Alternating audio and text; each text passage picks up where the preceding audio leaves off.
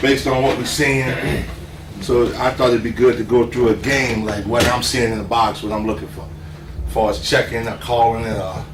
Now the first thing, philosophy-wise, we have, when I read that, I was saying, what is our philosophy? Now I know what our philosophy is, but it ain't put in words. It's like, we're gonna spread the ball to make them, defend the entire field. That's the first philosophy. Spread the ball to make them defend the entire 53 and the 30 yards of the field. And when we talk philosophy and goals and stuff, we have, we're not a big goals offensive team. We got 2 goals on offense, and that's to outscore the opponent and win. We don't have the 4 yards to carry, 400 yards a game. We don't. That's just always been a philosophy in this offense with Rich that I've adapted since being there, is to outscore the opponent and win. We need to do that. But back to the philosophy, it's make the defense defend the entire field. Play with multiple tempos, which I'm going to talk about. I know that's one of the things y'all want to know. Play with multiple tempos.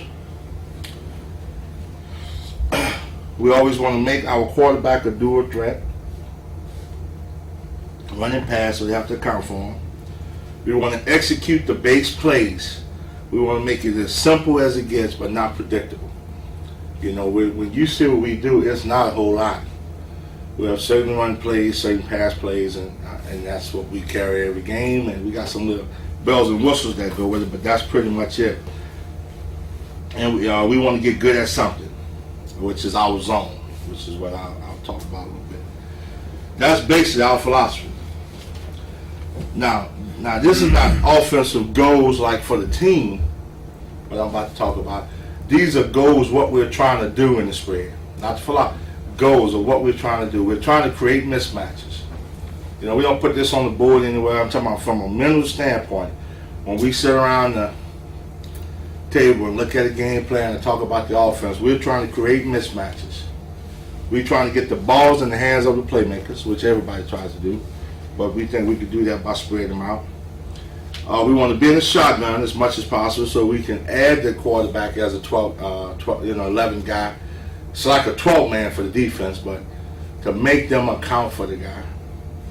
We want to make the defense defend all skill, so they can't double our best guy. We want to make them defend everybody, with the way we do the bubble reads and all that stuff. So you mean that both by skill level and how you attack them? Exactly, yes. That's exactly right. We want to make the defense play in space, which the spread kind of lends to making them do that. Because I think, when I watch film, I watch the scheme, of course. I have to do that to do the game plan. But I think the number one thing that's missing in college football, right, in pro football, is tackling. And them guys block tackling out, they destroy their bodies in there. And when you got them in space, they're even worse. So the philosophy for us is to spread them out a little bit so they could play in space. Because when we were watching cut-ups last week, and the more you bring them in, the more they can almost make tackles by default just because of fitting right, So we try to make them play in space, make tackles. And then keep it simple for the offensive line. That's the goals. Keep it simple for the offensive line. Let us do all the work around the edges. What makes us go is our offensive line, to tell you the truth. But one of the reasons because we make it so simple for them that they could work the same things all the time. You could go to our practice the first day and the last practice before the bowl game, and you'll see the same practice every time from Coach Tree. I mean, it's like them guys almost could walk out there and sleep and just do that same. Because we don't switch up a lot, So that's the philosophy and the goals to keep it simple for the offensive line. I'll tell you a little bit of history of the spread, and I know y'all do spread and all that stuff, but Rich did this at Glenville. I don't know how long ago, but it's been a while. And he had the mindset of I got to get, some big old offensive linemen just to get in front of people. He said he realized he was able to get a little skill from Florida and stuff like that, transfers from West Virginia and all that. But he just decided in the beginning, I ain't going to have an athletic lineman, so I'm going to get some big old boys and just tell them to get run over slowly. I mean, that truly was the philosophy. Just get in front of people, So as he evolved to doing this, he did that, and then went to Clemson. He did it, and it was when he went to Tulane first and did it. That's when I started looking at it a little bit. I was in high school then, and then he went to Clemson. By then I was at South Florida, and I started doing a little bit of the run game stuff there. I had the dilemma of I'm a too tight guy because that's what I played. That's what I'm a too tight guy with the second tight end motion and doing stuff and all that stuff. And then he went, he came to West Virginia, brought me with him. And then told me he wanted me to be a spread guy, which I believed in because we did a lot of that too at South Florida. But I wasn't completely sucked in to the true spread. So, and then I got, I've been coaching 10 years, I guess, by then, yeah. And I got an offensive line coach that's been coaching 30 years. He was coached at Mississippi State, Auburn, and he was straight two-back power. I got our quarterback coach, Coach Stewart, coached at Air Force and some of the, Navy. He was an option guy in North Carolina and all that. And then I got Coach Hand, who who was with Rich at Glenwood and Clemson, who's true spread.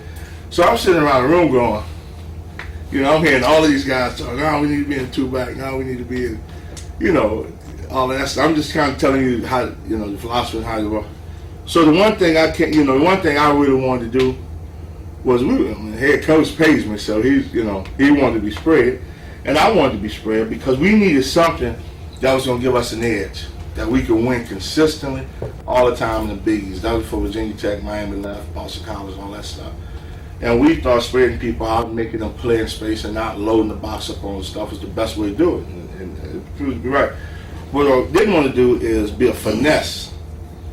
I still want to have the attitude of being a physical football team. And a lot of people say you can't be spread and be physical at the same time, which is, we have kind of proven it was very untrue.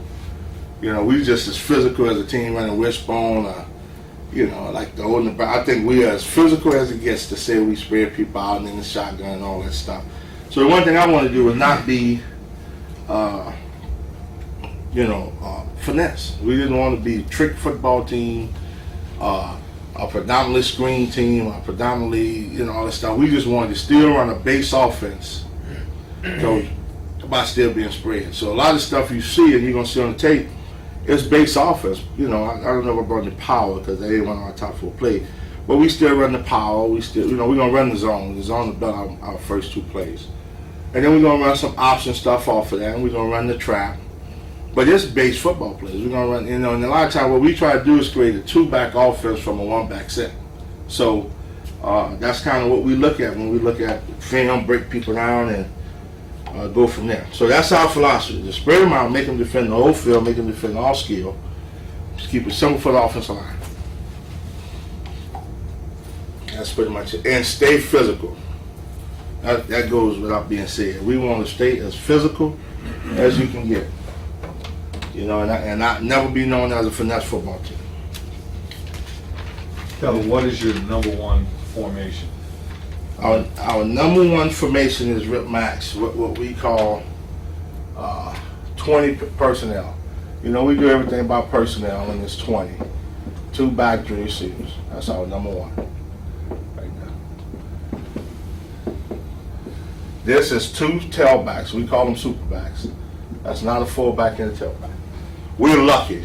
We have a guy that's a 250-pound guy that's like a tailback. So we kind of cheating there. But in the past, when we've had Avon Coleman and Quincy Wilson and KJ Harris, we've had some good back. That's always been 2 tailbacks. So it's not a fullback and tailback. Because we want to be able to go to both sides. We was in this formation out of 500 something snaps. I think it was 500 something snaps. We was in 171 times. That's the first formation we get in right now. Number 1. Our number 2 is written. This 2x2.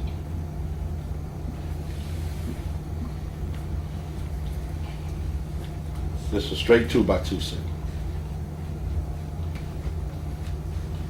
And then Is that 10 that's personnel? our 10 personnel.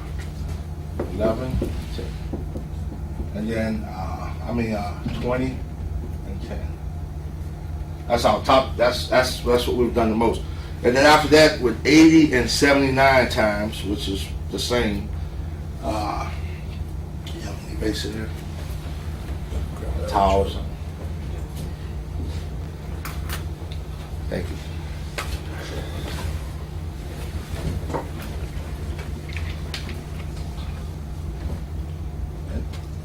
The third formation, and we do everything from the left hand. Every time we talk about these formations, and I get in the habit of doing this without, you really know what I'm talking about. But our next formation is ram over. For us, it's a formation where it's just a 2x2 with a tight end. That's 11 personnel. That's our third formation. And then our 4th one is ram, 3x1.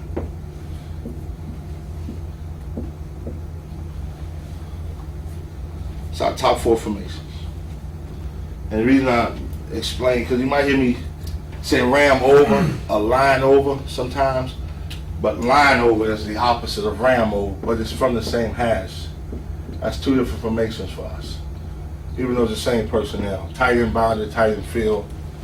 So I get in the habit of saying ram over, even from the right hash, where I literally mean tight ends into the boundary, lines over the other, So, but that's our top 4 formations right now. Calvin, I assume at some point that with 10 personnel that you also get into 3x1? with We 10 do, personnel? and we do that quite a bit. It's just, it depends on what we're seeing. Sure. We won't do it against odd teams too much, because they can always keep a guy weak on us, and then we get in the 3x1. And it just depends on what we're feeling. We do all our games out of this one, which you'll see on tape, the bubbles and the zone bubbles and all that stuff. Those are our top 4 formations.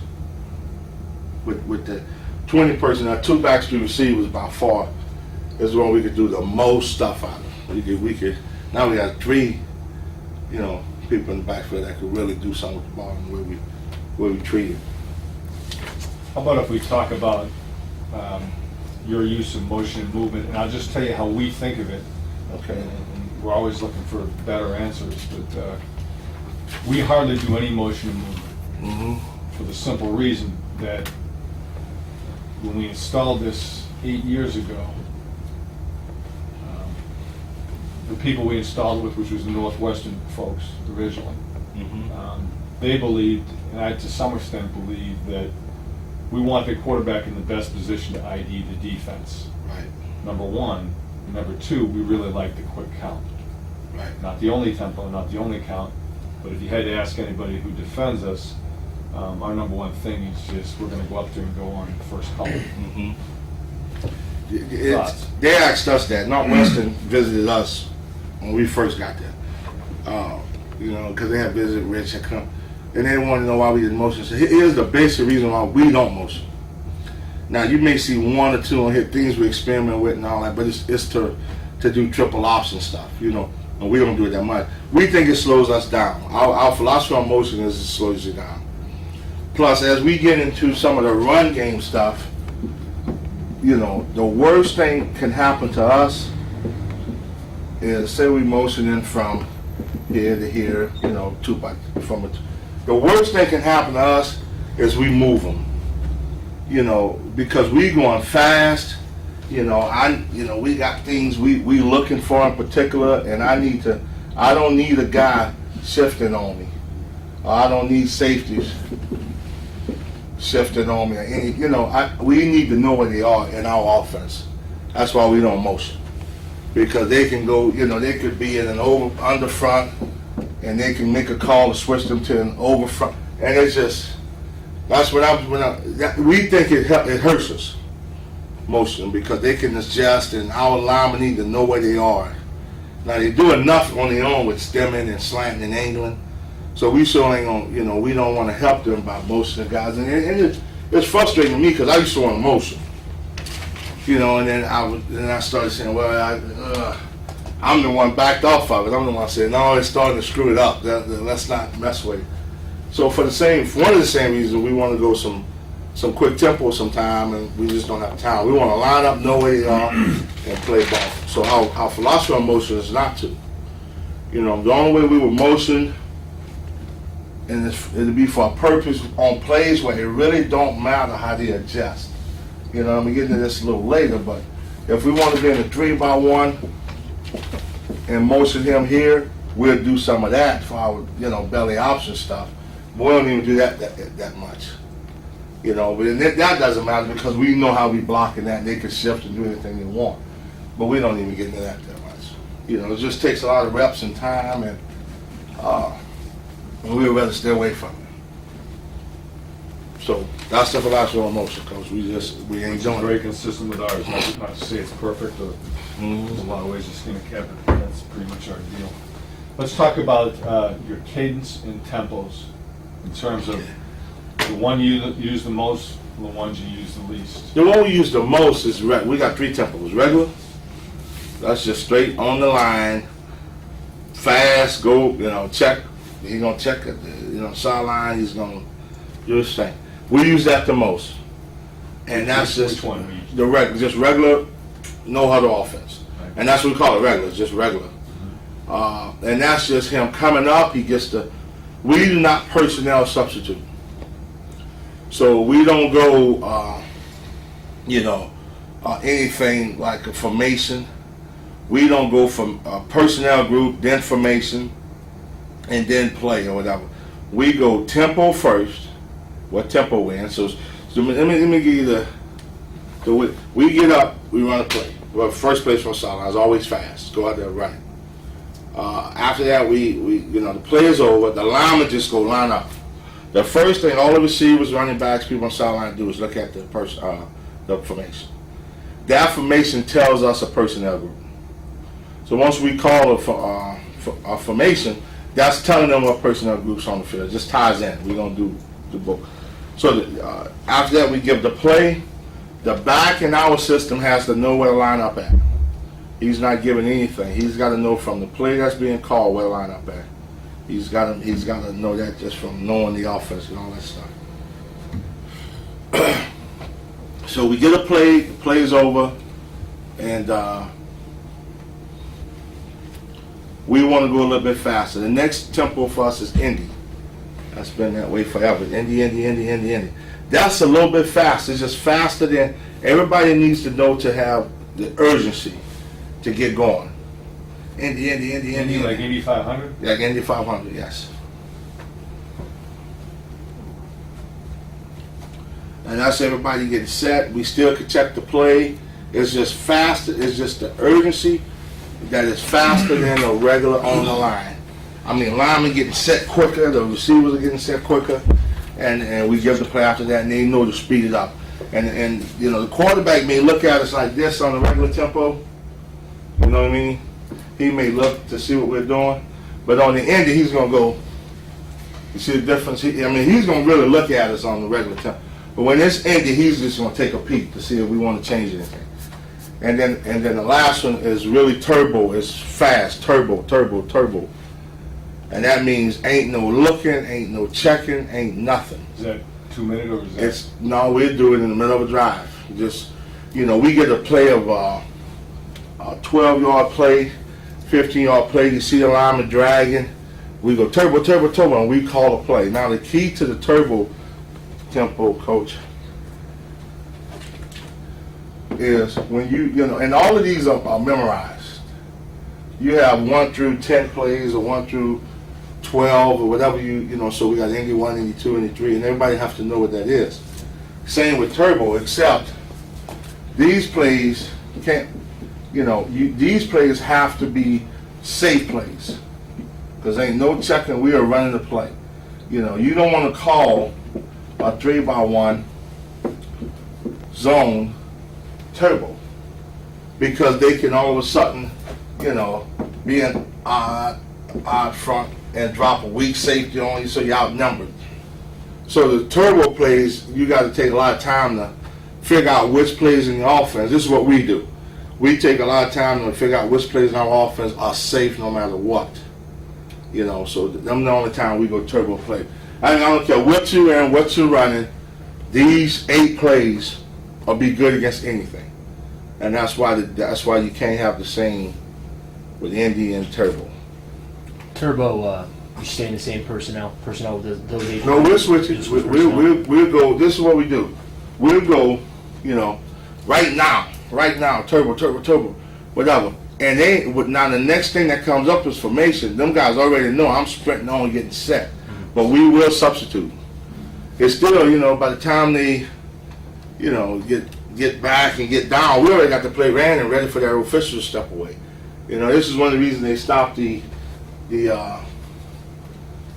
started that rule about giving the defense time. And it was frustrating us because the first couple of years we played Rutgers, I mean, they couldn't keep, I mean, they had 13, 14 people on the field, and sometimes they had 9.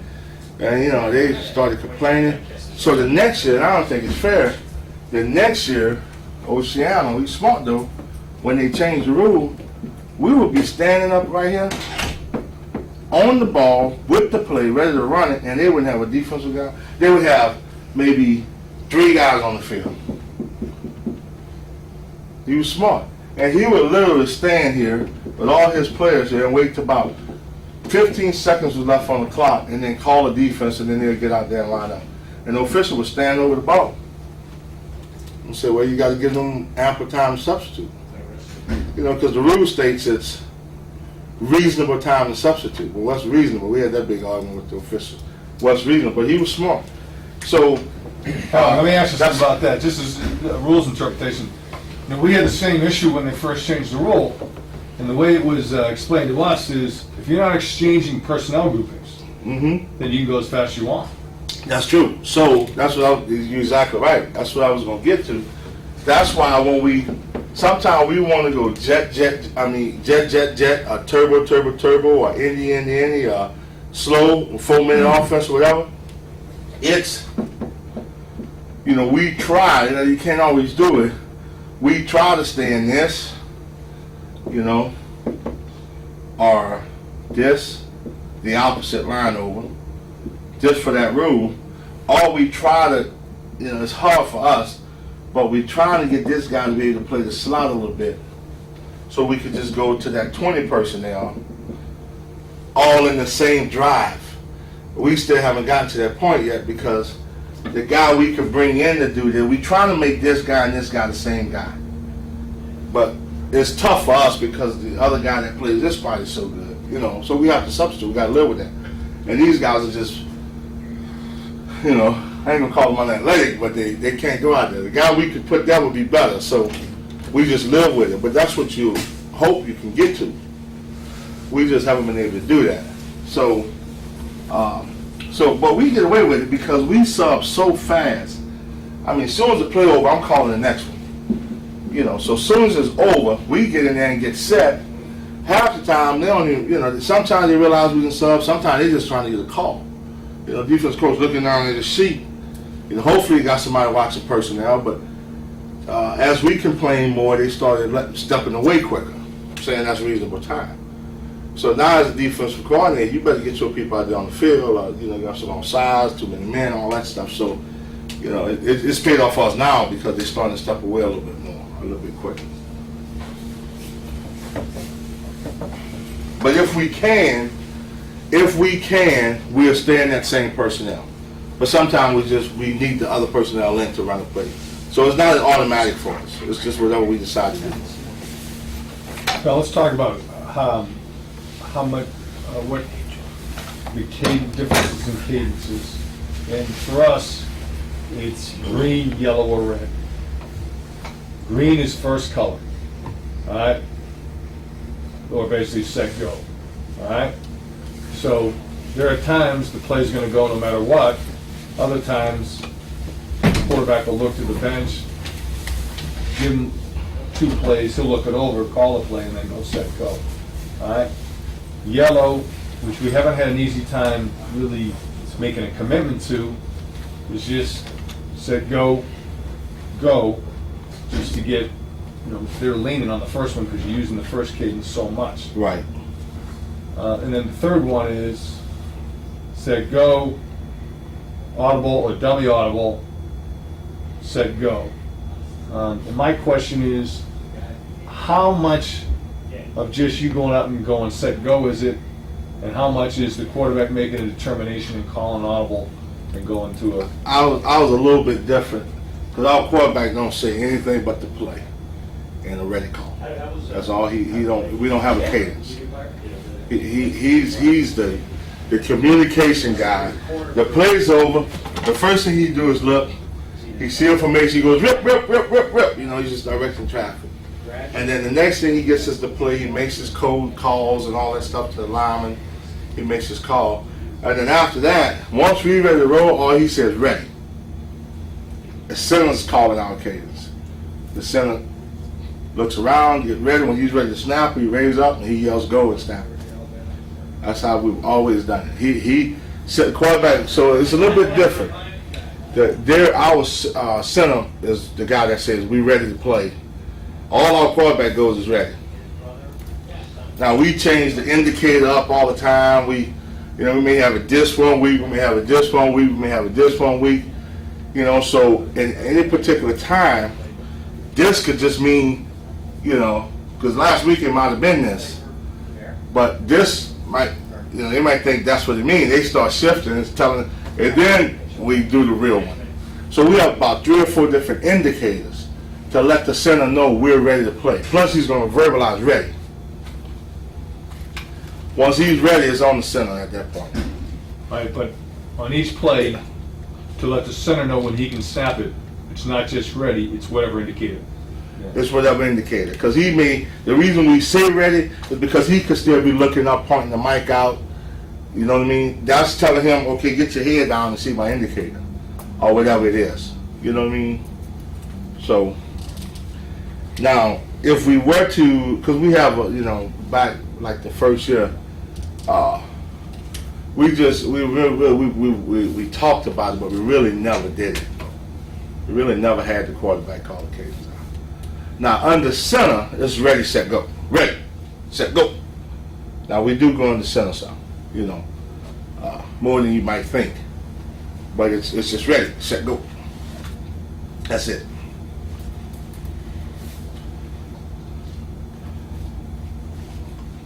Now what helps us is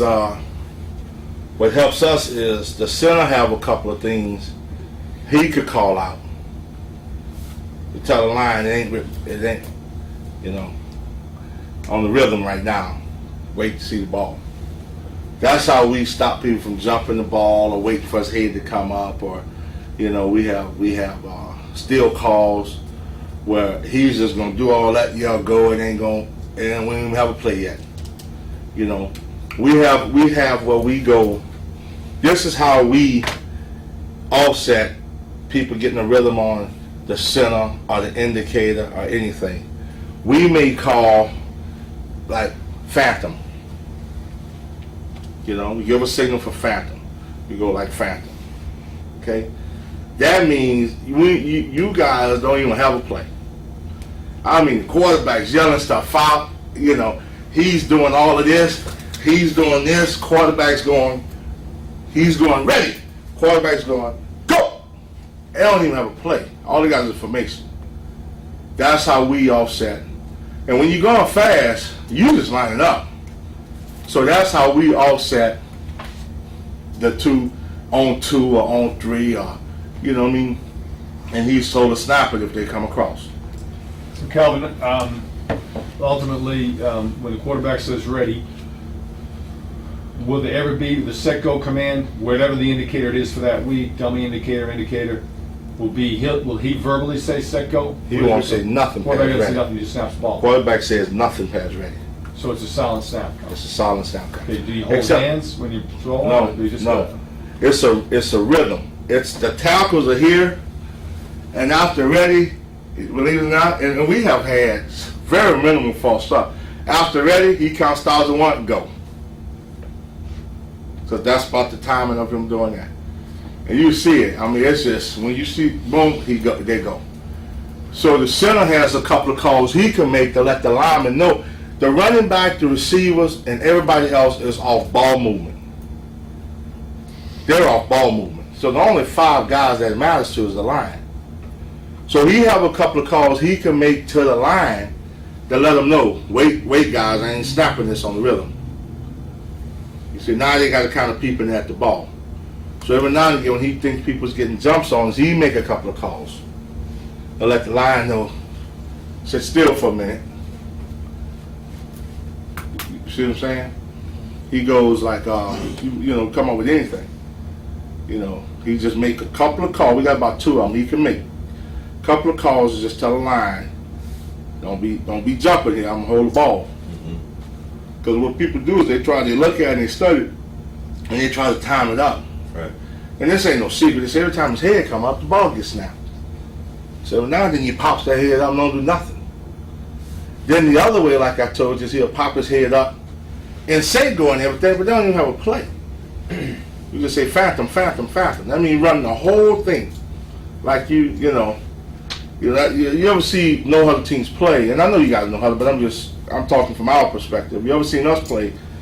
You know, you may see a whole lot of stuff going on, see this, see that, and then everybody just stop and look again. We haven't had a play call to start with. We're not checking. We just never had a play call. So now you're looking to see what we're gonna run. Does Phantom have to come from the sideline or if the center? It comes from sideline. It comes from me. Yeah, it comes from me. Cause it might be tough time during the game. I need a little minute to think. I just say phantom. So he gonna do all that, and I just look at it, and then say okay. So that's to help me too sometimes. All right, let's slow this thing down. That's the easy way out too. When coach yelling at me, come on, give me a play. I go phantom. So just give me a second to get my thoughts together here. So it's a little different. And people we've talked to always say, golly, you trust that son to make that. It's just something we do. Kevin, I just missed something on the Phantom call. At what point in a Phantom deal do they get a ready call? After he go through his thing, rip. And then he actually makes the Phantom call. Right. Then he might say anything after that, but he already told him Phantom. Now, let me backtrack a little bit. The running back. So Phantom can be a ready call, but that's a bogus ready. Yeah, they go through the whole thing. I mean, including ready and go. They go through the whole thing. Yeah, I'm sorry, Coach. This is a whole. We won't make the go call on Phantom. But you will make a ready call? We'll make the ready call. That's Oh, yeah. Now, everything else stays, it don't mean nothing. I was just telling the center to go ahead and go through his progression of looking up. Now, and this is basically buying time for either the quarterback or you to make the appropriate play. yes. Once they set their defense. Once they set their defense. Now, remember, the receivers and running backs are taught and told that they can't rely on any verbalization. None. Not even the back. Now he gets an advantage because he's standing right next to the guy. But not to rely on any verbalization. So when they see the Phantom call, you see what I'm saying? When they see the Phantom call, they just waiting to look to see the play. They just lining up because we give rip, Phantom. So they just lining up and just going through the whole thing like they got. The only guys you got to verbalize it to is the lineman to let them know we ain't got to play, guys. Just sit tight. So you see them big old tackles just sitting there. They look like they ready to play, but they ain't worried about nothing until they hear the call. You see what I'm saying? So that's how we do. Since we don't have a cadence, that's how we have to offset changing it up. Something. That's what I'm. Later on I'm gonna talk about this answer sheet we do, and one of the categories is changing cadence. You know, and if we think people jumping us, we got 16s right here we can go to, just to change it like that. You know, and that's some of them that I'm talking about now. So that's our cadence and progression, and you know how we do that.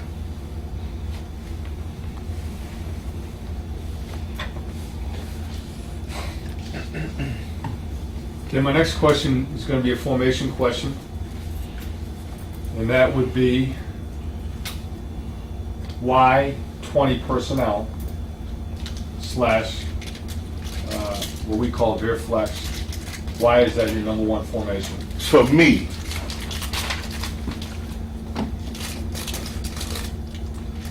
me, it's because it gives us everything I'm trying to do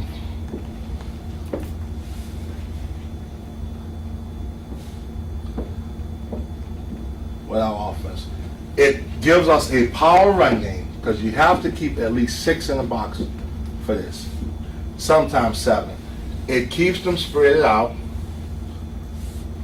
Let's do this first. Let's do what most people play against us. They walk the back halfway out, and then they try to do this against us. They try to have a guy that can fall weak for the weak side run game. And they try to have a guy that can be a gray area guy for the strong side. Now, the next look we get is they put either the weak safety here on the back and play the cover 3 or cover 1 look, which we absolutely love with the single high safety. So the why is because it keeps them spread out, but you still have a power run game. That's the reason why I like this as a, you know, you know, remember the philosophy of keeping them spread out? Where this kind of helps us give us the best of both worlds, I believe. Plus, since we make this guy, them account for this guy, they got 3 heads to look at here, and still got a kind of spread look. You know, and I know, you know, you can do the same thing with Ram. That's probably why that's our next formation, the 11 personnel. And you can do the same thing with line over. But it's not quite the same because of when we get to the run game of why. But that's why, because I feel like it gives us the best of both worlds. It also gives us the best of the tempos because we could do so much out of it. We could go jet. We could go turbo. We can go Indy. We can go, you know, regular. Because we're safe to both sides. And the philosophy of our offense on the field, blocking scheme and all that, is to take care of, say we're running weak, is to take care of these 5. Let the quarterback take care of him. We're getting that when we talk about running game. How we always have a number for a number. They got 40 this side, they got 40 this side, because this is a gray area guy. We can do so much out of this because we have 5 for 5. Remember, we count him as his guy. We count him as this guy. We have 1 for 1, 1 for 1. And we still got all kind of play actions and throw game because he could be the check guy. He can still get out. You can still release 4. And you can just do so much from the formation without and be protected. You can protect this guy or you can protect this guy. If you protect him, he's the free releaser. You protect him, he's the free releaser. You know, sometimes when you're in the 11 personnel, they could bring 4 weak if the back's strong. They could bring 4 strong if the back weak. You got to make a decision whether to block him or release him, be hot. We're not a hot throwing football team. That's the difference probably with us and a whole bunch of people. We protect simply, we throw simply. That's kind of obvious, you know, because we run the ball pretty good. But we are very efficient throwing the ball. We don't have, 300 yards a game, but we're efficient when we throw it. Remember, since we want to go fast, we want to be simple. But yet, if you watch us, which when we get into that, it's the offense is designed to make you wrong. You know what I mean? So it's simple from our standpoint, but really not defend. The biggest, and I'm good friends with the guy at Georgia. You know, we knew each other when he was at Central Florida, out of South Florida. Good, really good guy. And he said the most difficult thing they had to defend is they didn't know when we were doing what. Like, what I mean, I don't mean just simply what offensive play you're going to run. They couldn't understand how we were so perfect with the play calling. Because it seemed like everything you called, man, it just came out on us. But the truth of it is, you were going to tell us what to do from your reactions, which is I'm going to get into. And I don't mean, I hate that term, we're going to take what the defense gives us. I mean, that's just, we're not doing that. Because what we're doing is reacting to what you're doing once the ball snaps. Because of the built-in stuff. Absolutely. Now, Calvin, obviously that's one of the reasons for your personnel. If you're not going to be a hot / site adjust team, 20 personnel takes care of most of that. That's why it powers out number one. Because it gave us the most run game. It gave us the most play actions type stuff we could do off of it. And then it made us solid protection-wise. How many formations would you, on the average, go into a game with, Calvin? You know, I've never put a number on that. What I do is I see, this is how I break down a film. And then maybe I can get to the answer. You know, everybody watch the formations, you know. Everybody doing that watch formations. Which is we watch on, you know, we got certain ones we watch on Sunday, certain ones. But the first thing I want to do is see what's the best formations for us to run our zone and our belt. Then I base it off that. Honestly, what's the best for me? Because this is what we got to run to win the football game. You know. So then, if it's 20 and 11, I start everything from 20 and 11 personnel. And if we don't, if 12 personnel ace, you know, is not good against zone, ace is just not in. It might be good for, you know, something else, but if it ain't good for those two plays, and I get arguments every week, man, we could line up an ace and run. Coach, it ain't in the plan, don't worry about ace. I'm telling you, it ain't in the plan, don't worry about ace. Because then you're all over the place. You know, that's just my philosophy. It's just, you know, and then sometimes they talk me into, okay, at least line up in it to run this one trick play, which is all right. At least we're not spending a whole lot of time that week trying to make the zone fit on ace when it just ain't good. So we start with this is how I do. I start with our main two plays. What do we need to be in to run the zone and and then everything comes from that. So some weeks, to answer the question, Coach, some weeks it may be 6 formations, some weeks it may be 7, some weeks it may be, but it ain't no particular. I would say on average we go into a game with about 6 formations. On average. Because anything, I mean, I remember the first, I remember the first couple of years, you looked at one of our game plans, you couldn't call all them plays in a year, in a season. You know, so I started looking, saying, man, you know what? I'm tired of repping this stuff when we never calling the game. I'm tired, you know, let's be smart. We know what we're going to do. Let's get our best 5-6 formations and see what we could do off of it, and then be simpler more than, you know, boy, we'd be pretty on the board now. We get on that chalkboard and beat anybody. Cause we got all these formations, but we was wasting time. So we just narrowed it down to what personnel information we're going to use. And part of that was my fault, because but I've corrected that. So we start with that, Coach, and so I would say about 5 or 6. Kel, let's talk personnel then. The way you look at things, are the things that you do the best and the most, and what you really like. Is your particular quarterback a running back first or a quarterback first? No, he honestly, no, he's quarterback first. There's no recruits in the room, Cal. Yeah, no, I'm being honest with you. He's a quarterback who can run. That's the big, you know what?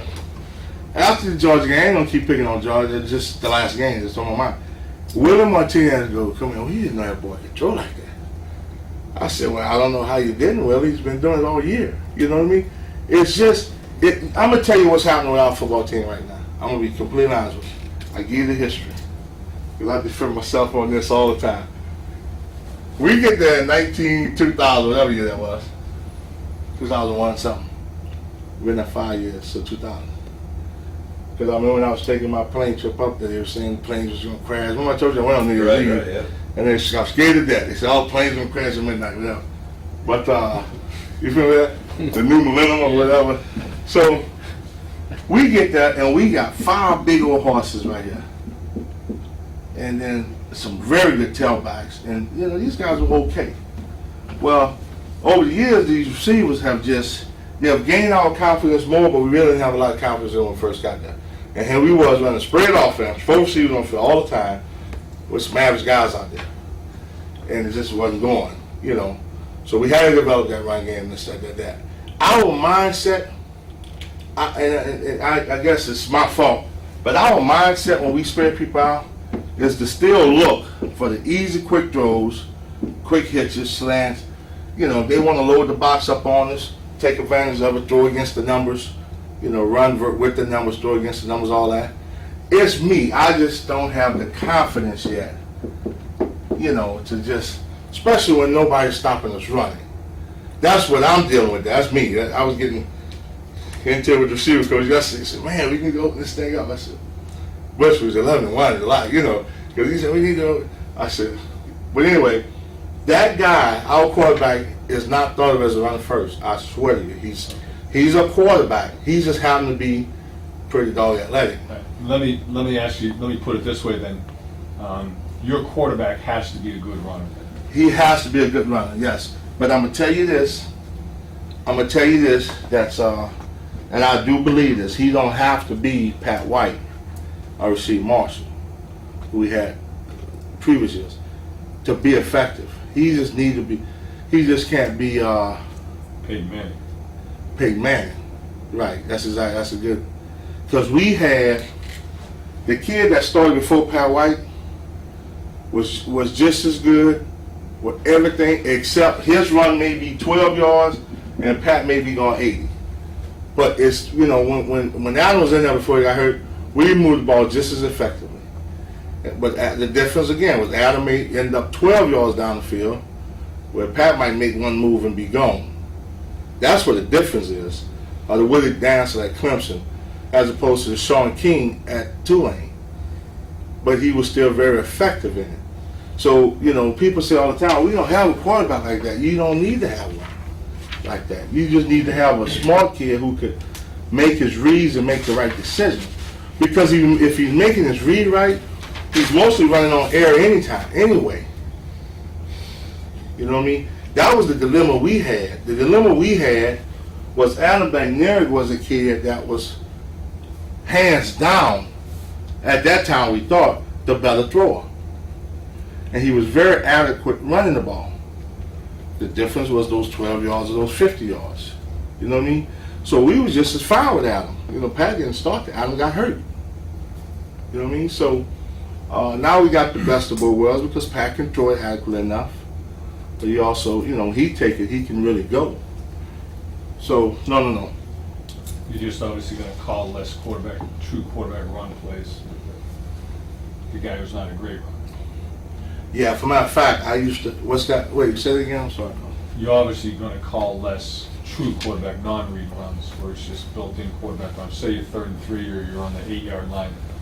You're going to call less of those, or you don't care? I don't care, because it's if we line up in, the Rams, say Rams was one of our formations for the week, which they don't really change that much week to week. And say we run the power, and we getting a 3 and a 7, and then we getting that gray area guy. They may have a free safety kind of trying to drop weak on us, because of the quick game to the X. You know, a lot of people hang around backside on us here. Plus, because of the quarterback P-fake run game stuff and the straight zone, we always get a guy hanging around weak side somewhere in some form or fashion. So you have this right here, and you got the free safety, over the top, strong safety, and then you call that gray area guy. That's the guy we got to control the most, the gray area guy. If we run power, the best way for us to run power is to block it the same, make a mic call so he can pull for the mic. But the only way we can take care of this guy is one of two ways. Bubble the power off the snap, which is our, you know, or just say don't even chase him, you know, go get the safety. Now he has the Sam, quarterback power. he just goes right now for the Sam, and he just take a jab step and go. We'll run that if it's pat on at him. So that's what I mean, not necessarily. It's the defense, how you're lining up. The best play for us is not, the other way we run that same play is to go what we call power flip. One back power game. Where we step like zone, almost like the old dart play. Now, whereas he's handing this ball off, we do a two raise. He reads the end, or if we call bubble, he reads the bubble. This guy steps up, he won't hand it. He throws the bubble. See me? If he expands for any reason, then he hand it off. Now we don't have to handle him because we still blocking the mic here, and now he gets it and come back on the play. So it don't matter, if Pat's in there, Adams in there, for us to run that quarterback power. Let's just talk, that makes perfect sense to me. Let's talk about the bubble read. Basically, you got the extra guys sneaking in the box here, and you're going to control them with bubble screen call, bubble screen check. Let's talk about the bubble screen read versus the guy halfway in the box. After seeing what's the best formations, the next thing I look at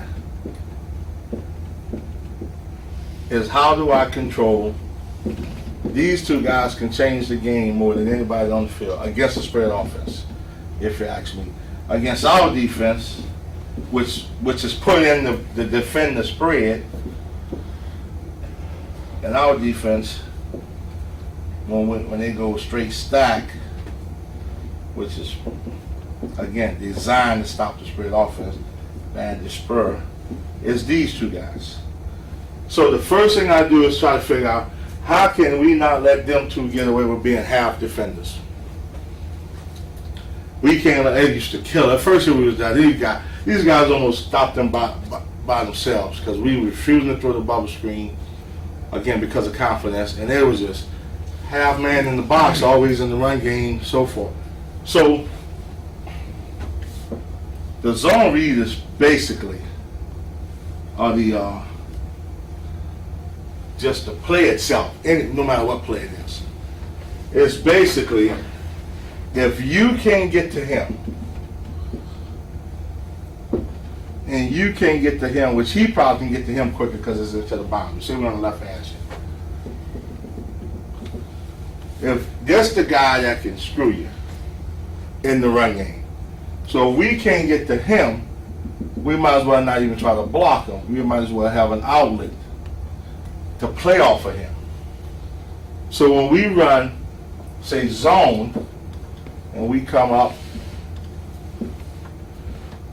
right there, that's the quarterback's guy.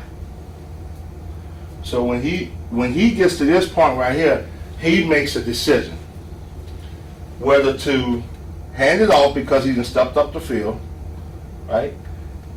Whether to pull it because he's chasing and head right to where he came from, or then depends on what he's doing, whether to draw the bubble or hit the alley. My question is then, obviously, everyone in the world's going to read the end man line of scrimmage just like you talked about. How do you, A, make the determination to throw the bubble, and B, how do you get the quarterback to be good enough in the peripheral read to be reading two guys? Well, he's reading one, this is the answer. He's only reading one pre-snap and one post-snap. Pre-snap, he have the option based on that guy just to throw the bubble. To check the bubble, sure. Just throw it. Okay. Nobody else knows. Not even back. He just take it, throw the bubble. Now I think they cheat on me. I think. So you're not really reading him post-snap. No. You're just using the bubble, a play-action bubble. Yeah, but the line's blocking. So the line don't even know he's throwing bubble. The back don't even know. He's supposed to, but them guys lazy. They don't look all the time. But if we call zone bubble, that's the quarterback's decision. Now we have three things we can give him if he looks. I don't like doing it. I like him to learn to do it. We can give the ball, throw the bubble, or just read it. We can tell him that. I could tell him, but I don't like doing it. I want him to get a feel and do it himself. So the pre-snap read is whether to throw the bubble or not. He just decides to do it. All right, before you go any further, same page. Obviously, 8-man front teams, you got a lot of guys bobbing and weaving in and out. Right. Now, they start to get you on the rhythm in that they know if you're half in the box, you're going to check the bubble, or you're going to check the 3-step slant or what have you. My question is, how much of that do you get? How much do you get they dick with you? We have a team in our league that really just does an outstanding job of giving you some pre-snaps and taking it away. Yeah, a lot. We get a lot of that, you know, just the walking around, the stemming, the jumping in and out. That is not a pre-snap read. You know, through film study, we'll tell them, hey man, that pre-snap read is going to be, they're going to show you one thing, give you another. But, so that's if they're moving around a lot and he ain't sure, it's a post-snap read. Now, once he does this is not a 2-man read, it's actually a 1-man read if he don't feel comfortable throwing the pre-snap bubble, the pre-snap read bubble. If he don't feel comfortable, he waits to the post-snap, read the end, and in his mind, he's running. In his mind, he's running. The only way to make him throw the bubble is once he gets that read and he starts and he sees him, now he thinks bubble. All right, so you'll actually mesh it, read and man line of scrimmage. You may take one step and pop the ball. He may take 3 steps. I mean, he has took off like he's running to see the guy and still throw the bubble. And that's I mean, it's good stuff because it makes them wrong. Can't be right. Can't be right. But when we work a perimeter drill, which I actually brought a copy of our perimeter drill in practice to show. We work a drill, but I don't know if we was doing all this. We work a drill where it's just these guys to show him the 3 different looks of the, you know, no linemen, no, just perimeter people. We just work, you know, we put out fullbacks who don't practice a whole lot. We put them as the end, we put another fullback here, and we just give them all on one of your questions about the exchange. We go over every scenario on what he possibly can get. Tell you what, I would like to just jump right to film. If you have any of the read bubble, were you throwing that on the run? When I say throwing on the run, I'm trying to think of any on the tape. It happens in practice all the time. I don't know, but I can show you the mechanics of it because most of the time against us, this guy's still wide enough where he was able to just go. Okay. You know what I mean? Do you ever get in a game where, you know, obviously most people are going to try to control it with squeeze scrape with the inside linebacker, Right. but do you get to a point against 8-man fronts where they try to control the quarterback run by sneaking the extra guy in the box, but you actually did throw the bubble on the run?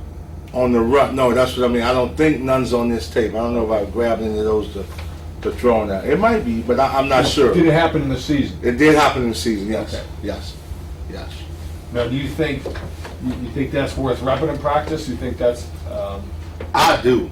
I'm going to be totally honest with you. It makes them, I'm telling you, it makes them wrong. It just makes them, they think, oh, we got him now, we got the grit, and here you go, boom, you're still throwing the ball. Now, my only question is, if you're going to do it that way, does the number 2 receiver have to delay more than he would on a called bubble? No, we just tell him to come out hard. You know, if he's but before he gets to the number, he comes out hard first 3 steps, and then he just starts throttling. He's throttling if he doesn't get the ball right away after 1 step. Exactly. Okay. He just throttles. And we tell him to take that Nike swoosh as his path. How that Nike swoosh goes. I was seeing Coach Campbell. I said, man, he said, look at it, it's a Nike swoosh. I never heard of it. He's right though. Coach, let me find it because I have to look for that.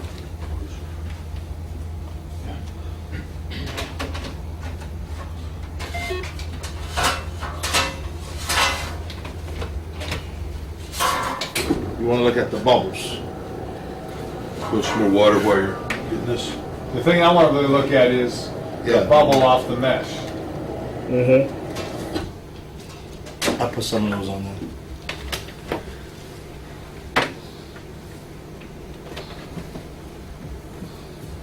And then my next question is, do you have a counter to that? This is something we do off the mesh, where instead of number 2 run a bubble, he's gonna start like he's gonna block the main lateral adjusted over, but inside, and then just run a flat. Yeah, we do that. That's part of the neck Kind of the opposite of bubble. Yes, yes.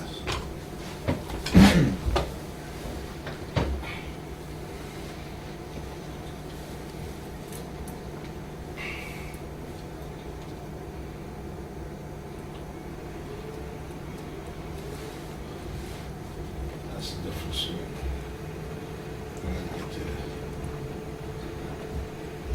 By the way, Kelly, you guys field turf, or what kind of turf? Yeah, that field turf, that artificial grass stuff. Yeah, With the bubbles. do you know the brand name, just because we're putting it in the summer? I do not, but I could call and find out. We just got to put it on indoor too. Before we start playing. Is it good? I mean, do you slip it all? Yeah, okay. No, injuries. I mean, first we put in, we had no major injuries. I mean, this thing is unbelievable. Yeah, I'll get that.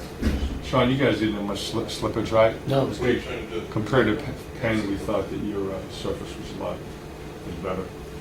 What were you? What is y'all having that? At Columbia University. Yeah. Okay. Coach, when you run it off the read, is that that's a long time for the wide out outside to be locked on?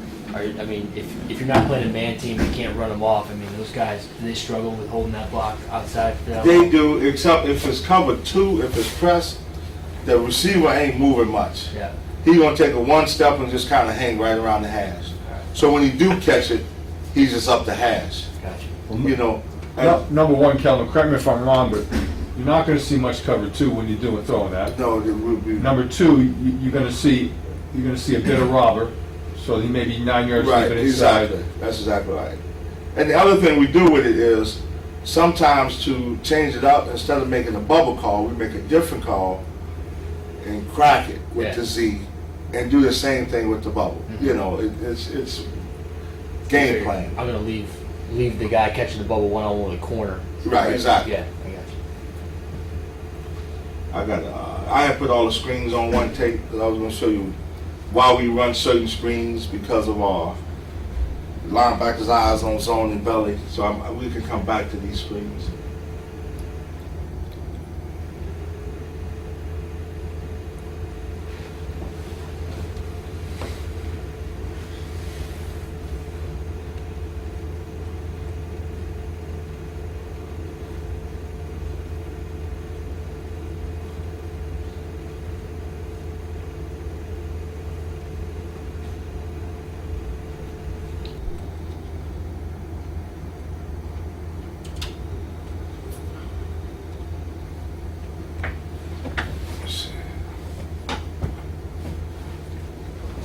All right, so you called read bubble. Okay, that's a pre-snap for him right here.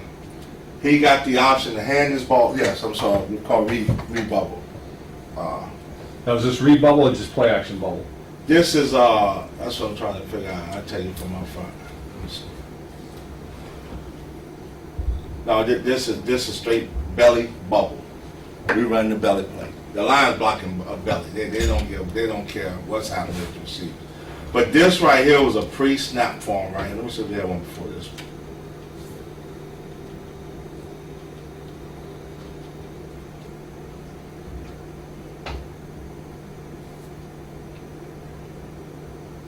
That's the quick speed. Okay.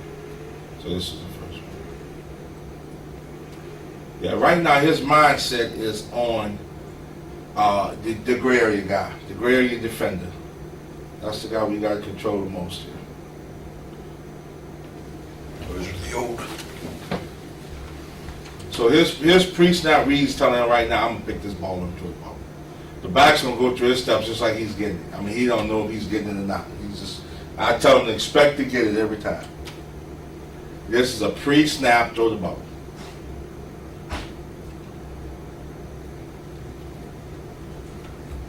That kid was a freshman. He's gonna be pretty good. The slot guy. It's covered to what you're talking about. Here's a laser point. And now this is what he's told right here. He's told against a hard press, now this is not hard press, But even this, and I think this is the worst. Case of I hate this. Yeah, But here he's supposed to not get too far outside their hands, maybe a half yard. In case he do roll up, he can hit the alley right here. This kid, his first game of the year, he's a freshman, too wide. That's too wide for this coverage. All we want him to do is catch this ball somewhere right around in here, and then hit it, run away from him. Now, normally when we run this action takes care of this backup. So you're gonna see later on this season, we actually changed his path, which I'm talking about when I talk about the belly, to right near hip of the center. I mean, he dives in there like the true belly. That holds him just about every time. Not to get too far ahead of ourselves, Calvin, but belly is just another zone play, different, wider or not. It's tighter, yeah. Zone is off tackle. With crossover steps, belly is open steps, no crossover, just a different anymore. And we play them off each other because they fit for zone, here comes the belly, fit for belly. That's our main two deals. But that's a pre-snap by Adam right there. Adam trying to pick that ball up and throw it right now. He sees it. Now right here we can give him 3 checks. Give it. When he looks, let me look at. Now, you're automatically reading, instead of the end man here, you're reading the outside linebacker because of the technique of the defensive end. Because of the 4-eye? He's a BI. His eyes are still here. We tell him to see the exchange through his vision. We've worked to that now to where we've repped it so much he can see the exchange. And I'll go over the tackle techniques in a minute on when to lock it and when not to lock it. And we give this guy a call on our run game to say don't screw nothing up, just go. Don't throw our reads out, just go. If we got belly call this way, just go. Now, if they want to exchange, we'll handle all of that. I'll go over that about the linebacker, D and straight. But we just tell this guy just to go. You know what I mean? So, and then sometimes we don't make the call so he can actually read it out. He has this, but if he sees this, he's thinking, this is the easy one, this is 4-eye. It's when this guy's still in the 5 and he's cheated a little bit, and then he slants inside. Right. And I'll go over that technique, how we teach him to, as soon as he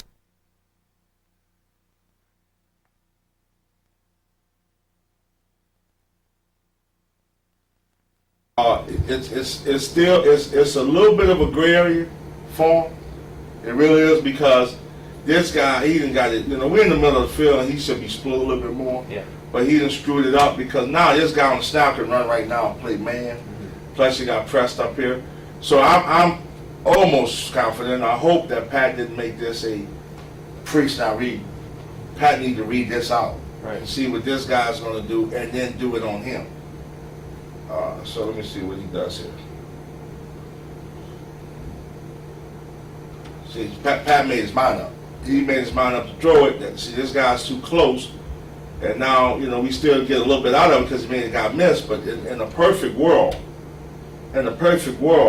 Pat should have stuck this ball in. Mm-hmm. He should have stuck it in and read it at this point. I mean, he should have read it after the top. Now, if this guy chases, now if that guy chased, now he pull it and go right at him. He goes right at him. If this guy keeps vacating like this, he hits the alley and run. If he comes to you, you throw the ball. Yeah. Both receivers up top were too tight. Is that what you'd say? Even the outside guys set it too tight. Yeah, they're too tight. Middle of the field, they should be wide. Especially this was the call. We didn't check to this. That was the pre-snap call.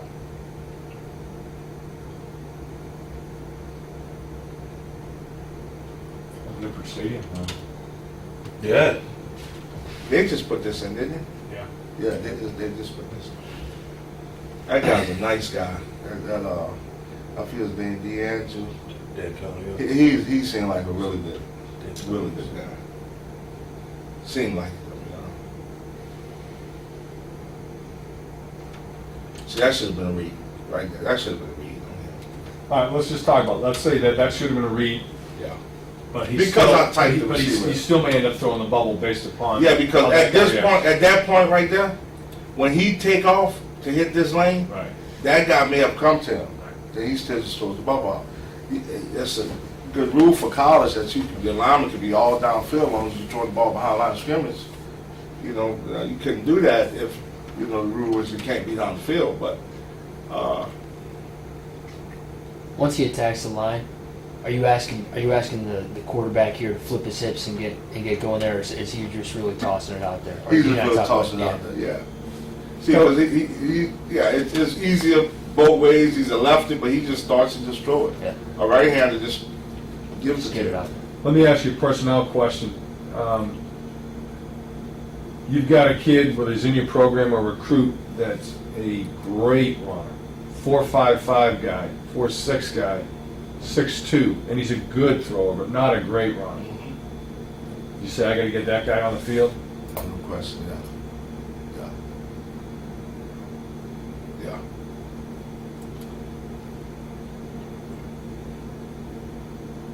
Now, this could be, I mean, if you're looking at this, what do you think? I mean, if I'm the quarterback here, I'm saying pre-snap I could throw it. I like the look. Take it, you know, run away from him. Or if I'm unsure, I'll go ahead and read it out. Now, no matter what, you're still going to get a play action fake out of it because the offensive line's blocking zone Yeah, the back, and the running back's running zone. he's expecting to get it every time. So you're getting a play action deal out of it no matter what. Yes, yes. And he, you know, old Willie boy was saying, man, he kept throwing that bubble on me. Well, the truth of it was, we wasn't calling the bubble. Well, we was calling the bubble, but it was part of the run play. It was, hey, you make your mind up. Now, like I said, I just want to reiterate this because if you don't trust this guy, you can make the calls for him.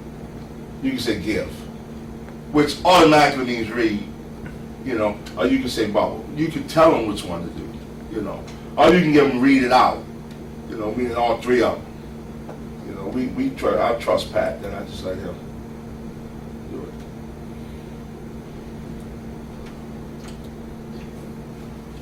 Now, you assume you're going to get some type of soft coverage based on the premise that nobody wants to play too deep against a Yes. spread run team. Right, because if you do get too deep, we've told him, think run read, just hand it off and read it, you know. Cover 4 is a little different, but you still at least got soft coverage, so he can just make his mind to throw the ball. Now you're running, the tailback here is, your superback's running belly here, is that accurate? He's running belly. These Now, are do you change his alignment? Yeah, I would If you're running zone, because Oh, it's a yeah. wider play, you move him up, or? it's toe to toe. Right. Belly's a yard deeper than the quarterback. And we do enough stuff from this alignment that it's not predictable. I mean, we run screens, we run some 60 drop back protection stuff. We just tell them to do enough from it. And in the beginning, I test my guys. I let them mix it up. I said, you guys mix it up. Just make sure you're not in belly alignment, only on belly. And they do a good job of it.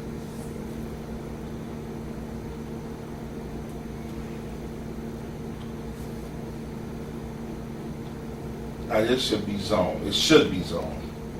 Oh, I don't know what that is. Oh, that's out, okay.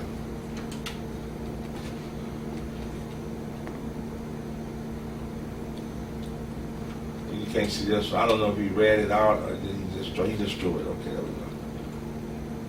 Like that. But this guy's gonna take this is belly. He's just not deep enough.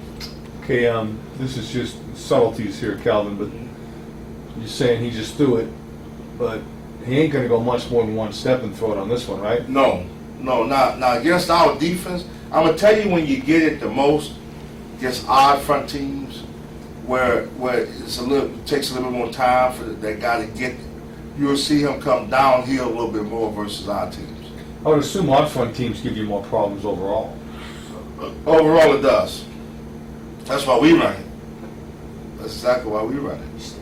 Stop the spread. Do you use a like a 4-yard rule to tell the quarterback if he was right to run the bubble? If we got 4, you're good. I mean, you know, what do you use as a kind of qualifier as to whether or not he made a right decision? We really hadn't done that. We just, you know, we really had to put a number on it. Right, To be honest gotcha. with you, we just talk about whether he made the right decision or not. Yeah. You know.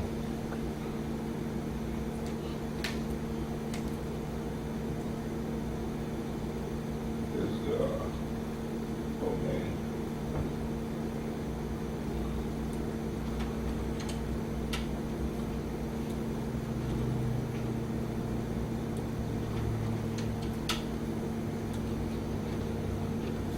This Now- looks like it's pre-snap, This looks like he made his mind up pre-snap here. because if he was reading the Right. end, you'd think he'd give it here, You right? think let me see what the end does. Yeah, he would give it. He would give it out. And I got a bunch of those on the tape Yeah. when he actually read the end. Now, if you're in a 2x2, does the typical zone blitz give you problems? No, not. You feel like you're gonna get 5 yards in the bubble anyway? Yeah, we have not had a whole lot of problems on this. I mean, he's unblocked, agreed. Yeah, The but safety, yeah, but as they spin. we have it because you know, and maybe it's because of the zone and of the belly, but we find a lot of teams, their eyes are, I mean, they ain't even thinking about the bubble a lot of times, even on the zone blitz. Now, we see the zone blitz alignment, we like the zone. I may check that to the zone, but we like to run right into the zone blitz. That's- I don't want to get ahead of myself on that one, but are you saying that you think the cutback is going to come before weak side, the inside linebacker or the outside linebacker can get there? No, it won't be a zone with the back, it'll be zone quarterback. Right, but you think the quarterback's going to beat that guy to the? I mean, if you're Kind of in between. On the between straight the zone? On the straight If you get a zone? zone blitz, if it goes from, they spin it, Mhm. between the outside backer and inside backer, That's where do you the one think the we ball's like. going to hit? Right in the C gap, you know, the phantom C gap. Phantom C back with the quarterback or With the the quarterback, Okay. because we pass it off. Tackle pass it off, take that first back, and we kick Right, out. right. We've got some big ones that way now. We wish we see So zone kind of blitz. in between those guys. Right in between it. Right. Yeah, that's the beauty of adding that quarterback as, now you can run that one back, but you can do it on quarterback. Mhm. And we love it. I see that zone blitz coming up. That's automatic. That's, you know, all we'll check verticals. You know, one of our answers to zone blitz is verticals, of the zone, you know, so we study, we always make a wave blitz tape. We call it wave blitz. And we study it to get the look, and we almost could tell when it's coming. They have to give it away, you know, we almost could tell. We got checks for it, you know. Now, if it's late in the cadence, they tricked us, then he just got to go through his progression, and sometimes they get us, you know, but he just got to go through his regular read progression and try to hand that thing off. Teams are a little bit afraid to zone blitzes anymore because of those checks we've always had to be able to go right into it and hurt it. If you've got read bubble on though, my question is, if you get an 8-man front Mm-hmm. and you know, for the most part, you're going to be, if it's middle open, and you get the linebacker coming, are you going to go to tell him to go to bubble or keep it? I'm gonna tell him to play off where the guy's coming. Like if he were to come now and they slant it back and bring it, I'm gonna tell him to go right at him and make a decision. See, he may draw him right to him and then they'll still throw the bubble, or he may try to widen. You know, we talked about doing this at one time. We talked about, and I'm not getting ahead, but we talked about saying if they trick us in zone blitz, automatically balking. You know, meaning if you get saw coverage, you go take the first threat, and that's balk for us. One is bubble, where you block man on and run away from the inside guy. One is like arc, where balk is the combination of the bubble with the arc. So we started to tell him to push crack him versus wave blitz and stuff like that. But then I decided to just run right at him and still make that. This is a 3x1, so it's a little bit different. But just go right at him and make him make the decision and throw the bubble. It's just an option play, but you're just throwing the bubble, you know, off the overhang. You know what I mean? Now, so because we feel because of the way we, I guess I got to backtrack to explain. One of the reasons on zone bubble is a little tougher than belly bubble, because on belly bubble, if they wave us, right, he's supposed to go right downhill and make himself get tackled, you know. So you take care of one, the overhang, you got to run right out and just make him make a decision. Zone bubble, you kind of lose this guy because he's going to cross. But the way we block the zone in the belly, we're going to let him go anyway and take the first inside blitzer. So have So your you only tackle got just one. kind of, as he goes, Yeah, turn back out on the exactly. inside That's blitzer part of his and read. let the end chase, Exactly. basically. That's exactly right. And that's why it is so important in it, because we got to take one of the guys off. Versus when we work our wave blitz stuff, we work on passing it all off. to take one out, even the 70 protection. If we 1-2, we'll slam that guy and bring the tackle right back for him. And now we don't know that in the backfield. So he sets for his 1-2, and the minute he sees the tackle slam, he just turns out on number 2. So one of the checks is just to protect it with the 6-man and run verticals because you got seams. In the zone and belly bubble, we just hope to live with us being able to handle the first blitzer so we can take the second one with the quarterback. So it really have never really been a problem. And I guess we've been lucky because we haven't called to play versus that way blitz a lot. Because the time we've gotten a blitz, we've seen it and checked out of it. But we always talk in terms of what if. They got us, and we didn't see it coming. So we just tell them right at the guy. And don't lose too many yards if it just blows up in our face.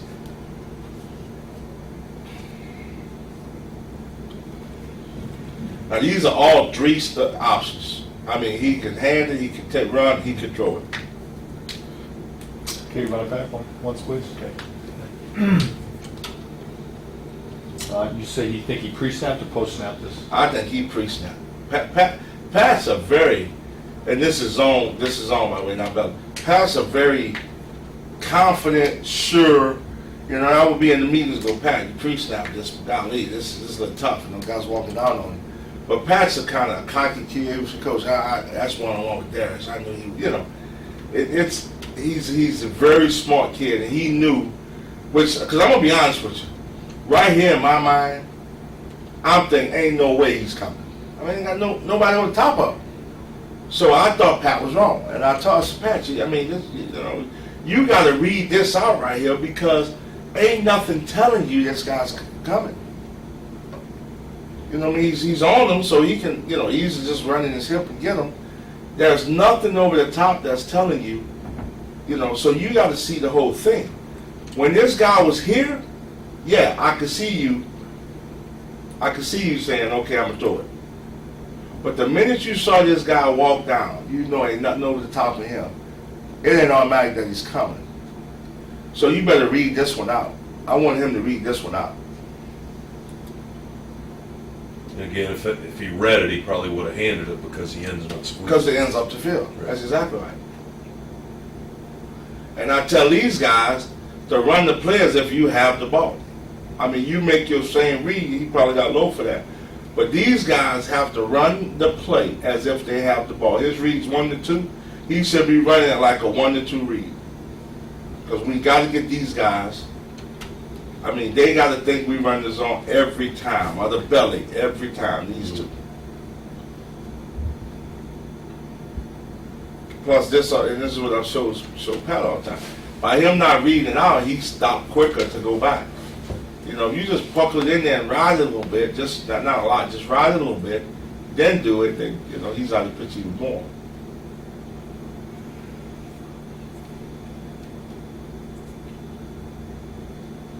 See, this is the adjustment Georgia made in the bowl game.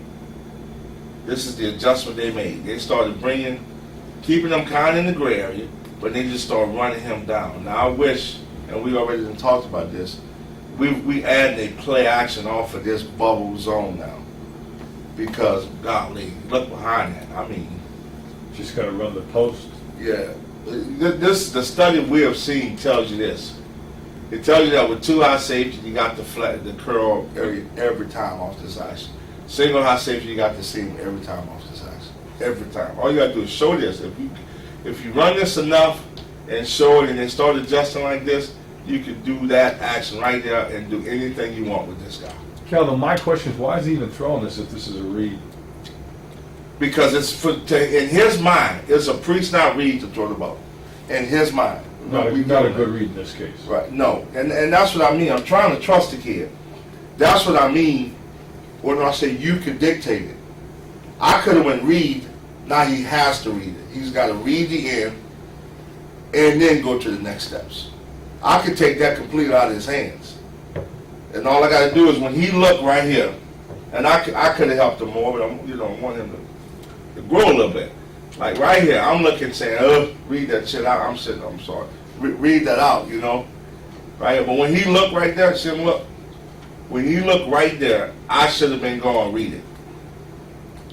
I should have been telling him to read it.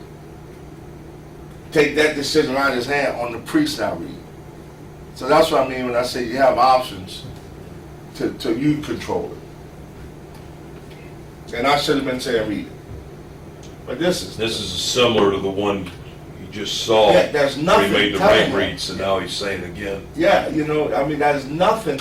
There's no reason that he ought to think that we could get this bubble on just a pre-snap. Now I know why he's thinking it, because this guy's so deep. He's saying, okay, we're gonna block him, and it's still gonna be one-on-one because their shooters is unsound.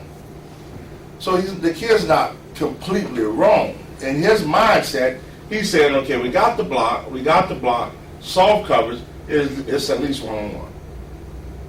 But Georgia at this point was desperate, and they just sold him out on it. Because if, like I said, if we had any kind of play action right there, they're dead in the waters.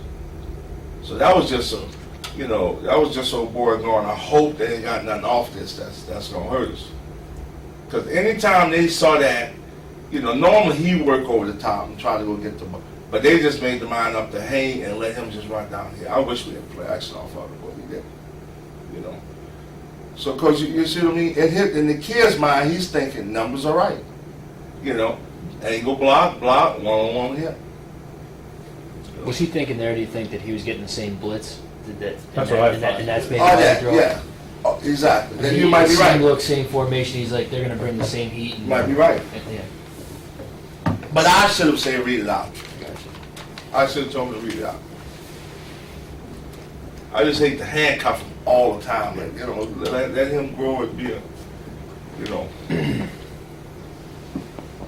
And me and Coach Rod is completely kind of different mindset on that. I mean, Coach Rod wants me to control every play. And I always say, Coach, I want him to grow a little bit too, Because Rod, his theory is, I don't know if y'all heard him say this, he means it too. He ain't letting no, 19, 20-year-old kid decide his fate when he's watching cartoons all day on Saturday waiting for the game, playing PlayStation. So he wants to control every play. I want to let the guy, be a player a little bit, I wish I had to control him now. Because I was like, oh, Pat.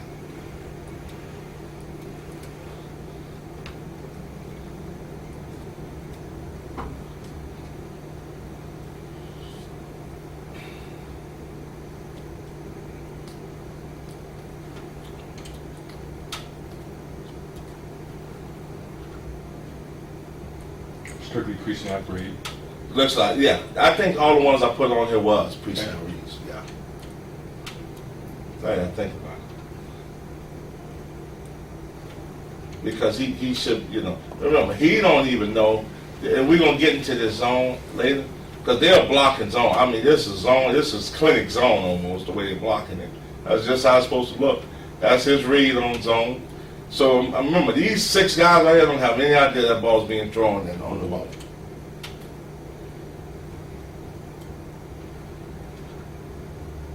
Yeah, but I don't know. One thing Pat knew for sure is when we run the zone, he's got to take a step. I mean, he almost has to.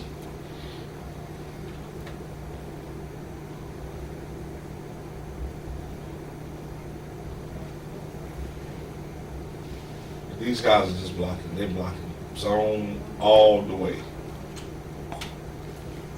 That would have been a give read. One step up the Right. field, give it.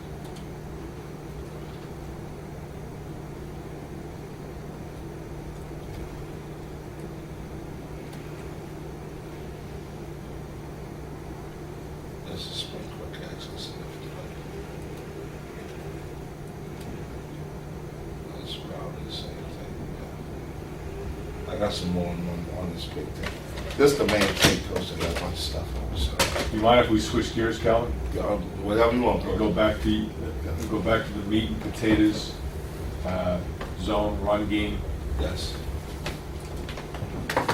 The base. You guys want to take a bathroom break there? And the back lines up according to the play. You know, if it's 37, it's just zone left. So the premise is we don't man block zone. It's a zone track. You know, we track it. Everything's a track. So the left tackle is going to go outside on breastplate on the DN. He's trying to reach him. He's trying to reach. You know, zone step. We don't bucket step and all that. He just zone step, boom, and try to get the outside on breastplate. Naturally, the cover down. I mean, the two receivers got the cover downs right now. Okay. The left guard. Let's start with the shade. If it's a shade, he ain't fooling with the shade. He's going to take his zone step to protect B gap and zone up to his outside on breastplate. The center's going to take his snapper, take his own snap, and try to get there, outside on breastplate. He comes through for the backer to try to cut him off. We tell him to run at the other backer. So he can cut him off, and then he just cuts him. We try to put that 3 on the ground. Sometimes we stay up, sometimes we just try to put him on the ground. This is the quarterback's guy. The tailback takes 2 steps. He's an open crossover to the ball. And here's the key for him. He has to take 2 steps past the quarterback. Flat. He has to. I mean, he has to take 2 steps past the quarterback. And he aims at the tackle's butt. That's his aiming point. This is your wide zone, not your belly. This is our wide zone. His reads. Excuse me, Calvin. Yes.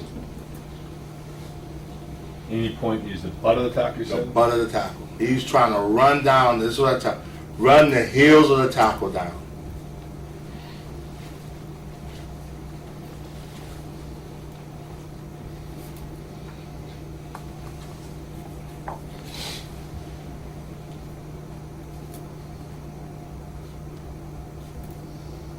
Run his heels down. You take 2 steps past the quarterback, and then you try to run his heels down. His butt. That's his aiming point. So if that tackle's way out here, he's still way, after them 2 steps, he's right on his butt. That's what he's aiming at. Now, is that a fixed aiming point? Because obviously, the original track is the butt of the offensive tackle. Does it stay the butt off the tackle as he runs? Do you try to run him down, or are you running the original We track? try to run him down. Because you're chasing the tackle. We chasing him. I tell him he chasing. He is chasing it. And the reason we do that is because the zone play, the way we run it, these are the guys that make the plays, those 2 backers. So the minute, if we don't, the minute he turns down, he's going to stop to come back. So we want him flowing. We want him chasing. So we make him flow. We try to make him flow. So we tell him, press his butt, go, go. I mean, I'm yelling at him every day. Sometimes they get up 12 yards down the field hooping and hollering. I'm running behind them, yelling because they made the wrong read. Because if you don't stay consistent with the back, you ain't going to be consistent on the zone. You can't celebrate a great run if his read was wrong, because it's going to cost him over the long course of, you know. But so we make sure he stays consistent. Any questions on the aiming point? A couple questions, just because this is different. We run more of the belly play. My question is, I can see how those are going to complement each other, but there are essentially no double teams at the point of attack right now. The only way we're double teamed, and it ain't a true double team, is if the guy's in a 1. It's more of a chip. He's going to chip it to give him time to get there and then go on that same track.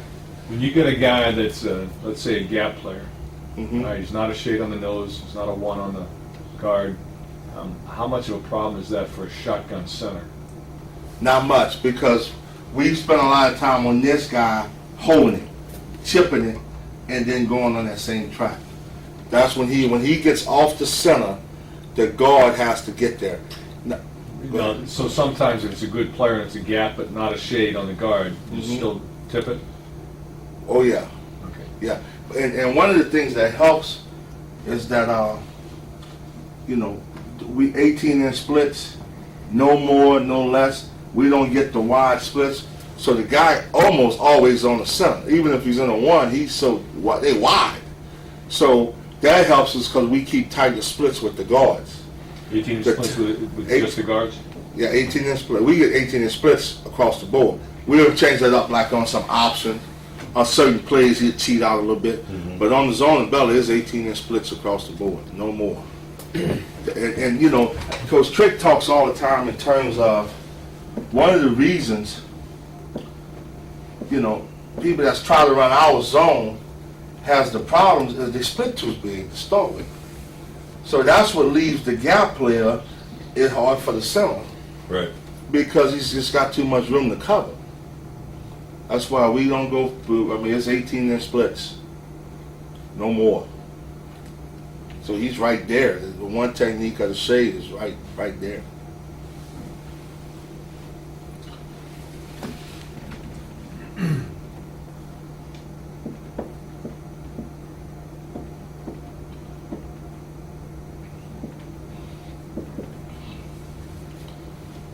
You good on that?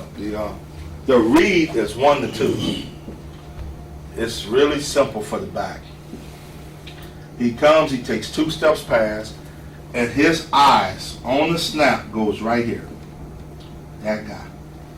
That's all he's looking at. He's trying to run his heels down, and he's looking at that guy. He have 3 things he can do. He could bounce, bang, or bend. So he actually goes through that progression. His first read is the bounce. If we've reached the guy, right here, he's taking it here and bouncing it right there. End of discussion. End of it. He's wrong or he's right. He's graded that way. He's critiqued that way. It's either he's reached or he's not. Okay? His second read is not the backer. If this guy is not reached, say he's running, he keeps chasing this down, and then he thinks bang right there. Remember, he's coming off there. Right. He's banging it. You're either right or wrong on that point. And I'm saying this because this is the key, the most important part. He's either right or wrong. His second read comes on the second down lineman. If the second down lineman is not reached, he's running, but the center's on him, and he's in the lane, that's where his bend comes. It's here, just like that, and then when that comes, it's here. It's not, we do not bend back. It is right off his butt. It's right there. And that's how he's good. Every single time, Coach, that's how he's good. Okay, just to go back, he's reached, we bounce, we run the C gap. Yes. He's running, not reached, we bang it into the B gap. Yep. He's running, we start to bang into the B gap, and the A gap player becomes a threat. We bend it back Bend it back. into what in effect is a very, It's wide. it's a very wide Yeah. backside A gap. Yes. But it's it's amazing when you watch this. He still stays on That track. backside A gap, and I've shown him, that backside A gap has almost hit like he's on a straight line. Right. It's now 5 yards wide. Yeah. That's the control. The only way teams have hurt us is this part of it. Him just getting and running them down as he's making that read. But that's why the quarterback handles him. To do that, then he's right where he left from.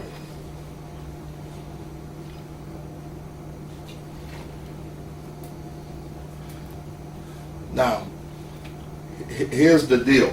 Here's the biggest part of the play. Biggest part of the play. Can I get into since we're talking about it, Can I get into the scrape? In just 1 second, Okay. Kelvin. I'm assuming you're calling this a bend back, so you don't have the tailbacks cutting this thing back. And you don't have Right. violent cuts. It's Right. just, That's exactly right. Because I want him to know the difference between cutting it back and just winding it, just bend. That's why I'm talking in terms of bending it. I mean, if he do that, he's wrong. Yeah, we don't Yeah, say cut back either. It's, right. For the same reasons, but yeah, it's. No, I don't want you cutting it back. Just and that's another reason why. That's another reason why I like him on the heels of the tackle when you do it. It kind of it's hard. Just a wind back in there. Kelvin, if you had to guess off the top of your head, how often does the ball go into the C gap and you get him reached? How often is it a bang play, and how often is it a bend play? Ooh, that's a good question. I mean, once you do it, the cut. It's probably a bang, probably 50% of the time, and about 25% on the other two.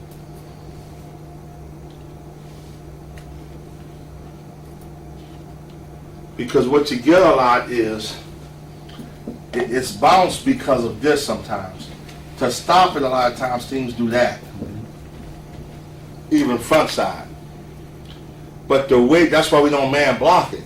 But the way we teach it is the tackle, you would never see, or you should never see the tackle ever turning back for him.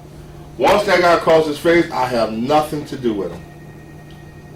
Nothing to do with him. It's the guard's guy. That's why the guard take that zone step here, boom, he takes it right over, and he comes right off on him. Okay, knowing that this is your play to the A-gap defender, what is their answer, and how much did they disguise which way they're going to set the A-gap play? We get a lot, and that's why it's two part right here. The first answer is that to try to clamp it off and get penetration in that. You try to clamp it off, get inside shoulder and go up the field. Again, because of 18-inch splits, there's not a lot of room for him to do that. That's why we don't get the wide splits.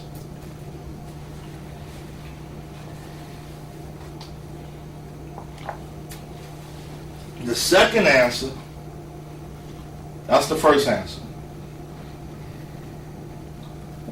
So obviously that's not a problem. That have not been a problem. That's been easy. We hope they do that. I mean, our offensive line coach started jumping up and down. He sees them slanting and angle. He goes, "Oh, we got them. Slanting and angle teams, we got them." Because we just pass it all, boom, go. This is the toughest to me. But it becomes easier if this guy's in. The second answer is to cock a little bit, widen him a little bit, hold the point, just slam and try to hold a point, downhill, hold a point, to make it a bend, and just take him right, when he steps inside, to take him right there. Because remember, we're in the backfield 5 yards deep coming flat for 2 steps, so by the time we do that, he's there.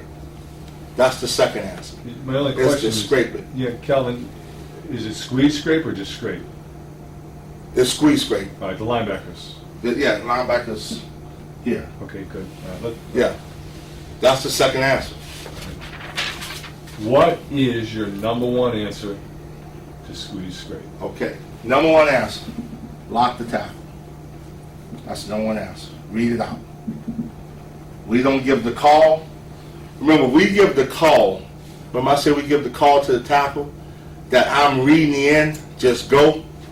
So even if they squeeze scraping, he's going if we make that call to him.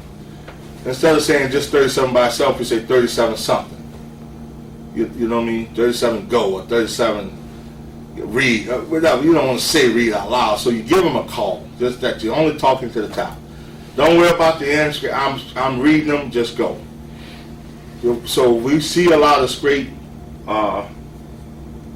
squeeze scrape teams. We don't make a call, so he reads it out. What he do is take his zone step right there. Then the minute he sees his back going back, he squeezes it. And he just turns back, almost like a turn back deal. Just to hold him up. Just enough to make him run the loop. That's the very first answer. It's to lock the tackle. And what's the call on that for you folks? For us, it's back. 34 back, 35 back, whatever.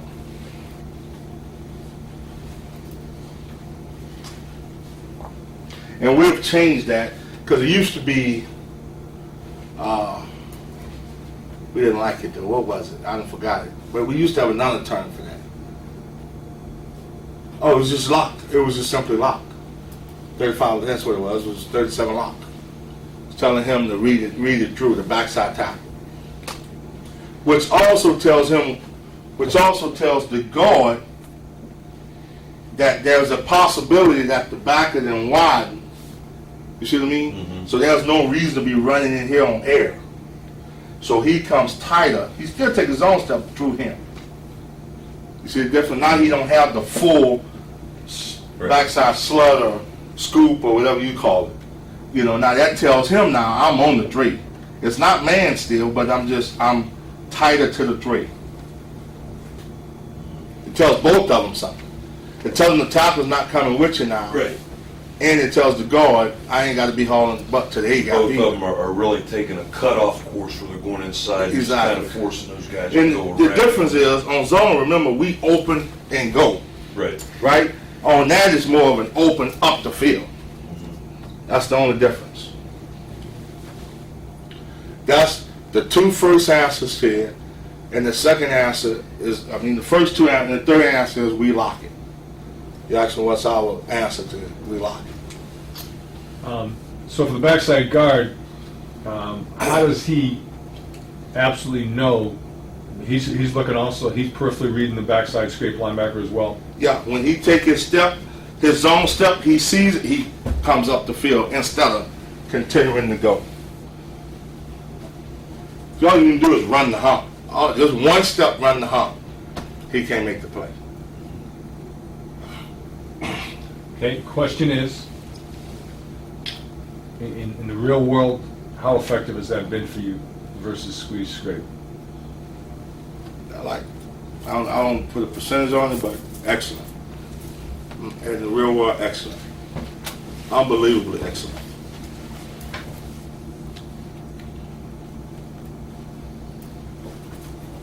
On the original front side answer and shooting across, tackle, pass into the guard, does the back read change? Do you want the back read and the tackles blocking on the backer now? You know what I mean? This is what I tell them.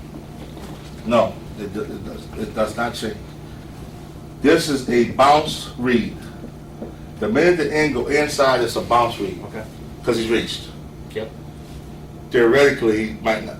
Theoretically he's reached because he went inside. On the tackle, he may not be reached on the guard if he did a great job. Mm-hmm. I tell him this is a peripheral read on that block. That's just an in and out read on him. Right. But I don't clue it into the read because the read got to be 1 to 2 on the down line. Gotcha. That's being a football player. If the guy kicks him out, cut it in. If the guy, if he still got outside leverage, just take it outside. That's just a leverage read for him right there on that original inside. But his read is bounce. His read's bounce. Right. Minute that end goes inside. Getting back to the footwork for the offensive lineman, when you're running the zone play, are they crossover to avoid in terms of their footwork, or is it just step and crossover? No, it's crossover. It's step, crossover, and grab the outside arm breastplate. Whereas the belly Is that for everybody? just, Is that for everybody? Playside tackle. that's for everybody, yeah. Play side guard. Yeah. Play side guard. So Now, the place I guard on if he's going to second level, he's just running that track. correct.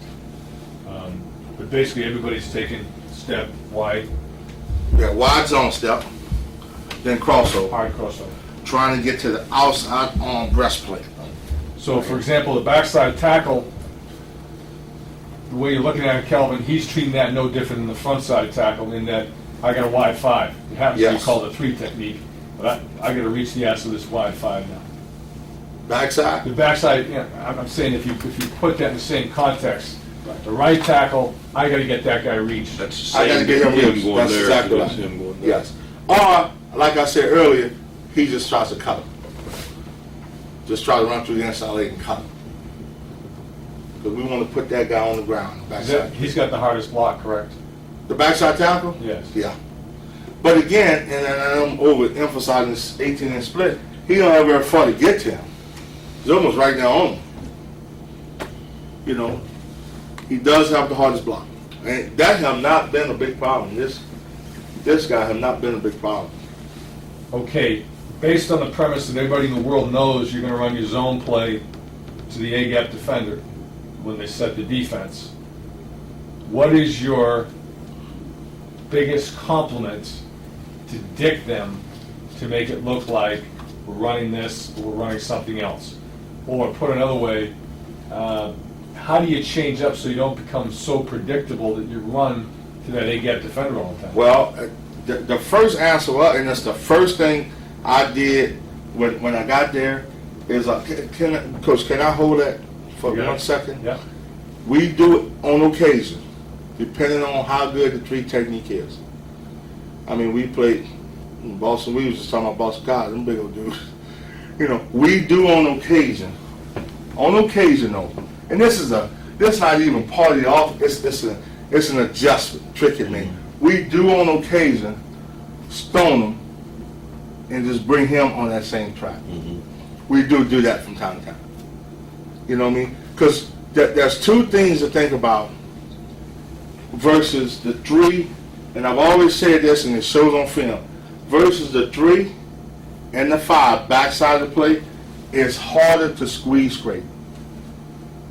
It's hard. Because he's got to be in there, got play, or we'll run trap and other things in there. Because the theory is the closer, here's the theory, I want to backtrack before I get that. The theory is the tighter back is zone option, sweep, all that. The wider back is trap, belly, all that.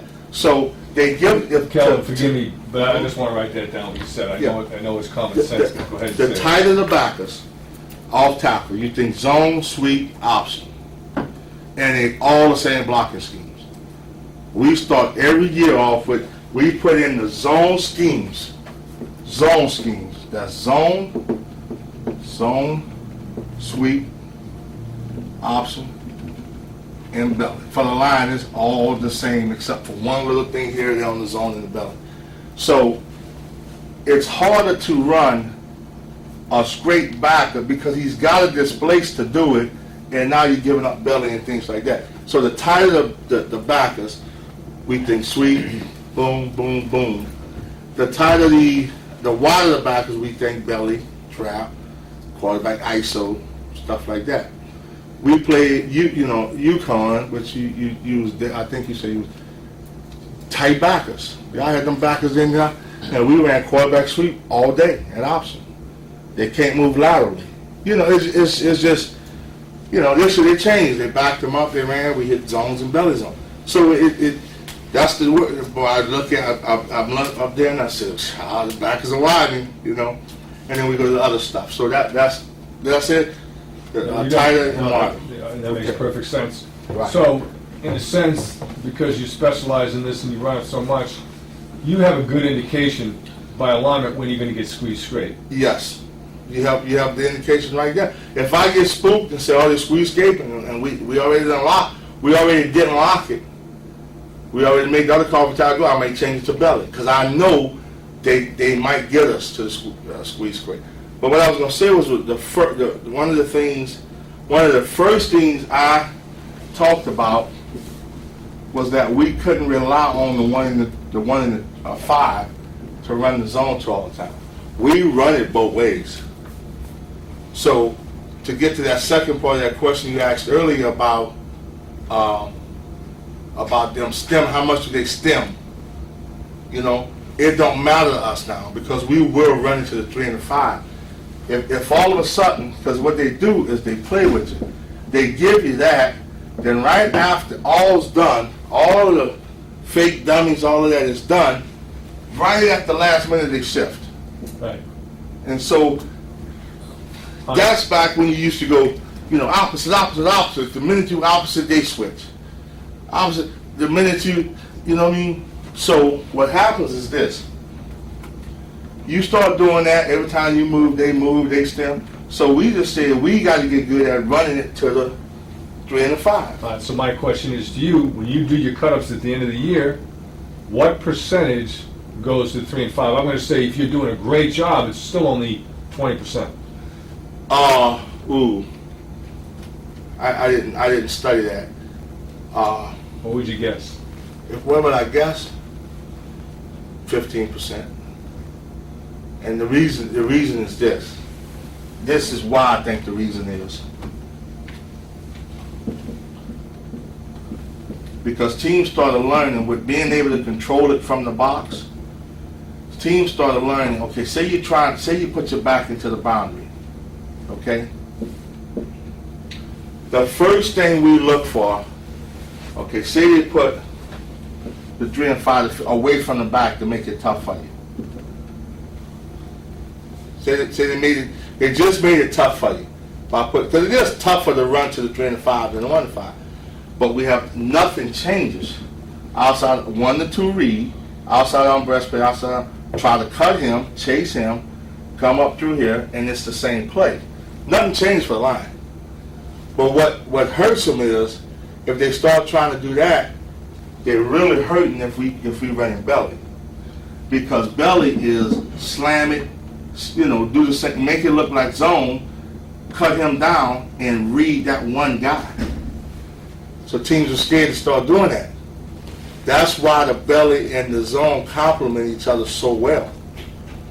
Do you ever go in having them check with each other, or do you guys mess with that much at all? We don't mess with that. It'd be smart to teach your quarterback, but again, remember our philosophy. Sure. 36, 34, check with me. And show them the looks you want to run belly to and the looks you want to run. Right. That's easy. We just don't, Rich's philosophy of not trusting the guy. But seriously, it's you could go 36, 34, check with me. Here's the looks we want to run 36 to. Here's the looks we want to run 34 to. But yeah, it's possible.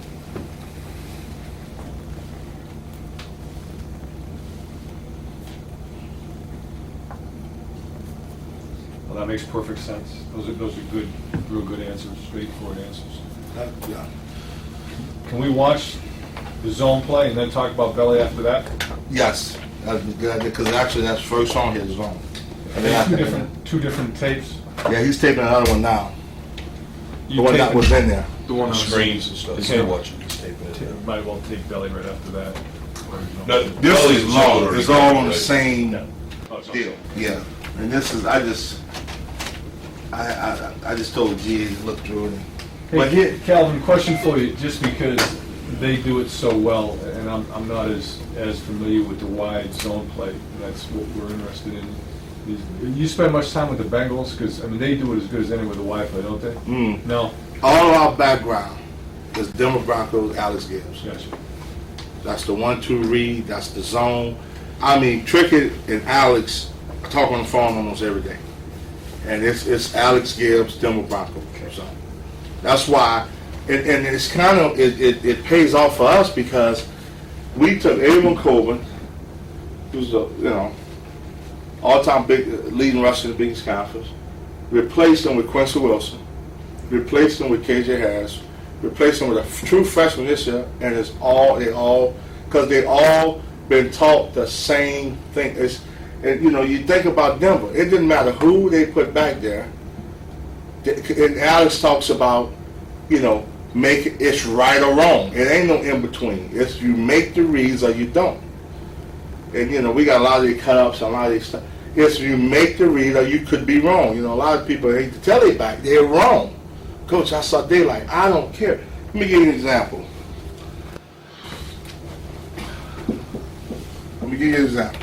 Right quick. This happens sometimes. Say we run into the 3 and 5. That's a perfect example. Okay. Say we run it and he's not reached. What's his read? Banger, right? Say he's here, but he's reached. I'm going to tell you what happens early when you're putting it in. All right? He comes across. Remember, he's flowing, he's chasing. Right? You can cut the one down. You can cut the one to the ground. And this backer, say, was exchanging or he hung for some reason because of worried about the quarterback face. You gotta understand the whole offense. So say he kind of slowed the flow and he didn't cut him off. Okay, the back sometimes sees that lane open up like that. I mean, it'd be wide open sometimes, and you see, man, we got what we. Jeez, I mean, I was going crazy, and I kept saying, what are we gonna do? What are we gonna do? And Trigger's like, man, Calvin, I don't know if I could block that tree or cut him off, you know. And then after about 10 days, I said, you know what we're gonna do? We're gonna do what we've been doing all year. This is what they got, and it's what we do. And we rushed for 300 yards against them. Nobody, they was averaging 77 yards a game, giving up. And there wasn't no gurus or no edges. We just did what we have been doing all year. It wasn't like we came up with no elaborate scheme. And they called us out the bowl game and wanted us to come meet with them because they could never be right. They kept wondering how we kept finding the right lanes because it's the discipline within the reads. So if you look at it, and I know I got Max on here first, which I wanted to kind of go over before, but I go over it on the board here. But this is Max. Now, remember, the back, in the back's mind, Coach, in the back's mind, he ain't worried about him. His only thoughts is 1 to 2. That's all he's thinking about. The guy's carrying 1 to 2. This guy, since he's in the ball game, thinks number 4 strong or number 4 weak. So we was running it with a second back in the game. Nothing changes for these 5 guys. They got the 3-line lineman and the 2 backers. We read him. Okay, so what happens is he has number 4 here.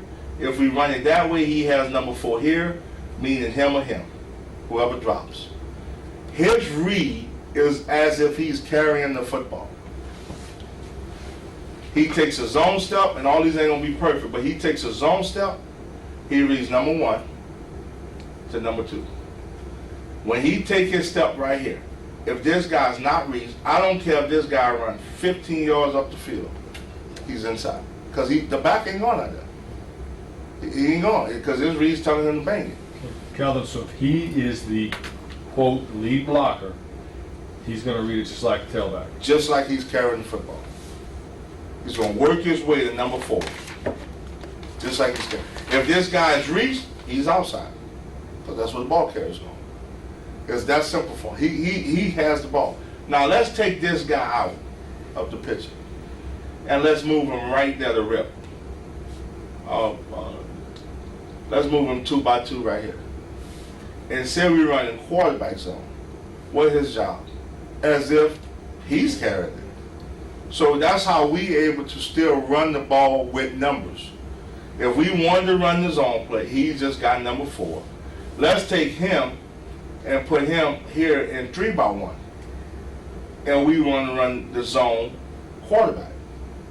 Same thing for him. He reads number 1 to number 2 to the number 4 defender. And everything stays. Once you teach the zone, you have taught it for every formation.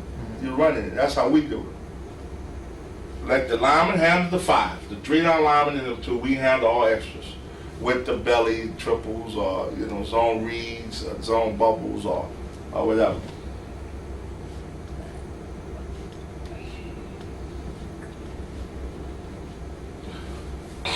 So here, he should take his step. I don't know why I started with the 2 back. This is my favorite formation. But I should start with the 1 back.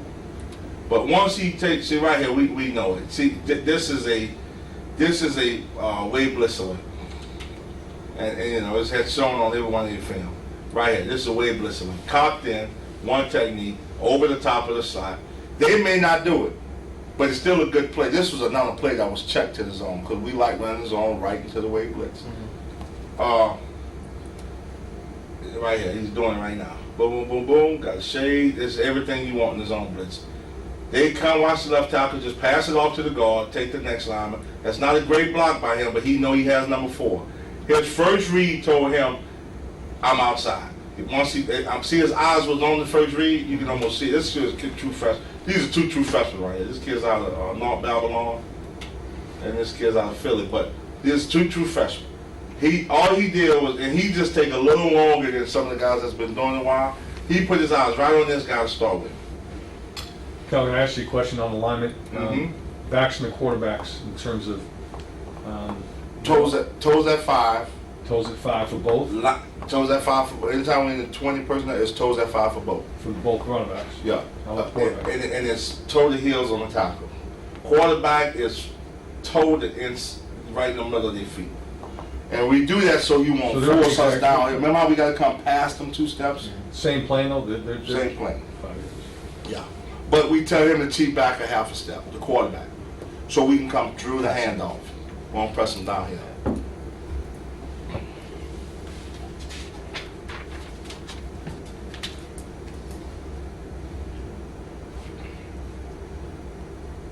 This is one of the, I mean, this personnel, I know you said you guys don't do it, but check with me, you can always get to the white side, to the A-gap defender. You can always do You it. can always get You there. can always. That's why I like this one. Right. Because if we don't like running into 3 and 5, we can always find it. Well, then what teams do is play 2-2 techniques. Right, yeah. That don't bother us.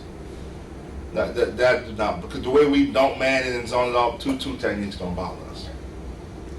You know, really, it really does not bother us too much. If the back's read is consistent in what he's doing. But you can always get to it. This is another information to go dummy cadence with. It's enough information to just line up and say, let me see what they're in, call play. You know what I mean? Yep. So,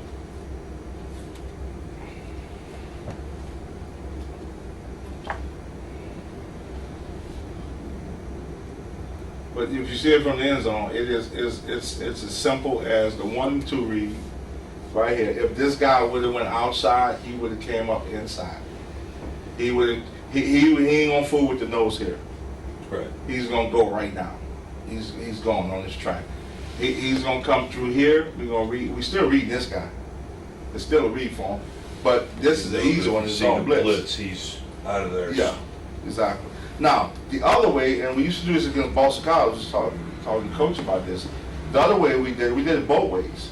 We actually went at the soft dropper and into the zone. The one into it is better for us. But if he's softening the edge here, we'll go this way too with it, because we got an extra defender. We got an extra blocker. Right. Now there is some calls made, and I can go over this before we go back to it. Say we have it here, and we call, and I would have checked it to the 1 receiver side. Say it wasn't wave blitz. I didn't know wave blitz was coming. It wasn't wave blitz. And I checked it back to the 1 receiver side. This guy have the option. I'll leave it up to him. He has the option to work to number 4. If by film study he could tell he ain't dropping down, he have the option to make a max call to the lineman to let the lineman know I'm here. Just, hey, you got an extra blocker here. You see what I mean? So now, if we tell a lineman, let me go to the end zone. If we make that max call, that tells this guy right here, I don't have to chase this guy that hard. I got another guy can get him. I'm sorry, not this guy, this guy. It tells this guy, because he's gone, it's reach. Right. It tells the center now. If he makes max, I tell him not to do it too often, but we have done it. You'll see some more here. I tell this guy, if he hears max, I can hang on his nose a little bit, because I'm working to the backside backing down. You see what I mean, Coach? Yep. Now the danger in that is if you make the call and then all of a sudden he drops down, you got an extra defender. So that's through film study. You know what games you can go into and say, man, make the max call, he ain't dropping. You know, teams that may drop, I tell them to be careful. And I tell them never make it versus cover 2. Because then cover 2, the corner can come at any time, and he's your number 4. So never make it against cover 2. Cover 4, cover 3, without a weak side number 4, you can make the call. And it helps to play. But that's see, even the guy that he has, I'm gonna show you something that's interesting on this play. Even the guy the guard think he has, once he crosses the guard, he ain't his. He passing right off to the center. Now once the tackle got his guy and he's inside, he done passed him off to the next guy. It's all just pass it off. Now, let me ask you this question, if I can, while we've got this defensive look here. If you're running belly, Yes, would anything change with those guys? If you have shots of that against belly, we can wait. we do have it. Okay. I do have it. Yes, Good. I do have it because that's where our main number one. Y'all had the top 4 play. Number 1 player is this formation belly trouble. Belly trouble. It is a catch-all, can't be right defense. I mean, you know, it is a. You better be pretty good to stop it. You know what I mean? And we ain't even. We should be running bubble with it. If we ran bubble with that, I don't know how people gonna stop it. I'm scared to do it. I'm gonna show you why when we get there. But if I had the guts to run bubble with the belly triple, and the quarterback short, I don't know how. It's hard to defend. I mean, every team we play said, man, we you know, you can't be right on defense. Now you gotta have, you know. I think that was me. I don't think that was. Kevin, what did you end up saying you think the zone versus belly breakdown is on the year? Oh, we had that.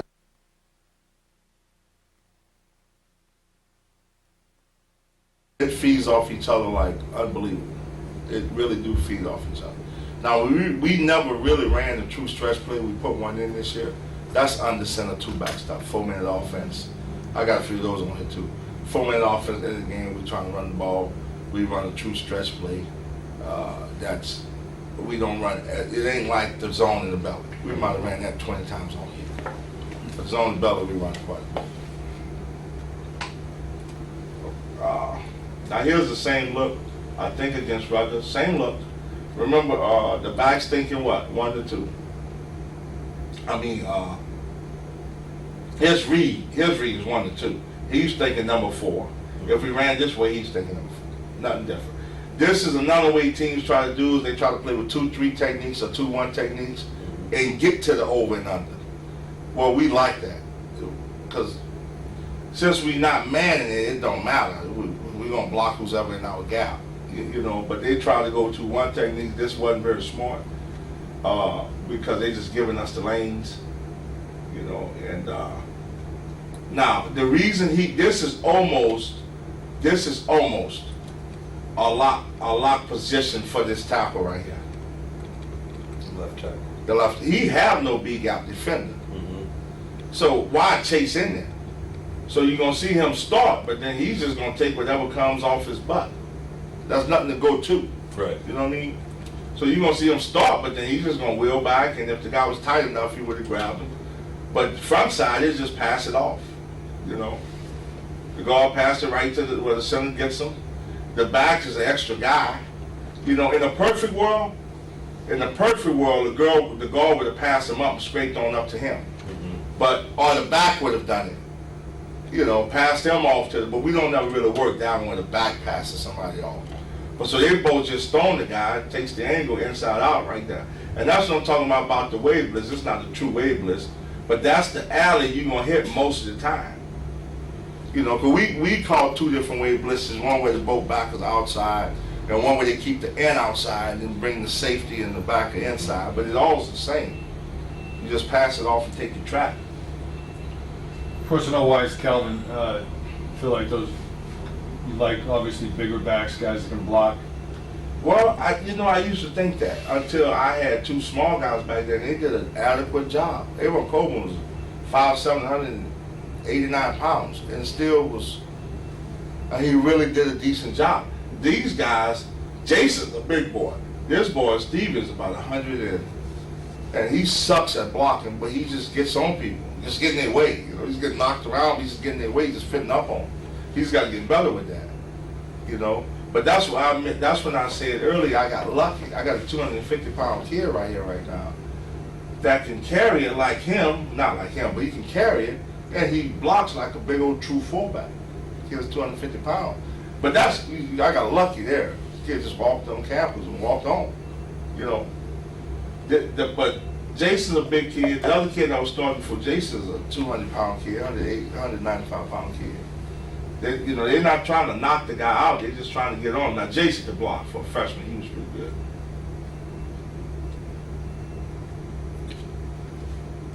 Now, understand this too. I forgot to mention this.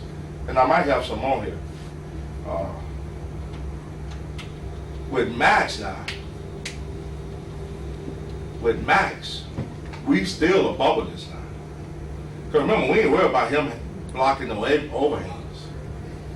We'll bubble this sometimes too, just to pull him out of there. And if he wants to peek his butt in here, we'll throw the bubble. So we same side bubbling too. It's not always away from the play. And you'll see some on here. So how do you just tag it, Calvin? Is Yeah, that this is 36 bubble. Now 36, he just blocks. If we go 36 bubble, they block 36, they run bubble. That's the combination of, having both best of both worlds.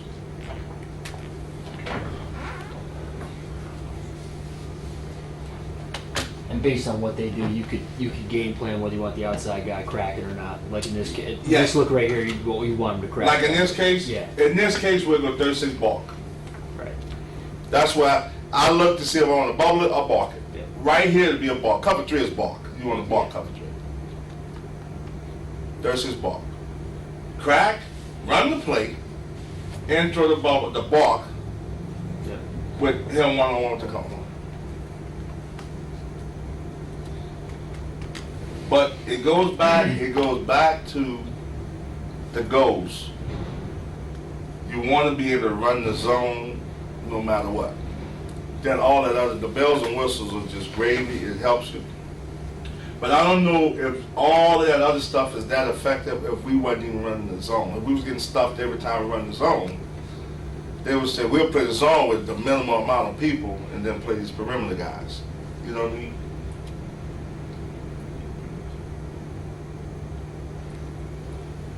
But remember the reads, 1 to 2. And for the back, it's simple. It is 1 to 2. These are easy. Tempo, this would be your regular. This regular. You can tell by the Because he's walking over and looking. Yeah. Now let me show you something that the rookie almost screwed up. The rookie almost bit the cheese on his second read. You see, and you see it a lot, and with young guy, he's almost about to take that lane because it opened up. And to be honest with you, it would have been there if we would have cut him off like we were supposed to. You know what I mean? So, but he almost took the cheese right there and stayed on his track. almost took the bend? He almost took the bend. Because one of the other elements of a guy not being reached, Coach, is if he's not reached but running hard. You almost got to treat that like he's not reached.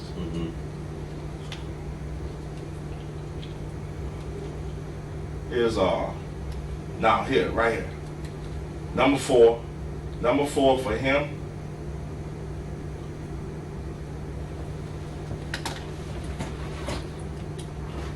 I break both parts. I must have not worked those today.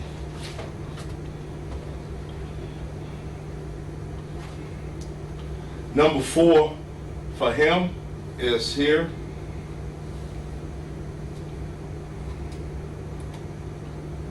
We can run this either way. Number 4 for him is here. Number 4 for him is here. Or here. Right here. So same thing. And this might be, no, it's not to the trailer 5.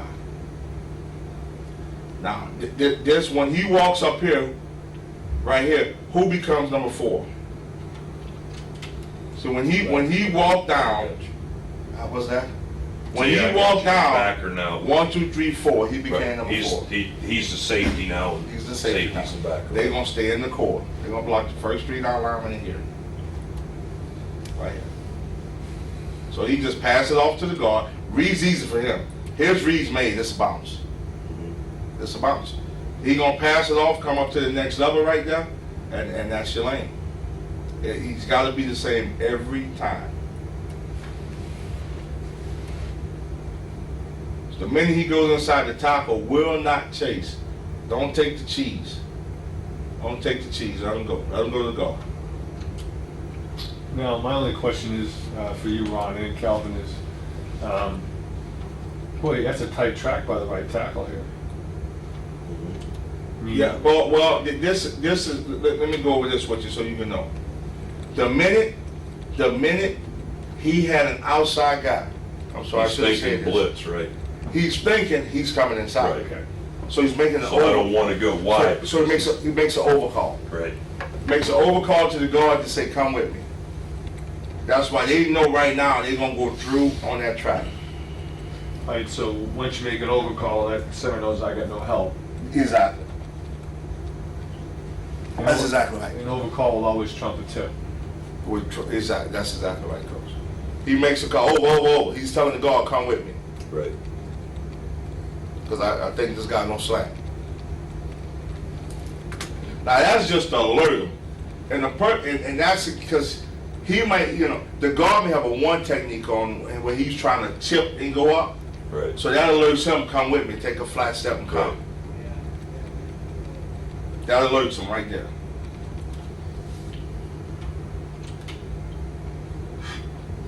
And I tell this guy, don't try to reach him, don't try to inside out him, just go get on him. Just go fill him up.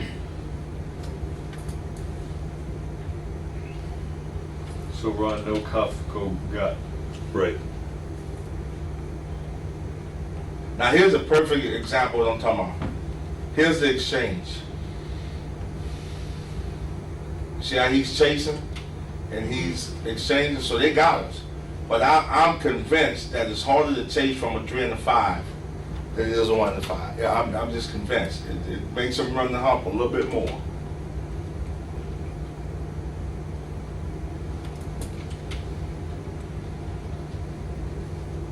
And they gave this away.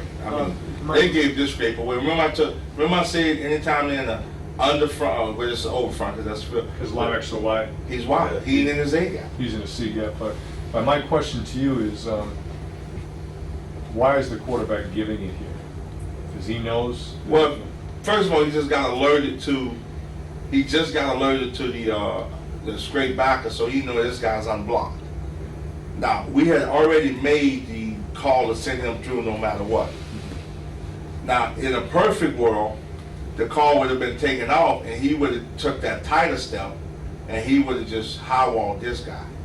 Now, he's already out of position for this straight. But that's a guessing game. That's a guessing game. I want to see this guy make this play before we drastically. Well, see, this is the difference in how we run it and why this is so much sounder. It's a series is that they can squeeze scrape on a cut play with the 3 and a 5 back there. Yeah. But they can't squeeze scrape if the thing bounces. Right. I mean, if it's hard, it's hard. Right. And that's why I like this formation so much, because you're safe if they drop a guy weak or strong on you. You're safe with being able to block number 4. Now we love squeeze, squeeze scrape versus the belly triple. Cause boy, they got some issues. They got some serious issues to remove a guy. And remember, we come here on belly. Now, you may have already said this. If you have, Calvin, forgive me, but if you've got 20 personnel and you think you know which side they're going to squeeze scrape, i.e. the 3 and the 5, you can just run it right at it. You could treat it almost like that wave blitz. Right. That's exactly right. Because he's going to go inside, you clamp it, and you got him for number 4, and it's the same thing. Out the gate. It's out the gate. It is out the gate. Another way to do it, if you want to know the truth, and we're going to do this, we just didn't have to. But I already had the answer for squeeze scrape, and we had done it, so you get it before we even run it. Is to do what? Think about the philosophy of the offense. No matter who you got at quarterback, I'm giving you a tip. I'll tell you what we do, but it ain't the simplest thing. What's that? Is we just run basically a hot receiver. Basically, receiver just runs into the area. Yeah. We bootleg, they squeeze scrape, and we just throw with the vacate. And we do that, and that's on that tape he's taping right now. That's our naked series, though. Where he comes like he's getting the overcover and then back out to the flat, curly cue. So, but the best way, we just never had to do it because this guy never made the play. But the first answer to this zone was going to be to still send him through so we can clap the tree off, and he runs the ball. You run 36 quarterback. Now, instead of handing it to him, he does the same thing he's doing. So he ain't got nothing to do now, so what do? He just blocks off the back. He's the backside cutter. Coach, see, we've been holding that because we haven't had to do it. But here it is. For these guys, it ain't no different. The back nose now is quarterback. It ain't me. I'm the backside cover. I just stay to my side and go right at that tackle's butt, cut him off. Now he's standing out here in no man's land, and he ain't even chasing the play. That's what gives you that extra number, Coach. That's what gives you that, golly, you know. Okay. So the back's going to block the straight linebacker, and you're going to lock with the tackle? No, he can. Yeah, he can go. You don't want to locking the tackle means he Let the stays back on in. run. You just Let him do. Yeah. So you're blocking the back on the squeeze guy. Yeah, the backside in. Just get his way. Just cut him. Just now what they gonna do? The only way to stop the play is to scrape it. I believe is to scrape it. Let him try to run it down from behind. See how you almost got there? Now he's that much farther away from who's carrying the ball, and he's got somebody right on him. If you run the same play right there, if you run the same play with the quarterback right there, now he's right here to cut him off. They don't have defense, and they got the most you can have in there. They got 8 there. They can't, unless they want to leave a receiver. They got the most they can have in there. Well, they got 7, but they kind of counting that overhead guy. You know, that's the 8 guy.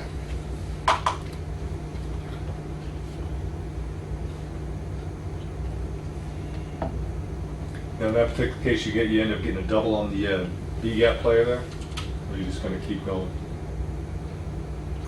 With the quarterback running. with the quarterback running? No. On this guy? Yeah. No, they won't I'm block talking about the backside B-gap player. What? The 3-10. Oh yeah. I mean, they just like this. I don't know why. This kid's a true freshman too. I don't know why he's chasing the nose. Right. He's supposed to be up. He's supposed to protect his backside B gap, but he's hanging on it too long. You know, I know what he's doing. He's thinking, boy, I can't let him come back dorms. But he, you know, so he's kind of right, but he need to be thinking about his street. See, he's just trying to put the backside three on the ground. So I'll just get on his legs. That's all you need to do to him. He's done. You know, but if you cut him, so to answer the question, because you don't get a true double team on the tree, but you could. You end up with 2 guys. But the reason is the reason you can't set him up is because remember, if this guy goes too far backside, Dan ain't chasing him. Right. Dan coming on up. He's leaving him for the guard. So instead of covering his ass, you know, his butt, making sure they got on back door to the center. So you should cover his ass, but then nothing's there. Then hook Turn up. and seal it. Right. That's what Tricky would say about him all the time. He was saying he ain't playing square enough. You know, once he committed to that, he's staying there instead of coming on back up through. So getting back to it, Calvin, another reason that you like 20 personnel so much is you get your built-in squeeze scrape answers so easy. You got it. It's simple. It is right there in your face. It really is. I mean, you got belly triple. You can do this squeeze scrape. You got quick. You got a lot of stuff you can do, and it's a catch-all. You know, if you're gonna go fast, and that's what I be telling you, Rich, and if you're gonna go fast, then I want to be in a little bit of a comfort zone to be safe. You know, I'm protected both ways. Easy. Number 4 over here, number 4 over here. You could block it. You should fall to number 4 if number 4 drops. So we don't care if he drop or not. We can get him. Right. Now here without a guy dropping in, Right. this guy would have Right. he would have had to still get him. I'm with you. Right. See, but we know he's gonna drop. You know what I mean? Now the reason he's outside because this guy looks reached right there. See, to him he's reached. Now what he's doing wrong, and I get on, this is a big boy right here. What he's doing wrong is he ain't giving me a good enough zone stuff. He took a little baby one, but that's to buy him time to make that read. You can't just start downhill right now. That's to give him time to make that read. He should be 2 steps past the court, 1, 2. Now chase his heels down, right there. Chase his heels down. Plus his first read told him he's reached. And then the receiver's out here loafing. You know, not getting on this guy. But it's the same read.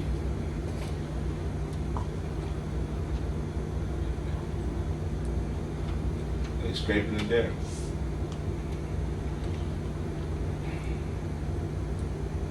Scrape there, he can't get you because it's a wide zone. So why? Yeah, exactly. Plus, it's he got to make that play. Now, if he would have started being a problem, my first answer would have been to let him run it and let him just cut him.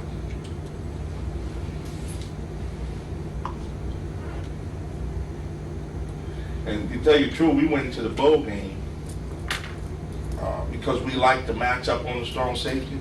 We went into the bowl game calling 30. We never had to call it though, because we was trying to hold that, you know. But we went into the bowl game with saying 36 crack. Now what 36 crack was don't worry about going to get him, just go crack him to have the exchange.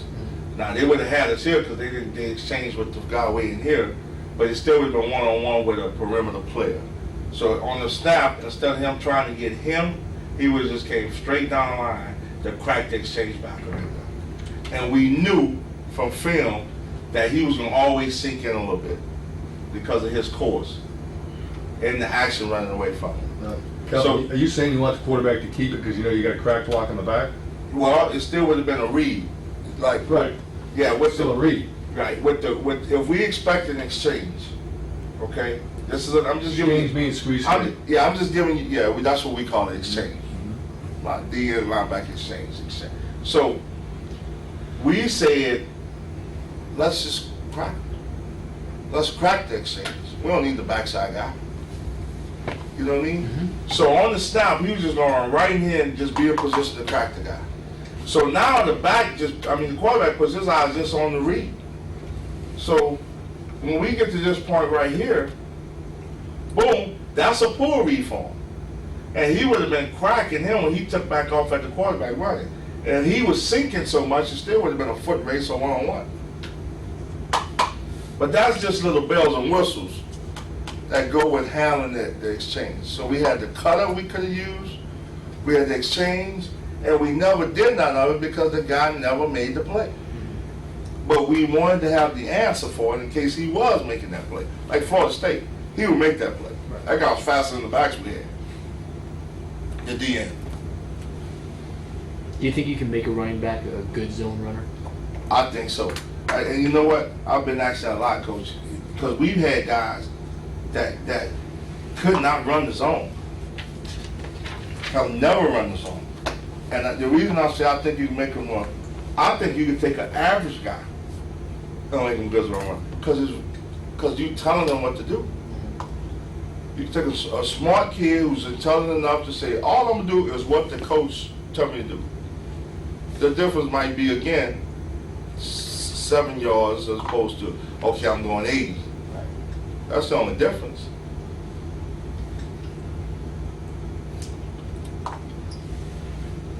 Where one back may go 7 every time or 5 every time, the other one may take it to the house, and you have to just live with that. You can't do nothing about the personnel.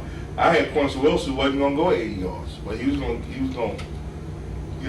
get up in there and get something because he was gonna make his reads right.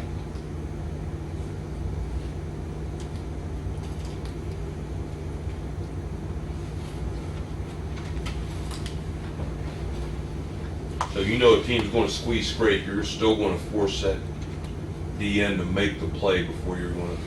Yeah, change. we don't do none of those gadgets, bells and whistles until that guy's making the play. I need to. Boy, this is a pretty one right here. I'm gonna show you why. Here's a deal where, let me go back to the why. Here's a deal where I think he made the max call. Because I remember us jumping on Moses about this one, okay? He may not have made the max call, but say, all right, let me talk to both of them. Say he didn't make the max call. He's an extra guy. And the center's telling me he probably didn't make the max call. There's no way for us to know. There's no way in our calls. All I can do is trust the kid, and I say, to make the max call. You know, there's no coach. Till you see the film, you can't prove it. But you can watch the lineman and say you couldn't have made it. And if you made it, they didn't hear you. Because remember, if he makes the max call, he ain't chasing him. He's going to lock up through this center of the Backside. from backside scraper. So the fact that this guy's chasing him made me think Jason didn't make the backside, right? Because he might have been spooked by where he is or where he, they could kick it over and bring him. So if he didn't make it, fine. But this is the beauty. But this is an obvious max call, right, Calvin, here? I would say, yeah. No overhang, middle safety? No, he ain't kicking over, he ain't coming, he ain't dropping down. Yeah, but I've always told him, if in doubt, don't make it. I say, very worst case scenario, we got an extra blocker. Worst case scenario, we got an extra blocker. This one, we're dumb. We're dumb on this one. This should have automatically been a bubble added to this. Because they're already in an exchange position. 2 outside means automatic give to him, quarterback. If they got a 5 or a tight 5 in an overhang, that's an automatic give. Because they both can be up to just give it. You know what I mean? Because he's too tight to play the exchange or whatever. So that's our fault. I should have had a bubble with this. This alignment should have been a bubble. So there's 2 options when you're in the box. You could call bubble, or what we call radar lock. You can call that screen, or you could just add the bubble to the run play. Remember, all you're talking to is these 3 guys and the quarterback. If you had, do you think it would be a good thing if you had a quarterback, veteran, savvy kid, whatever? Would you always give him the bubble? Like you've got the bubble. No matter, when we're in this personnel grouping 20, you've always got that to go to. That's what I want to get to. I want to be able to say, Pat, we believe in you enough to take it if you got it. Even if I don't give it to you. Take it if you got it on this run play. I mean, he ain't gonna be 100%, but I bet you be right more than a lot more than he's wrong. I'm not to that point yet to give him that. I got a controller now. I should have added a bubble to this play. But the reason I didn't is because I was lacking the numbers to run the ball over there. But in the better way, and I got to get better with this, I need to take that ball. I need to add that bubble and give him that option to throw it out there. I really do. But here's one where, see, we didn't bubble this. But see, now I'm glad I didn't, because the guy kicked out. Right, yeah. But at least now he would know to give it. Once the guy kicked, his eyes would go right on that, give it. Still have the option to give it. But here's one where the tailback, the extra guy, makes his read. Remember his first read's telling him to go inside. What's his second read telling him to do? Go inside. Go inside. He ends up on the backside linebacker just from doing the right. Now he does a poor job when he get there. Let me ask you this. Because they did a good job of slanting it away so the tackle can't get to him. See how the guy's running? But because of the extra blocker, we end up still on the guy. He's right on the quail, right there. If this guy makes his max call, Right. okay, that now tells him, okay, I'm not chasing here, I can I'm clamp coming it back. here. Yes. Does that change him and saying, instead of chasing him, No. I'm going to step and then help here? No, it doesn't. You can do that, but it doesn't. It doesn't. We only expect these 3 guys to hear what he's saying. So you're saying you get 3 on 2 on the backside once you make a max call? Yes. That's why we do it. If we don't have a number 4 to block, we say, wow, waste it. Let him make sure that, see, now this guy's slanting off his butt, it's stoned, and then for him, and now he comes right off on him. You're lucky to get this cut without a max call here right now. No, On this particular play, we're lucky to get because it's hard to block that one technique from that backside guard. Exactly. That's exactly right. That's why I tell him, if in doubt, don't make the call. I mean, and we got an extra blocker. And it's perfect. He comes, he make. See, you can see Jason. Jason's a veteran. Jason's a 4-year guy. He started. He was our leading rusher returning this year. He just had a bad first game and lost his job. But you can almost see Jason's eyes go on his 1 to 2 read. 1, 2, bang. You can see him. And he's been doing it a while. I'm confused here.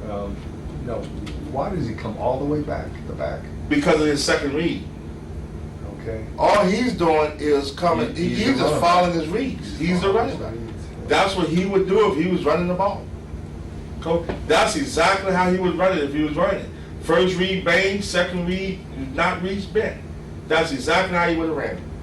He just fell into the backside linebacker. He's got to be he's got to be right on it because you don't want to. He's not going to get in the way. He's got to He's got to hit it. Yeah, this is perfect. He's doing it just like he's supposed to do it right here.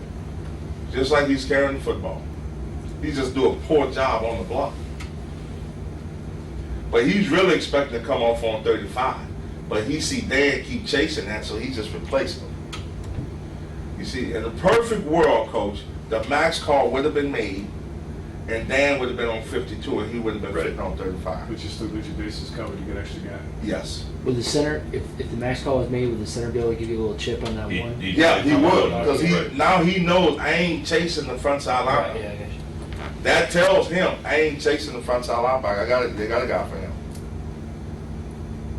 I ain't chasing him. So Ron, our terminology, that would go to a Call. call, Yes, from a call. correct. Now, if nothing said, it's assumed whatever cop the first call.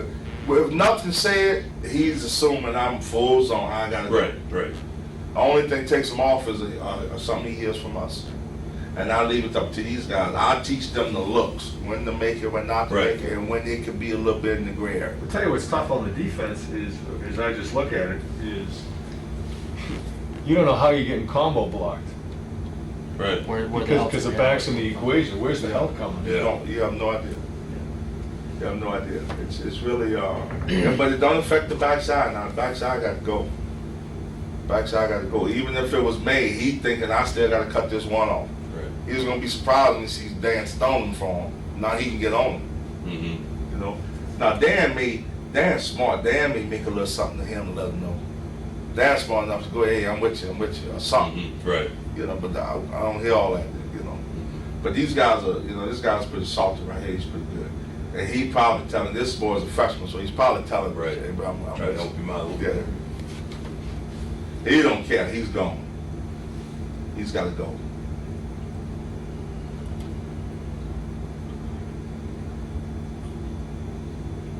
That's just a poor job by Jason on block, but he's in the right spot. Same here. 2 outside, got to give it. And I'm a dummy again. What should I have done here? Bubble. I could. He can't block him, so he's a wasted player. He's just gonna block the deep safety. I should have bubbled him. I mean, really, I should have bubbled. I should have said bubble. But I'm not. I get, you know, they always on me about not calling this enough. But I'll be looking at this. I'll be like, well, you know, we got to run, but it don't hurt. And I've said this last week in the meeting. I said, I don't know why I just don't bubble every one of them. Sometimes no, let's not bubble it. Sometimes and this is the reason. Because sometimes it's what Coach said. Sometimes because I want him to go chase the cover down, to set the naked up. Right. When he goes in there, we full floor, he come back and throw this ball all day. Right. So, you know, sometimes you're trying to see how they plan him going to try to block the cover down for play action. That's why you don't, you know, I answer my own question, you know, but then I go back and forth saying, why not just bubble him every time? But then you're not setting play action up. But see, this they fit this right. To them, the first read's reached. To both of them guys, the first read is reached right now. So it's a bounce. It's a bounce. And you know, and defense is a puzzle because they wonder how we always right. But they don't know we're going to make it right. Right. But to them, boom, he's reached. He's reached. So To who is he reached? to the back, to the lead blocker in the back, Right. he's reached. This right here, Now you're looking like this could be an easy bang. that's the discipline part I'll be talking about. This is the one where he takes that lane, make him miss, and you celebrate, but he's wrong. Because, you know, it may work against, I don't want to say the school name, sound like I'm quick. You know, it may work against the lesser players, Right. but it ain't gonna work against the better players, because that guy gonna hit them right in the mouth. So you have to teach it, Or no the matter who you're defensive end. playing. Or the Same defensive thing. end. He can peel off of that. Because you coach offensive line. If you're trying to reach outside arm, where's all your weight, strength, Yeah, you're and on you? point. So the guy just falls right back off, and you wonder what happened. hadn't reached. On the read, do you talk about the tackle's hat? Do you talk, or are you just talking about being covered up? I mean, I talk about the hat. See, and right now, he see that hat's inside. Yeah. So you know he's reached. And then the lineman who knows what we're supposed to be reading turn around going, what the hell reach? What are you doing in there? You know what I mean? Right. They'll be the first ones looking. The right tackle, they know they're about to get fussed at. Right. So they look and say, what are you doing? Right. You should never get tackled in there, you know. I'll go out on a limb here and say, Clifton Dawson, who had this Bang play, this. no, he would bang it every time. He would bang it every time. But if he's disciplined, If he's disciplined. he'll kill. Yeah. I mean, what? This is the exact picture right there of what I'm talking about is tempting to take. Mm-hmm. It is tempting to take that lane. It's a lot of daylight. But you got to understand the play. You got to understand the play. You got to make them right. That's part of that coach, of make them right. See how you keep now. He started He to again. watch it. He almost took the cheese. I'll tell Now, you what, it's nice when you kind of dip it in I'm them. gonna tell you what Almost like I'm gonna you tell find you a what the guy told me. Now he's a really good player, or he's very, very, very smart. Because I remember this play particularly, and I see, I got him on the phone, and I said, Stevie, what are you doing? You know, I saw you almost took the cheese. He said, Coach, I was just trying to freeze the guy. I knew I was going outside. It is. I mean, So he had the right answer, Mhm. and I almost believe him. I almost believe him because as you watched him play, he did that quite a bit because he was fast enough to trust his speed. He was fast enough to do this and say, I was going to still get that, Coach. But he always had the right answer for me. So he was smart enough already as a freshman to know the right answers to say, Coach, I knew it was reached. I saw it. I was just trying to freeze the guy. And you know, when you watch it, it looked like, because he never really went in there. Yeah. You know, just because that little shoulder dip. yeah, he never really went in there. He said, I was just trying to freeze him so the backside time can get to him. Now, see, I can see Clifton here, Coach, saying, you know what, I should go outside, but I just want to go get that I line. can say, I want to run over the line. I can say, Coach was saying, "Fuck you guys." Yeah, exactly. And we had a back like that, Quincy Wilson. Remember watching Yeah, Quincy? yeah, sure. Now, and I remember Quincy, him from high school. I don't like the guys watching Quincy film as much because Quincy would flat run over that guy and go Right. 40 more yards. He's kind of like our guy Yeah, is. but it ain't the right thing to Right. do. You know what I mean? Yeah, I'll tell you, the freeze thing ain't a bad deal though, in terms of the next level of this play. Yeah. Yeah, I mean, you got the big bubble, but he's basically unblocked.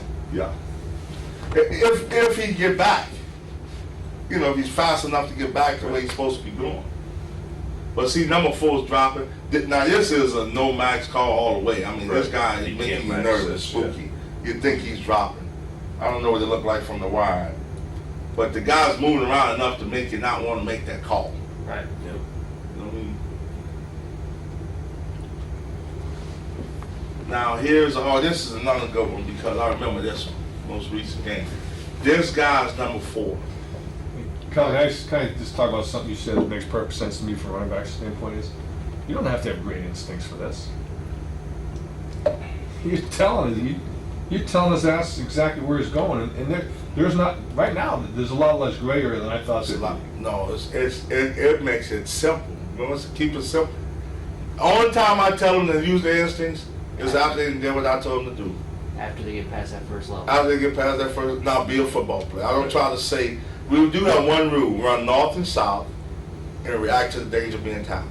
So when you do make that one move, as old Homer, I forget Homer's last name. He said- Rice. Yeah. He run north and south and react to the danger of being tackled. That means don't be playing around, dancing, all that. Once you go north, you run north and south until you have to do all that. Right. That's the only rule. But I don't like taking their natural instincts away. Except on zone, they got to do what I'm telling them to do for that 1-2 read. And on belly, and I'll go with the belly reads when we get to belly. They got to do that. You know, because I remember Steve saying, Coach, man, I could make that guy. I remember Steve when he first got there, 2 days. And I didn't play him for 3 games because he was not doing what I told him to do. Because he would go in there and make a guy miss, but it wasn't going to last. And I said, when you start making the reads the way that's why the other boy played first, the Jason Gwelder kid, because Jason was doing it. Jason had spent all summer with me learning and studying. Stevie came in 2 days and thought he was faster than everybody, quicker than everybody, and just thought he was going to make people miss, like he did in high school. I said, not until you run this 1-2 read, you're going to do it. So that's why Steve started doing it. Now he's a better football player, because not only can he make you miss and all that, he was doing the reads. But here's one where you see, and again, I don't care at this point, this is a good time to stop it right there. I don't care if this guy right now takes off up the field. He might as well just stay on the side. You go inside. Right. Because that's what your read told you to do. And watch Owen here come back inside and end up fitting right back on. Mm-hmm. Poor job, but the fit is right back on. Right. That's you see it from the end of officials with now. I might not see that. He just fell on his own. He should have found that guy number and flagged him the next time. But then I don't care what he do. Mm-hmm. It's not to a man, it's to your area. And right now, he is not reached. Right. And it's tempting for this guy to say, he was right there, coach, I just went and blocked him. Can you start that from just the end zone? Mm-hmm. Start. Right there? Yeah, I want to see his first step's pretty good. Yeah, the first step. I thought maybe Crowder himself. No, this guy's a lot of guy. He penetrate him a little bit by knocking him back, so it looked like that. But right here, and that's tempting to go block that guy because it looks like he's coming up. But that he can't do that. He's got to trust what he's being told, because he ain't going out there. Right. Because he know what his read is. He's right back inside to fit it. And if we stay on these blocks, like this guy comes off at the last minute right there, he is out. He's to the safety. Right. Calvin, how much quicker do you want the running back coming in the B gap here, the C gap here? This one? Yeah, the front side blocker. The problem is he didn't get contact right away, so he's waiting to see. So now he just got up on. That's why he thought he didn't take the zone step. He thought he came downhill. But he's okay right here. Maybe a half a step, but you can't. So you don't worry that it gets a little crowded? No. Long as he works his butt right. See, he's thinking here and said, boy, I better get back inside. He knows it, because if he gets stuck out there, this guy's just going to fall back in on the play. And that's his eyes are perfect. He's good right here. I could see Stevie on the first read. But again, the key to the play, coach, is that he don't make his mind up to after he have chased down the tackle's butt. See, he's chasing down his butt. That makes him flow. That makes him get away from all his inside trash. And now he's clear to do whatever he needs to do in the lane. And except for the freshman here, we had a little hard time with this backer. We on the safety. That boy's a freshman. He's the guard? Yeah, he's That's tough boy. He just fights for that leverage. And these boys are going to be first, second round picks. And he just went in there and he was getting his butt whipped. Yeah. But every time he was locked up. What I mean is there was manhandling a little bit, but he was locked up. Right. And we was able to get by him. He's battling for leverage here. See, he's later than the 7th. He should have been gone. And even though Dan get knocked back a little, he's locked up. He's on. There's a body on the body. And I wish he would have, he did a decent job. One more time on that back. Now, the first time you, early in the spring or whatever, he's going to end up bending this because he's not sure, right? Early he's going to think he's not reached. And I'm going to tell you what's going to happen. Right there, he's going to want to take that lane. Right. But you got to keep harping, press to his butt. The only way to take him off pressing to his butt is if this guy then penetrated 4 yards in the backfield. Yeah. That took him off that course to that tackle's butt. When you say press to his butt, chase his butt down, chase his heels down, We actually used to call the play 32, 33, or 36, 37 chase. chase, I mean, yeah. to help him chase. Yeah, I mean, that was the name of the play. He's That was got the to flag. chase that leg down. Yeah. He's got to. He's got to. Or it's gonna be you ain't allowing the time. Did it? Calls it chase, huh? Bengals. That's should what I mention thought, them, was yeah. chase.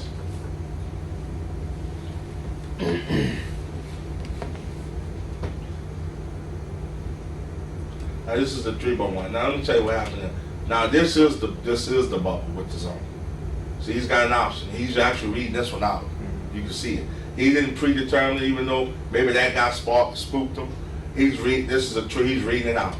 Now, this is what I'm talking about, coach, right here. If he would have ran it, if he would have squeezed where he had to keep it, and this guy would have took off running at him, he still controlled the bubble. This is a perfect example. If this guy would have been a little closer and took off running at him to come make the tackle, he would have made a decision right now to go still toward the bubble. We had we had two phases of this play. We could have handed the zone off, or we could have threw the bubble. And they would have been wrong either way on defense. But, you know, we had numbers to hand it. The guy gave him the pull read right here. The The give read, I mean. Right? That's his eyes go right on him right now. Yeah. That's how I get my exercise in practice. I beat that guy a lot against. I make the scout teams get out. I be below. I be honest. I got to get in shape. That's why I'm on my diet. Because I like to play that guy. Because I want to see him. I want to make sure he's looking. Right. Now, my fullbacks play that for me too. I've taught them how to do the reads or make them do. So I put the fullbacks there sometimes. You know, because if a guy's loafing on you on defense, you don't get any better with it. If he's just coming across the ball, Right. he's got to do something. Come off the ball, chase or something. You know, we got a guy that runs the scout team that's pretty good. He make them exchange and all that stuff. Do defenses play with that guy? Like, make him a loafer make him a gray area guy to give you a hard Do time? what now? Can a defense do that with a defensive end on purpose? Make him a gray area player where he's gonna. The toughest thing, the toughest read for the quarterback is the square shoulder DN that squeezes it square. Right. That's the toughest read for him. Yeah. That's a gift for him. But if you go into it, Because he ain't chasing the play. If he's squeezing like that. Right. if you go into it with your philosophy, like you said, if he's got to make a play before we're going to Yeah, that's a change gift it, read then, for him. right? Now, we have went into some games and said, if this DN squeezes, pull it on him, he can't catch it. You know, big old slow DN trying to do that, he ain't catching it. Just take off. You know, but it's a give read under the theory. Because Right. he ain't chasing the play. See him chasing because his shoulders haven't turned? Because the shoulders are square. You see his numbers give it. Yeah. It's a good read. But here's perfect. Now his read is out. His first read went in, so I'm thinking bounce. Bounce, right? And that's what he did. He just took it right at his butt, and just found it. See, he early he went. Tackle's on a linebacker here, so now he's just making a play. Yeah, he's just making a play.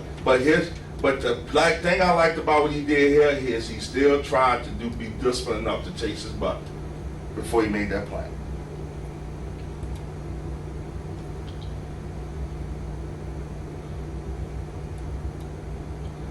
And this is what screwed up Cincinnati. Cincinnati, to cover all of this stuff, was trying to get help from the backside Right. safety on the Right. 3x1s. Because one of our plays on this is the go package where he crosses over. You know, and so he's trying to look up to help out over here, and the guy's running right off his back. At very worst, this has been one-on-one with the safety. Right. At very worst.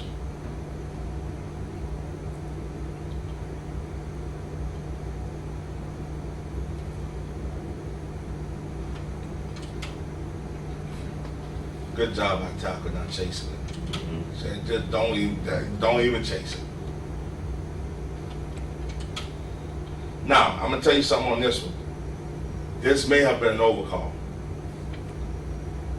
This may have been an overcall for him because of where he is. Right, I got He's you. expecting something. I So got just protect himself. He probably made an overcall. Come with me. Mm-hmm. They got something going on over here. This don't look right.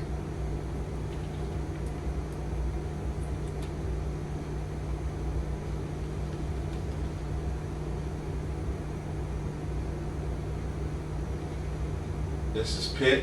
I don't know if we had the bubble on here or not. But if we did have the bubble on here, the first thing you know, it ain't a pre-snap bubble.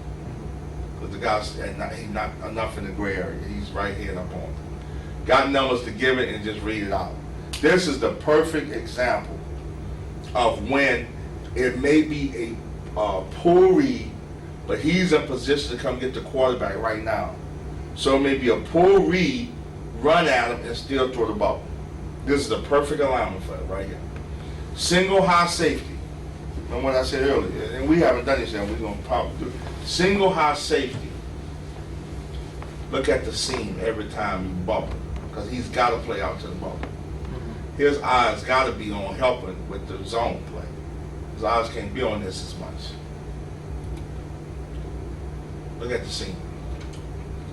He's got to play out to the bubble. All he's got to do is shoot.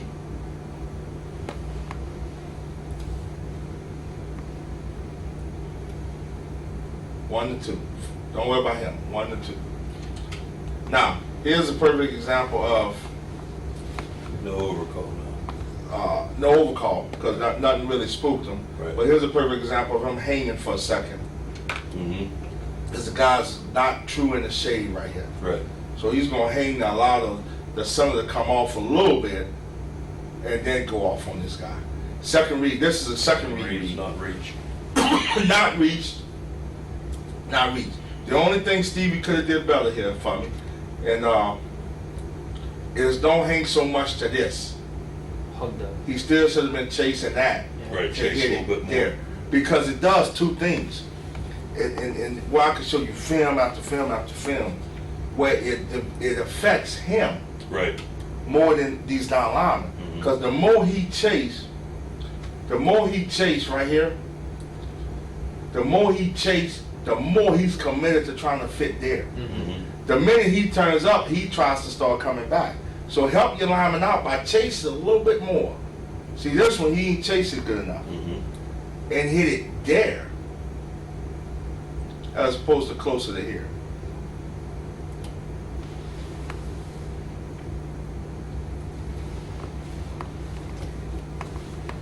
So your track is a moving track, is one way to put it. It's a moving track, yes, sir. He could have thrown the bubble here, but this is up to him. But he could have thrown the bubble here. I'm glad he didn't, because this guy missed his block. You know what I mean?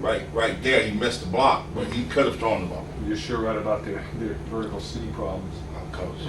Oh man, that's I already got that. That's in the works right now. 2 high safeties is this area, 3 high safeties is the same. But this is pretty good by Stevie. It's just make your read, son. Just make your read. Let's see if his read's right. First read's not read. I ain't bouncing it. I know now it's a bang up bend. I gotta take 2 steps past to let him flow. Now I'm a chase. Second read's not reach. I gotta bend it. Remember I said that bend actually ends up 5-6 yards. Oh yeah.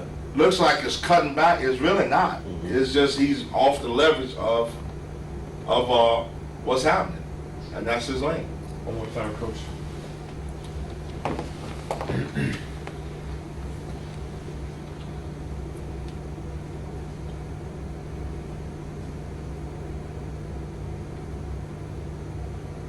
Basically, I know you guys agree, the bang, the bend, and the bounce are all taking place in the same Right. horizontal Yeah. place in the field. It's just what the leverage of the defenders are. That's why we don't have the stretch play. We did that, like I said. Consistent stretch is about built in. six. The stretch for us is a 2-bag type. It's built in. We gonna make them wrong. We ain't got to call stretch or then zone or then. Now belly is different. Belly's a different play for us. Right. I think we bubbled this one.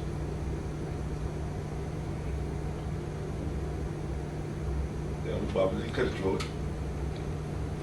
That's his option. He can throw it if he wants. I mean, you can see he's got the time to see it, right?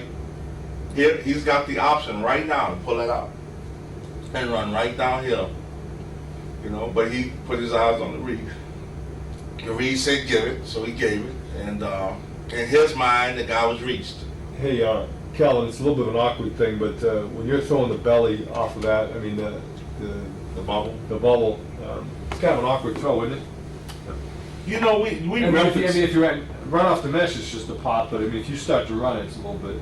It is, but they haven't had no trouble really doing it. Okay. Yeah, they just, you know, it's just, if he's that wide open, it's just a flick out there, it's just here.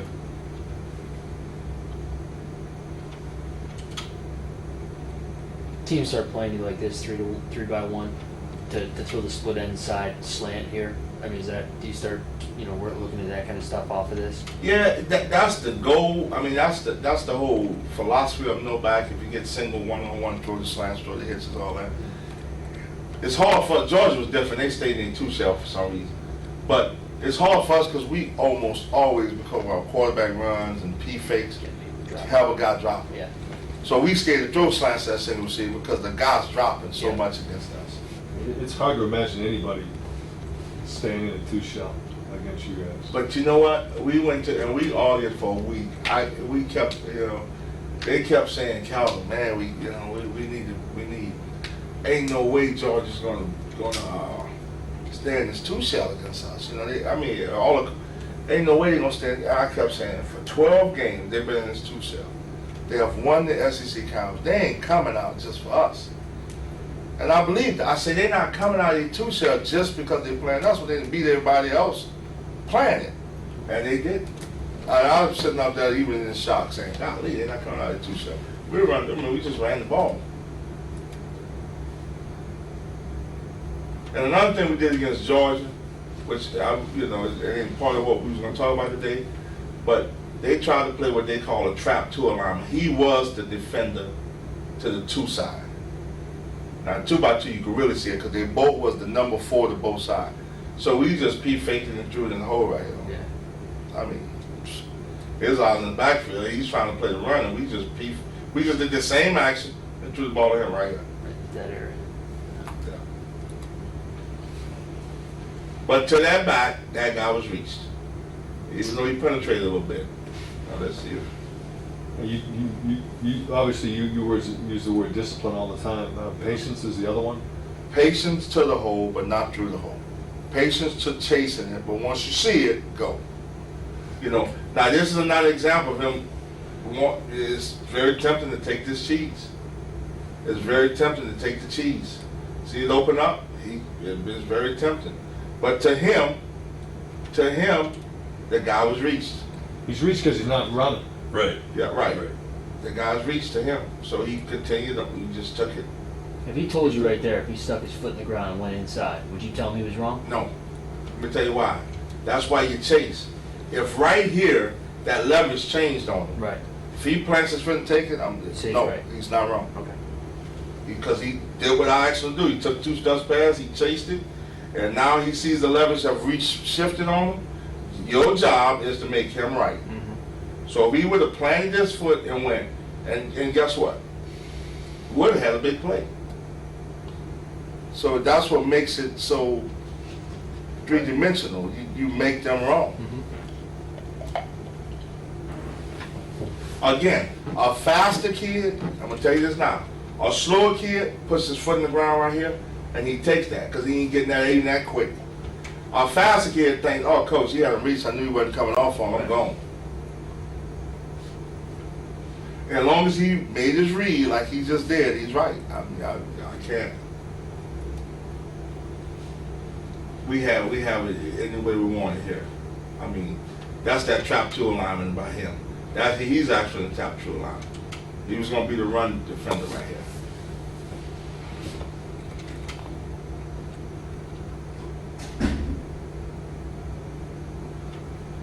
Easily could have bubbled it again. Easy could have bubbled. Now he got to do a better job on that corner, taking the angle and hit. I mean, getting on him. But and as you game plan, if a team's trying to play you by replacing, it's so many things you can do. You can P-fake and run seam. That's Right. part of what you. But this, we got numbers to just hand it. What do you mean by P-fake? Just play fake? Okay. We got play fake.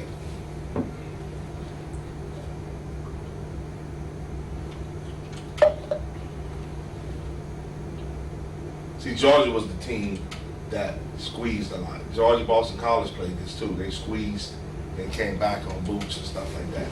That's a gift for them. Ain't nobody chasing a play out.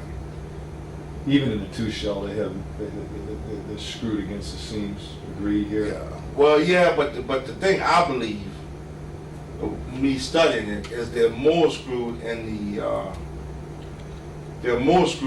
curl area. Like it's the same play. Just choice road. Yeah, just we already said this one, right? To me, Coach, they're more screwed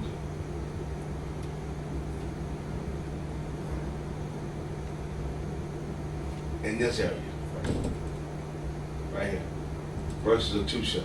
Because when he goes, now he's blitzing up, but normally he would be working out. And since you don't want to run the seam right at him, he's just right in here. He's got to worry about this out here, you know. So it's right in this curl area. Where they can't. Because if he wasn't coming, he would be working out to the ball.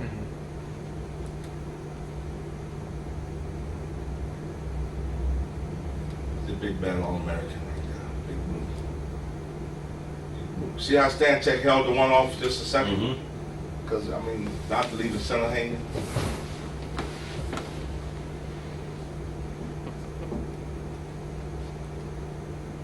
Now, I just put, because we do some under center, I just put a couple of under centers here to show you that nothing changes for the back. The only difference is the steps under center is open, crossover, roll downhill. But you roll down here after tackle's butt. It ain't no different. All you're doing under center is taking from where you took the handoff from in gun and taking your 2 steps past. Well, under center, you just taking your 2 steps past. Open cross roll. Open cross roll. Yeah. Same thing you did, yeah. Open cross roll. Yeah. And this is the true freshman. And the only reason I'm telling you the true freshman, you can teach, because you're teaching them all the same thing. So here it's you know, his first reads here ain't no different. Now I will say this, on the Eagle defense, he ain't got nothing to do with our read. It's as if he's not in that. It's as if we're in rip. The stand-up Sam linebacker have nothing to do with our read. It goes to the first down lineman to the second down lineman. We ain't even worry about him. The only way you worry about him is if you get the reach read right now. Then it's a leverage ball. Okay. So right here, it's first read went inside, so I'm bouncing it. I ain't talking about bouncing it outside the tight end. I'm just talking about it's just I'm outside. I'm not banging it and I'm not bending it. Right there. Question for you, Cal, an offensive line thing here, but you want that right tackle to stay a little bit more square here? Yeah, we actually was not happy with him turning his right shoulder in. That's when they get in trouble. That's when they get in trouble. Backers tough. We actually did not want him to do that. But at least he comes back off, but he's a little late. But at least he passes it off and comes back off. And the tailback's right on it. Right on it. We lost this kid, he transferred. That dude would have been something special too. Where'd he end up? Most highly recruited athlete in West Virginia history. Is that, It was down Jason Weldon, out of New York, North Alabama. It was down at Usher Heights State and USC. He announced this thing on ESPN the day before signing day. He came to us. Hell of a player. Got hurt in the Rutgers game. Stevie took over and never looked back, and he just was like, he's at Nassau Community College right now. wow. You know, didn't want to go to class, didn't want to do our rules, so I benched him before he got hurt. He started doing right, played on the Rutgers game, and he got hurt. But after that, he was just like, golly. But it's an open crossover road. And all his eyes go on right there. You can see his head almost go right on the first read. First read's inside, I know I'm not banging it or bending it. I'm right off, I'm chasing his heels. Chase his heels, Jason, right If there. for some reason He's Sam right in the came right inside spot. the tight end, he'd bounce it even one more gap, right? If, once he gets this read right, 'Cause that's that's- yeah, becomes once- his leverage read. Right. That's exactly right. That's his leverage read. He stays right on course. The best part of this play is he did just what he's supposed to do. He chased his heels down. That's the position you want to be in right Right. there.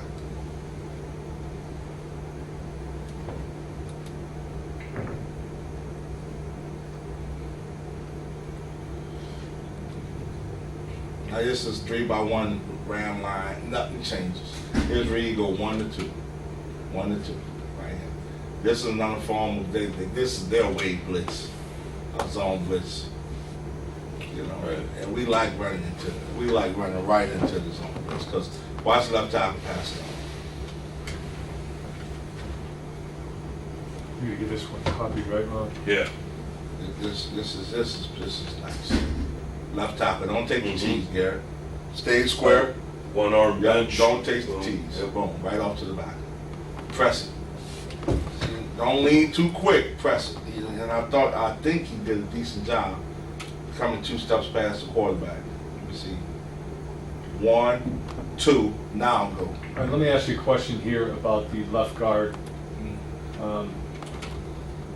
Isn't he think he should pass this guy off? Which one? I think it's the left guard here. First.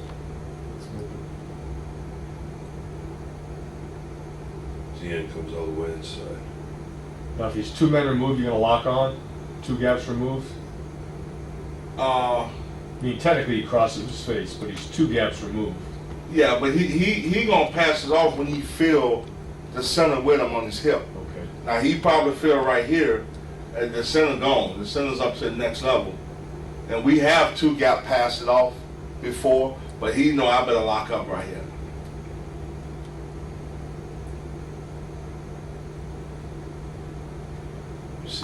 Receivers make any blocks.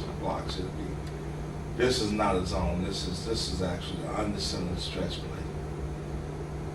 The only difference between this play and the zone, it's blocked the same. We wanted something, I wanted something, and Tricky wanted something that from under center and 4 receivers. Because sometimes we like to go under center and get all guys downhill. With short edges, you know, without a tight end, with short edges that take you open cross roll, you're just too wide sometimes for a short edge 5. So under center, I would just take a drop step.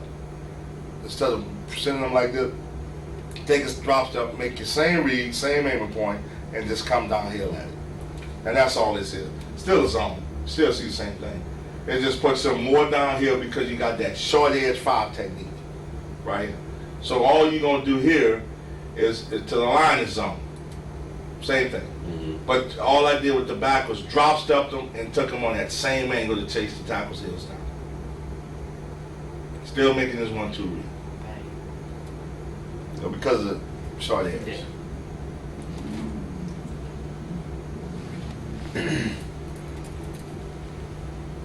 Now, this is my favorite one right here. Now one of the answers to exchange and back at scrape, squeeze. One of the answers is just instead of being in Liz, ripping Liz, 4 receivers, we still got the same thing play side. It's like Liz. We just put a tight end here because it's hard to exchange the tight end side. You know what I mean? It's hard to exchange because you can clamp it off. Plus you're removing the whole backer from.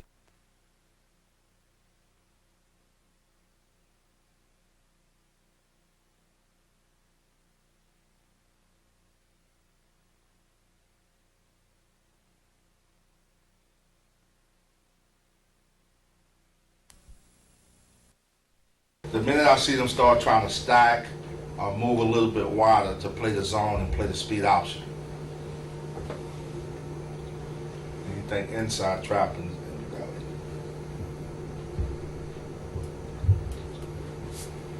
Or we just want to go downhill. It's a little more of an attitude play. It's a little bit more of an attitude because it's right now, it's, downhill, it's knock them off the ball a little bit. So width and flow. With, Width and flow in Yes. terms of linebackers. yes.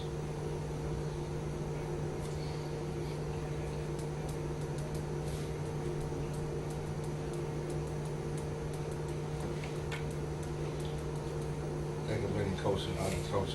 It's really not anything. Now the bells and whistles come off, and we do a dash, which is same side, receiver back up and get the pitch relation, and we do a triple, which is other side back come around. And I got examples of all of those, I believe, on here. Of the belly series. The first belly we run is belly and belly bubble. Belly is read, it's automatically read, you know. And then the belly bubble is that same thing you saw off the zone bubble. Just different aiming points, different hitting a different area. Watch you run. Play first.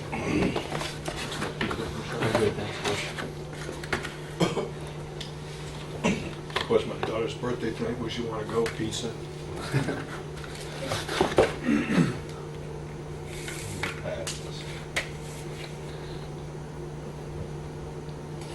Is there a good pizza place in here, or is No, just near you. You probably know it. T. Anthony's on Tom Ave. Oh, yeah. They're my boys. Yeah, they are good there.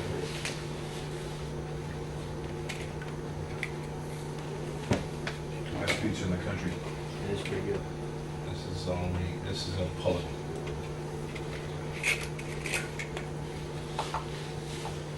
This is just, I'm gonna move fast to the belly, but this is him getting a pull read. Right here. See right here, he had the option, I just want to show you, because this is one way he actually pulled it. Off the pull read, right there, he could have threw the ball. But he don't need to, the thing open up. Shoulders turn, open Yeah. up. One more time, please.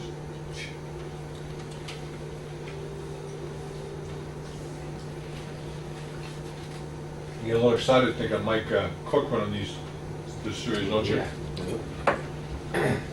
Use that speed. I mean, the teams are doing now around the country, if they don't have a quarterback who can,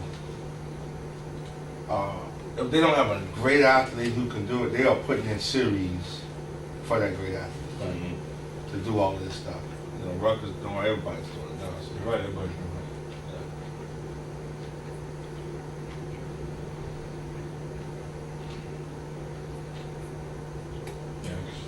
Holy crow.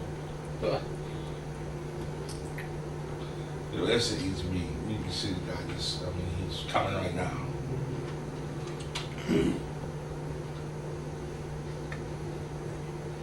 Coach is blocked in here. He cleared it again, Yeah, he did. He turned back around. I thought I already showed you something bubbles, but, you know. Yeah, we already seen this on the other tape. So I could go. That was on that. So you'll see some of these twice. This was on that tape he dubbed. This is the same side. Now this I didn't show you. This is same side zone bubble. It still affect the overhang. So you can hand it up to it. So this guy's in a pickle. This guy don't know if to come fit the run or, you know.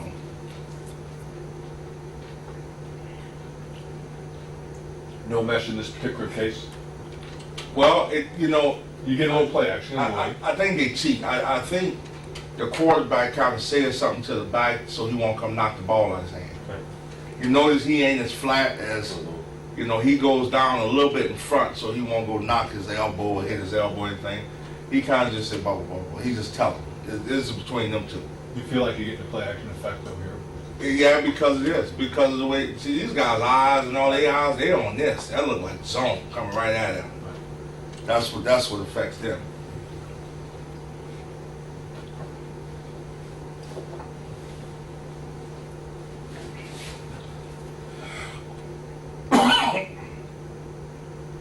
Yeah, that looks like zone coming at them.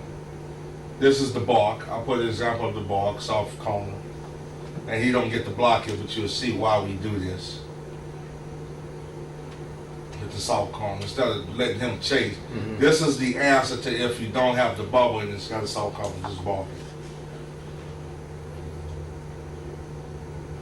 And a lot of these we look at and say, boy, Lee, if he would have had it all, you know, coach, you know how we are. But you can't take that out of his, Right. you know, because sometimes you go, oh, I wish he would have handed that off. But that's the whole premise of the offense, you know, make them play the whole field, the whole width of the field.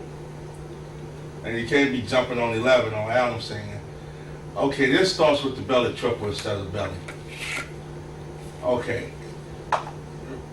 And I should have put this in reverse order, but the belly triple is just, he runs belly. In these early games, I had the same point going front side. You'll see why I changed it to back side.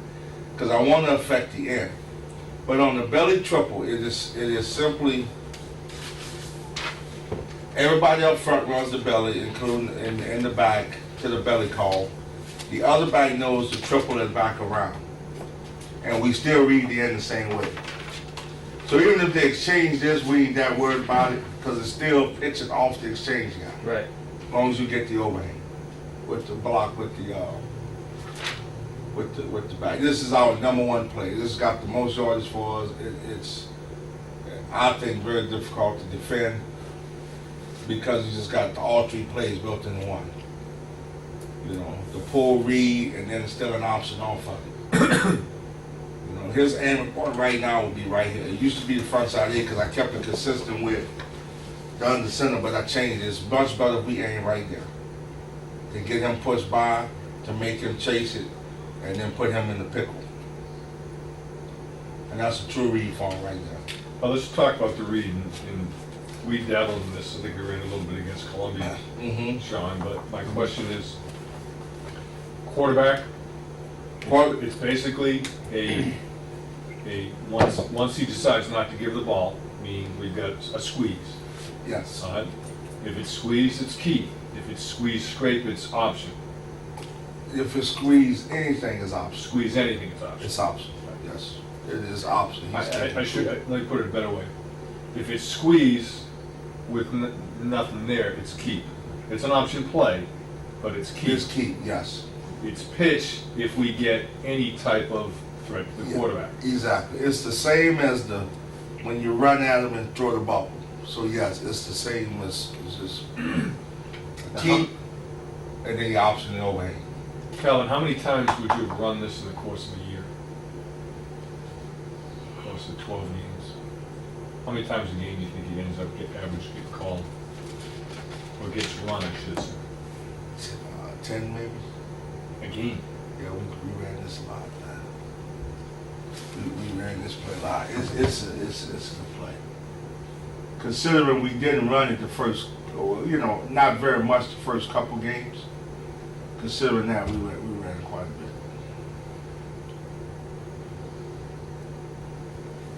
bit.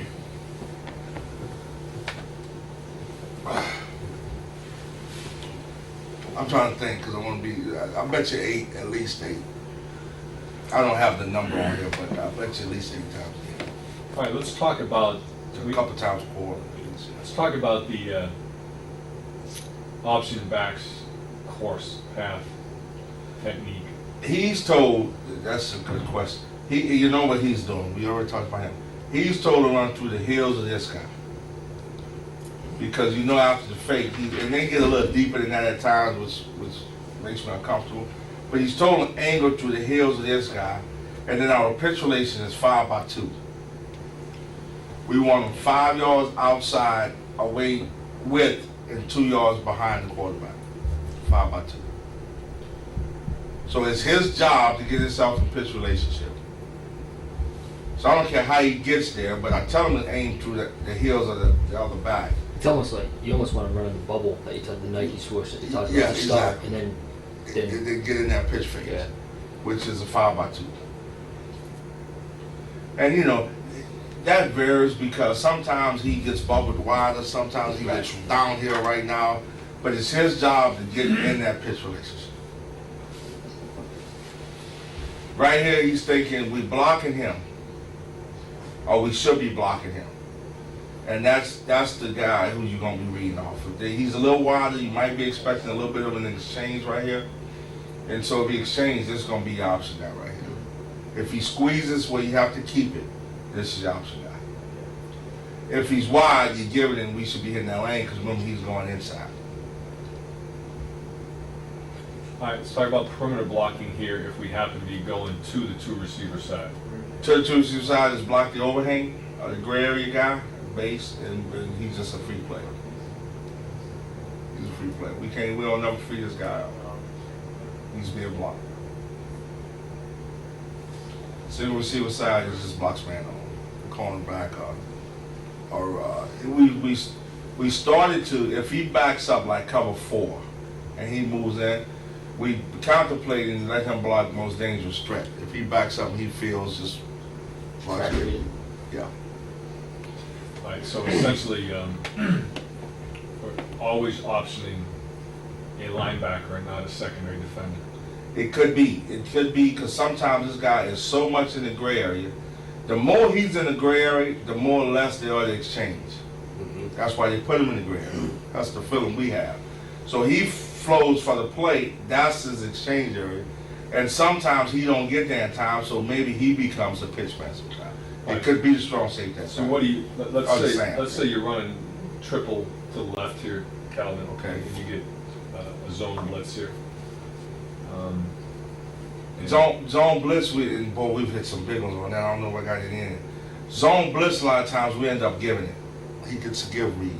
Okay. All right, Because we don't feel like he can pitch it quick enough for the angles. That answers my question. Okay, I'm good. That's a give read from him. Then he said, got slants inside, it's 2 outside on me, you know. Now, like here, he didn't get him, but at least he's chasing him. But that's his guy, right there. I'm not so sure if it's not a give read. But let me see. You don't see the guy squeeze down on him, so he felt like belly's different. That square showed the guy on belly is a pull read for him. Correct. You see what I mean? Because of where we aiming at. That's the difference. So even if you're not running option, then it's just keep. Right. Let me tell you why. And that's another reason why we changed it to right here. Because his job right here is to keep us. If he would have gave that ball, he would have hit that thing right. Remember I said chase the near hip of the center? He would have split that right there. You know? But he got a pull read, which is fine. So, but if one don't slants back like this, his read would have took him right back, and I said, make yourself get tackled. Calvin, I Make missed that something. guy that squeeze and tackle. I missed something. Where's the pull read? The guy squeezed on him. See, That's enough? That's enough. That's enough on belly. That's enough For on this belly. one, right. That's enough? That's enough on belly. You gotta admit, Rob, we would have never pulled that. That's No, I agree with you. I'm saying that's what he Chooks is here if you want to say hi. You guys want That's why this one right here is the hardest read to make. Because is he going, and that guy came back so quick, it made him look like he was wrong. But you can't make him second guess. When he did this on belly, you gotta remember, on belly in a perfect world, they ain't slanting the one back. right. You know, So he's probably hitting the B gap. so he's probably hitting the big out, making this guy tackle. Right. That's the difference. They just happen to be slanting the one back. Now, this is one like you asked earlier. If he would have gave that, I would have said, I can see what you saw. Right. I would have said, I can see what you got. The guy's in that gray area on him. He can't be wrong in this one, really. Right, on this one, because of the way the guy played it. Yeah. And there's some just clearly he screwed up, some that he made great reads on, but this is the gray area one when the guy does that and come back.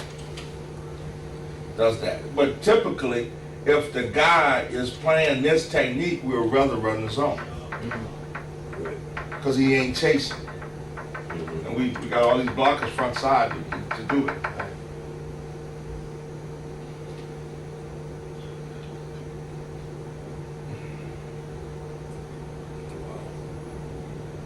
I'll wait for Coach if you guys don't mind. No. Wait for Coach. All right, go back. Pull, get him. That's the easy one. Watch the guy first step. Get him. They all screwed up. They trying to exchange, backer. Look at the backer. This will cause defense problem. They start wondering who to go to, he think he got this thing licked. He leaves right from the lane. Even though we had to tackle that right for him.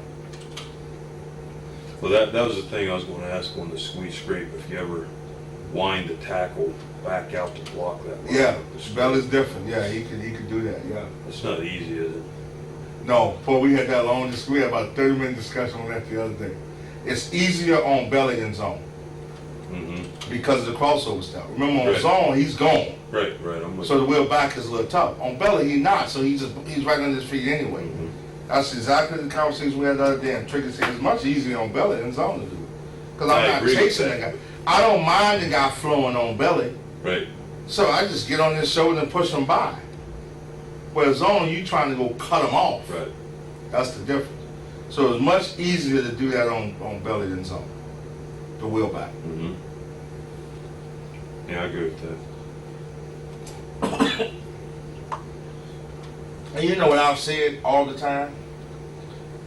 Sometimes even with an exchange, all this, a lot of times, and some teams do this, I don't want to do this. Some teams predetermine whether to give it or whether to, you know. But a lot of these plays I've watched, you can pull and pitch right here and still have a play. Mm-hmm. Just pull pitch. See, this is where he wants to go a lot more to, a lot more of the option off of everything. This is, Even in 2x2, yeah. motion the guy, Yeah. An option. And we did that. And you know why we stopped?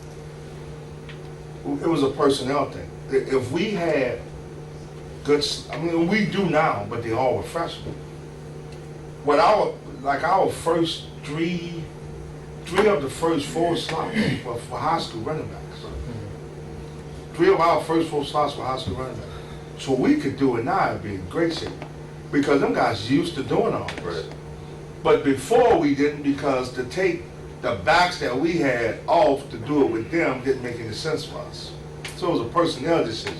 Could you do it now out of your 20 personnel, and just one of those super backs is now a slot? We could do that now. Yeah. Yeah, we could do that. Not with the first 2 best guys I got, not with them.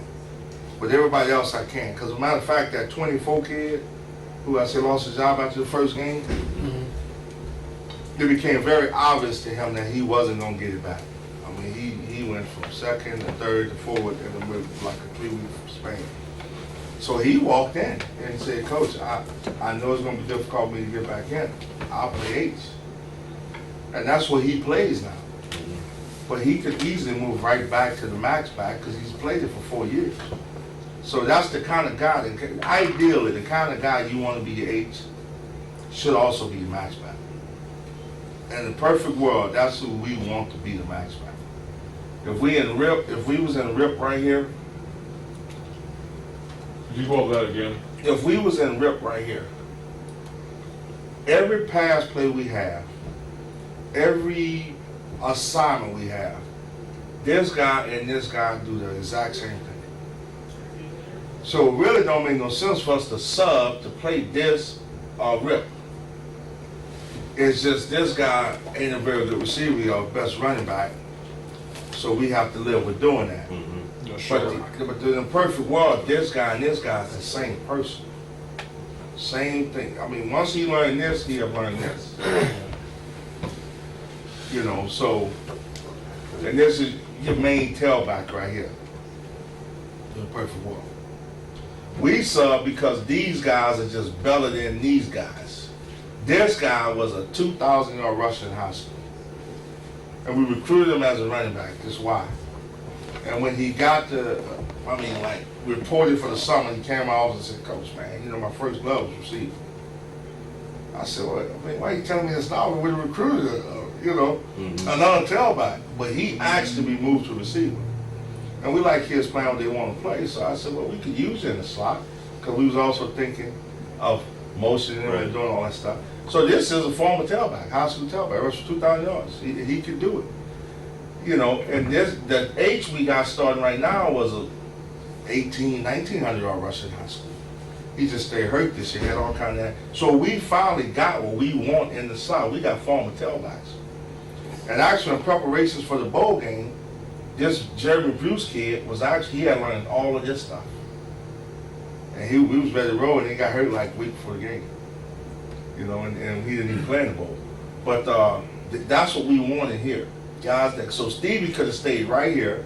We could have been in Rip and went to Rip Max season. We could have went to Rip or we could have been in Rio, Because when we're in Rio, the back's away from the certain plays. We could have easily went 3-by-1, had him here and ran belly triple this way just by motioning him back. Right. And all you tell him is you want to be right here when the ball snaps, even though you're motioning. That's all. You know, it's the same stuff. But this is an easy pull read right here for him. The guy steps out and give it. What we were talking about, Coach, where he gone is the left tackle here, trying to do that wheel on him when the squeeze scrape. It's easier to do when the tighter play, there it is, the wider play, obviously.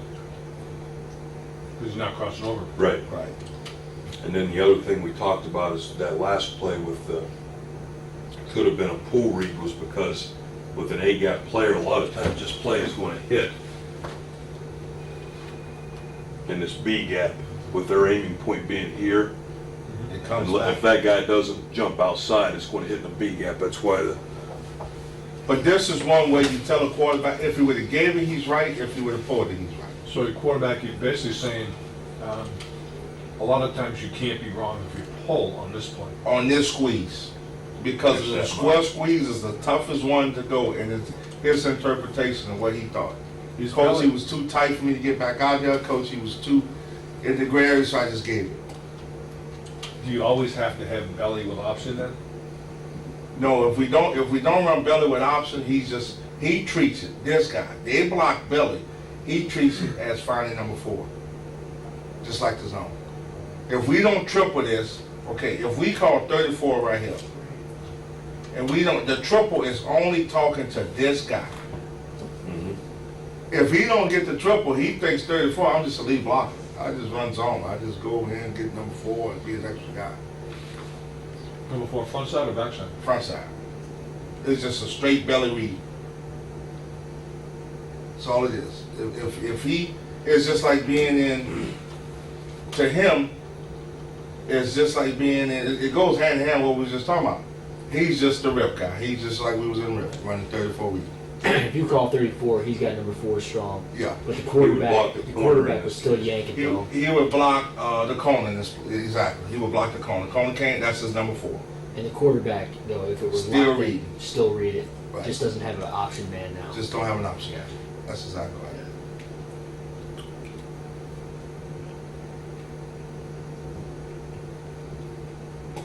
do you ever predetermine that you're calling triple? Oh yeah, that's a call. That's a call. Meaning it's not a read, or it's a straight call, straight option call? No, you mean with him coming around? Do you ever call just straight triple, Oh. no belly triple, or no belly triple? No, just no, triple? no. You mean straight pull? It's all pitch? a read No. series. No, no. If we did that, the only thing we do that really, as a mixer, that really screws people up, is we'll call 19 right here. Now 19 is just speed option. You understand what I mean? Right. But if we code it with a term, like Lucy, like Lucy and Roger. If we just say Lucy, that's load option. It's been a good play for us. Now all we do is he runs triple.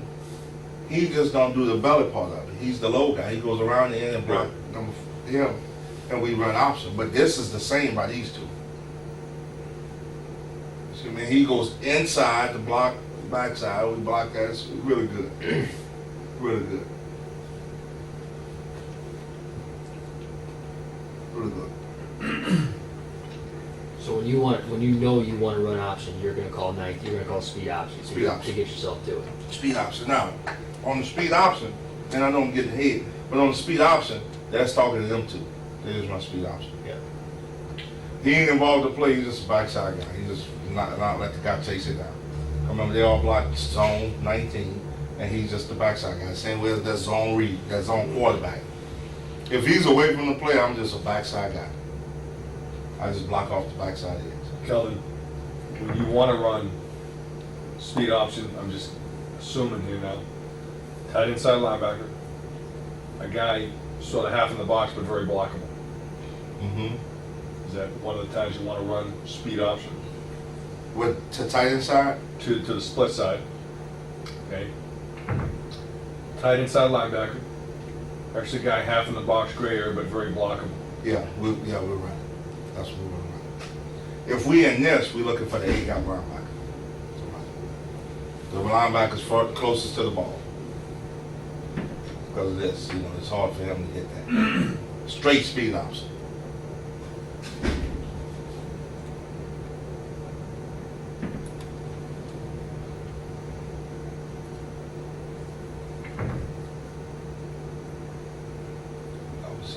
You're saying that one right there was not a good look for straight speed, right? Because the backer's bumped out on that one. For which one? And the last one was straight speed. No, the straight speed. If I just wanted to run an option, right here, on that look, I would have ran Lucy before straight speed option. Right. I would have wanted him to get on him. Gotcha. Lucy tells him he can go all the way back Yeah. and clap that. I ain't got to chase the front side back. It's like that max call. Yeah. I got it out for him. Yeah.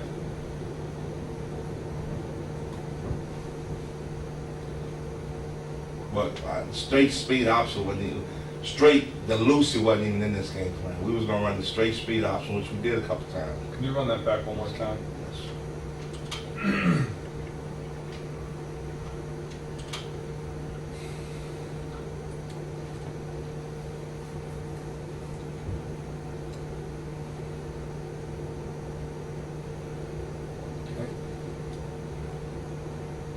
While we running belly, look how wide they see. We have been killing them with the zone. Look how wide these are yet.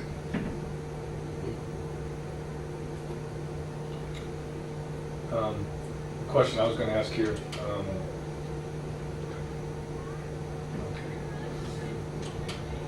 Now, why you're running it to the 3 technique here, obviously, Calvin, right? Yes. That's just a change-up. Yeah, because we ain't aiming over here anyway. We aiming at the one. We want to push the one back. Right. But he does a good job reaching them, so he's going to chase that.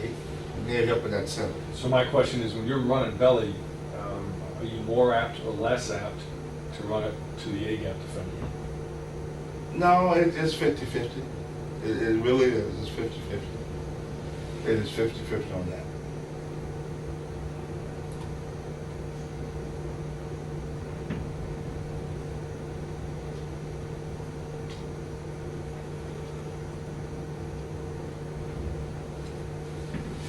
It works out that way because, it works out that way because teams try to cheat with the half man.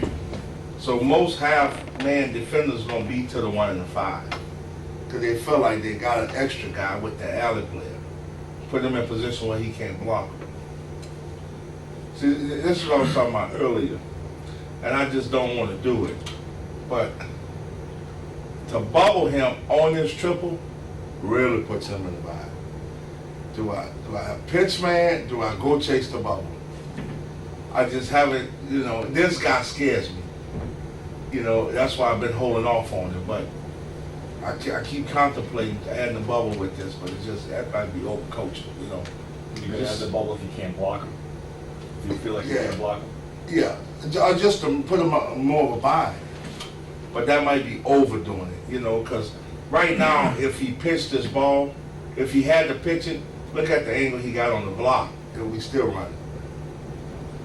And, not to repeat what you're saying, but when you're on the bubble, you just get the pitch sooner. Yeah, right.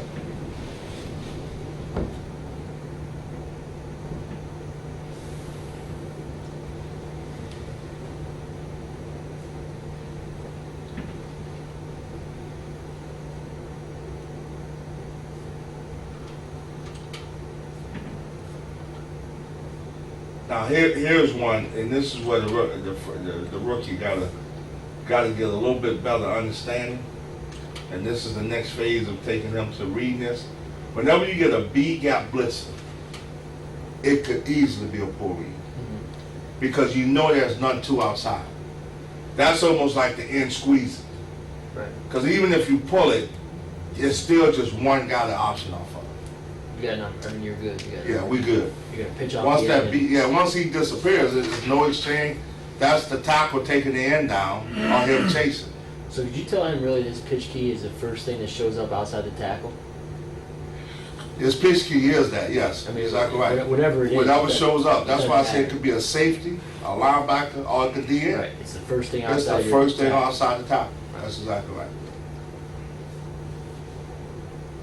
But he had his eyes straight on the DN here, which told him give. Right.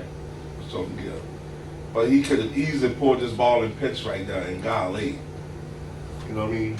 Which chances are, if you're reading the end on any kind of inside plug, you're always going to get a give read probably because there's little chance that the ends come Yes, inside. So yes, exactly. you got to be able to see Exactly. both. Yeah.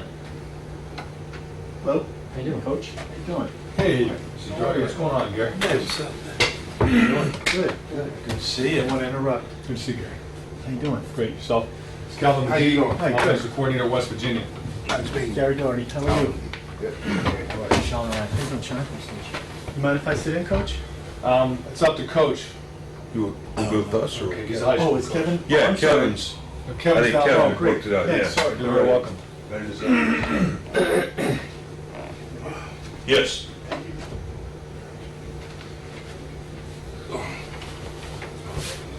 All right, just want to repeat what you said, make sure I have it straight, it makes sense. You're treating B-gap blitz like just reverse squeeze screen, Yes, and so it's exactly. make it a keep. Slash hard squeeze, great, yeah. So it could be a poor read. Now, But it's here's, gotta be, it's can't gotta be be this the, guy, no, right? it can't be Yeah, the it's Mike. gotta be It's the- gotta be the outside guy, Right. that guy, that overhanging defender, Right, that gotcha. rear defender.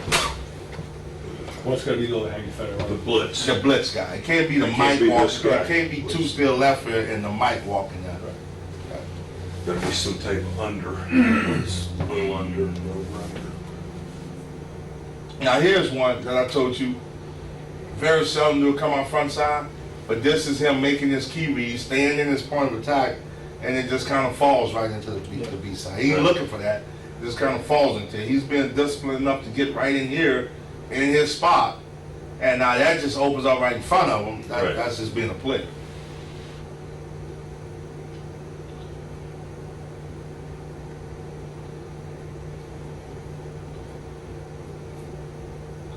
Give read. Simple. Give read.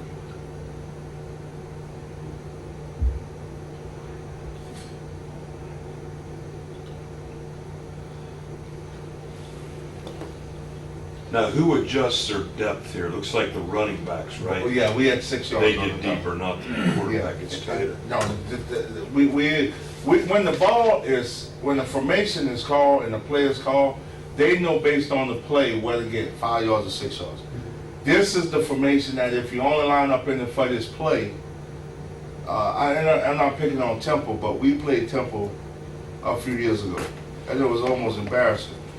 Every time there was at 6 yards, it was a run, and every time there was a pass, it was 5 yards a pass. And we thought, surely they got to know that. You know, I mean, our defense knew every time they were going to run, every time. So, you know, that made me conscious of saying, this is about the only play we get at 6 yards depth for the belly triple.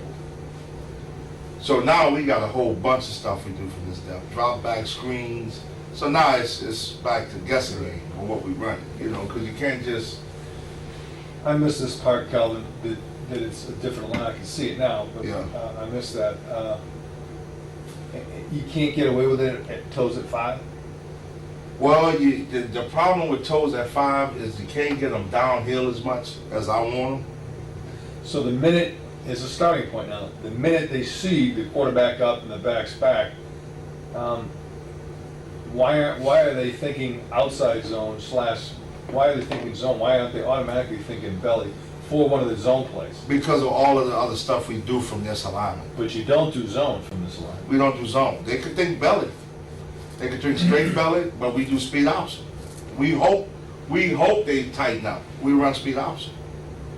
You know, you gotta have other stuff that, okay, if they're in tight alignment and they think belly, what else can we run? We got our 58 screen, that's really tough. We got enough other stuff that run-wise, we can run ISO, straight ISO play that we do from this alignment. We got enough other stuff to do from this alignment that, you know, it don't matter. It'll never give it away. Plus, and when I was first told this, because I was the one saying, well, we got to have a whole lot of stuff. And And I did that, but then, you know, these guys, they so hurrying up to line up and stuff, they don't know, half the time, they don't notice we deeper. You know, but like Temple, for instance, was a huddle team. They broke the huddle, they took their time, they came out, they were at 6 yards, regular cadence, and it was like, oh, they had plenty of time, 6 yard depth, 6 yard depth. And our defense used to do it. Here comes the belly, here comes the belly, you know. And then we start putting all this other stuff in. Now they playing them, they playing this. The depth out of the belly play, we went something totally different, and it just screwed them all up. So they stopped trying to even read the depth.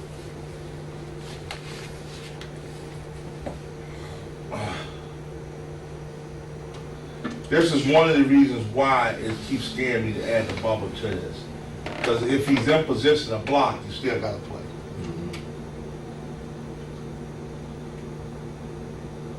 Oh, God.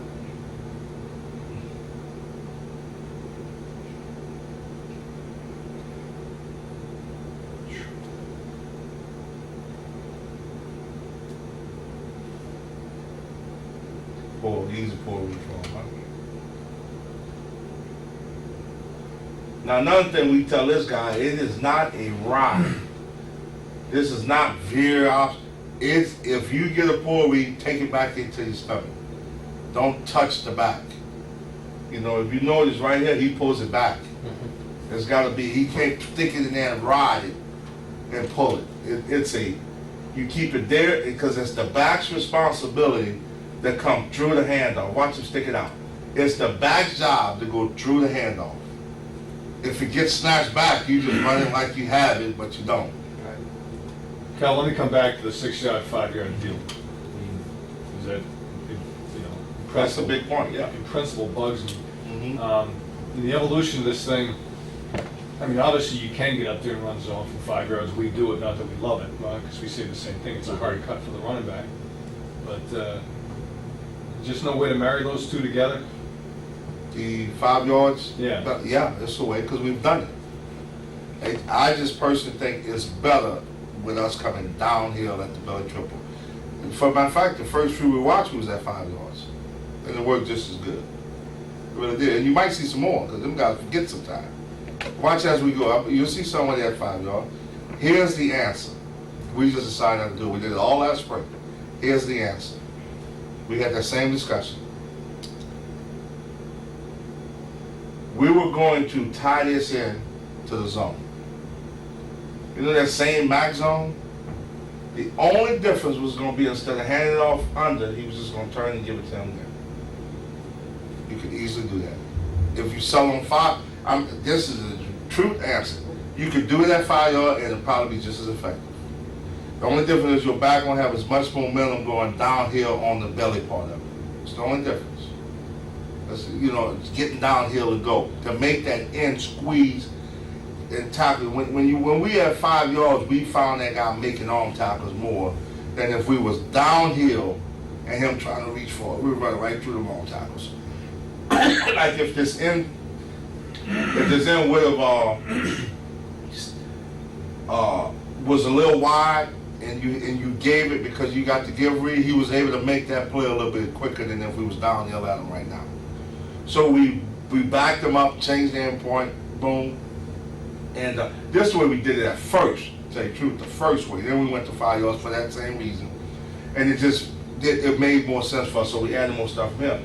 So since we was going to keep him at 6, we experimented with snapping it and running 36 and just handing it here. And we liked it. But we just said, you know, it cut the back's read off just a little bit because he had to cross the quarterback. Right. From keeping his eyes on the 1-2 read. But your real answer, right, is you're not concerned about it because if they pack people inside, I'm going to run speed option. I got a great play outside. Our back screens, we Right. had other stuff that, our quarterback, our drop back. I can attack in the perimeter still, so I'm okay. Exactly. That's why we wasn't that worried about it. And we worry about it every week. We still, you know, we coach, we worry about it every week, but until they just come up with a way to stop it. And I think the answer is to still keep it flexible enough to do other stuff. And we do have enough stuff. We run quarterback zone right now if they want to pack the belly triple up. that same max quarterback zone where he's the cutter and he's number 4 guy, if they want to start doing all that, we pass it, we can run that same quarterback zone. So the answer would be tight backers, they playing the belly triple, quarterback zone. And we could do it just as good from 5 yards to 6 yards. So we have experimented with that, saying time's up. Gotta take the snap. Because these guys are supposed to move when the ball moves. And the ball got to travel 5 yards. So as soon as the ball snaps, he takes off like zone, and he just gets on his own track, and we still got the same outside play. So we got answers for it. And I bet you we'll see somewhere they didn't line up at 6, because they, you know, the freshmen always look across at this boy who's a little older. Even though this is his first year playing for us, he was a Division III transfer guy from Wisconsin River Falls. Best player on our football team right now. By far. He's in Division III. River Falls, Wisconsin River Falls, Division III school. Not recruited out of high school. Played 1 year, he was a tailback. After his freshman year, he said, man, he always wanted to play Division I ball. He's not a kid. And he's like, I know I can do this. He went on Maryland's campus and said, brought his tape, and they told him they had no use for us. He went to Tech. What's the nearest school? He drove on our campus and said, Coach, I think I can play here. He left his tape, he pulled it off. Before he was even off our campus, we was called. He said, I just want to walk on. I want a scholarship. I just want to try it. And he's our best football player. Just so you about recruiting and all evaluate, he's our best football player. Our oldest man. I promise you. I'm talking about football player. He's about 6'1", 6'2", 250, and outright can run and block, and I mean, and he's 4'5", 4'6" kid. Believe it or not, at 250, and that's I mean, 4'6" works. On the last one right there, how are you talking to the quarterback about pitch key on the last one that we just saw?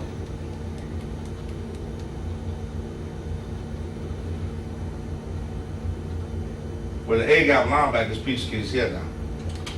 So instead of pitching it off him, he just figured he'd just keep it himself. So he's trying to get around that because he knows the block here. So he's just playing. He's just playing ball. But that's his pitch key right there. I got you. He could have pitched. Yeah. Well, why is it his pitch key you're blocking him? That's the whole philosophy. We're really up 2-on-1, then none. So, and this has been the argument sitting in the meetings. You know, this has been the arguments. Receiver coach go, man, we wasted him. You know, I'm telling you, we wasted. We do a little bit. We give it to him right now. That there, talking about that. No, what I'm talking about is, let's say people start to drop beat on you, that you run into the A-gap defender, and you show one way and he comes back the other. We're gonna do it.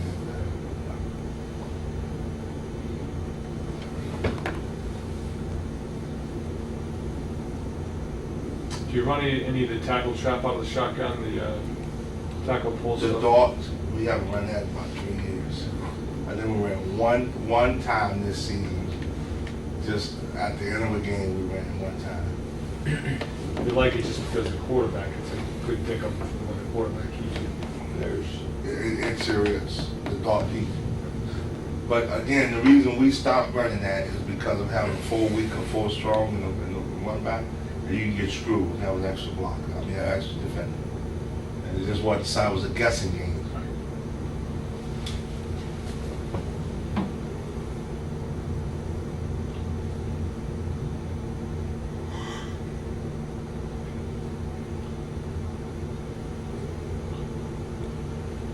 Now, this is the belly dash.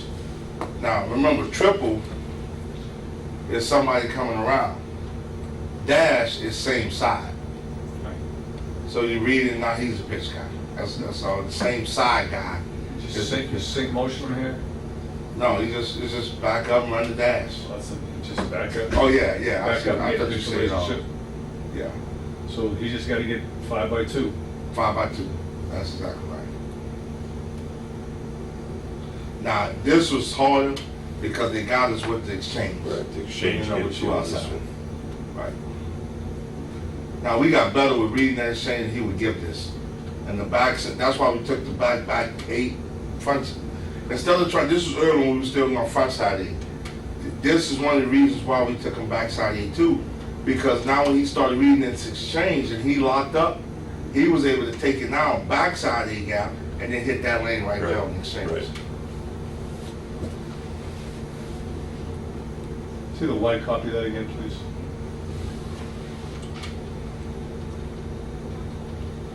And they tip it off a little bit, that back was wider. Mhm. Yeah, you've already said it, but if you think there's any chance of an exchange here, you don't want to run this because you got a guy unblocked. Well, now I don't mind because I was aiming for it on the back. I It'd guess be a that- give read. It'd be a good read. The same way it'd be I got that back of beat blitz read. I got you. It's a give read because of the court, you think Right. the tight end's gonna, the tackle's gonna take care of business. Right. Right. Which he does, yeah. Perfect. He just rides that guy on down in there, and that's the cut, right at the official.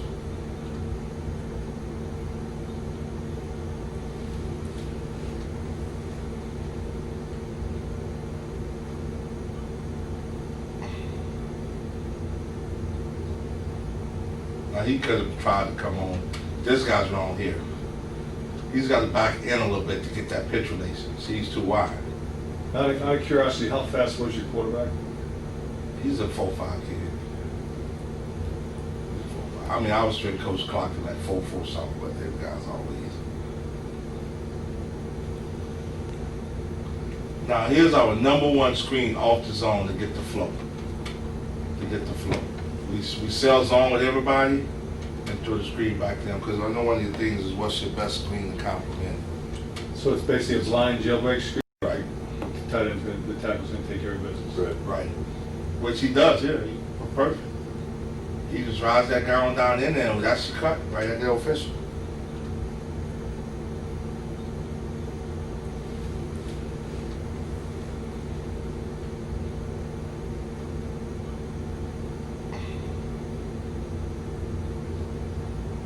Now he could have tried to come on. This guy's wrong here. He's got to back in a little bit to get that pitch relation. See, he's too wide. Out of curiosity, how fast was your quarterback? He's a 4.5 kid. He's a 4.5. I mean, I was straight coach clocking like 4.4 something, but them guys always. Now here's our #1 screen off the zone to get the flow. We sell zone with everybody and throw the screen back to them, because I know one of the things is what's your best screen to complement. So it's basically a blind jailbreak screen. No, he's actually, they take 3 hard steps in like zone, then they come back. Wow. It's been a really good play for us. Because now you got backers out of the mix because they are flying to the zone, and it just complements our zone. So see how he rides the zone? Like his true zone, and backside of it, we run the screen. Now this tackle's trying not to get, this guy's trying not to get picked off because of the zone. He take his butt on, and he played it pretty good, but you still got people fall. Yeah, the perimeter blocking is like jailbreak. The offensive line, what are you telling them? The offensive line is slot a #2. If this was Max, because we're running this from Max too, well, we need a receiver over here all the time for this. He has corner. He push to the corner. They sell zone. These 3 run zone. You call 37, the left side runs 37. These 3 run 37, except after the 3rd step, they retrace it. They going back. This is belly or zone themselves? This is on. This is off the zone. So we want the back full cross. This guy has flat defender. This guy has alley to trash. The guard. Tackle goes flat. The backside has flat. The backside guard has alley to trash.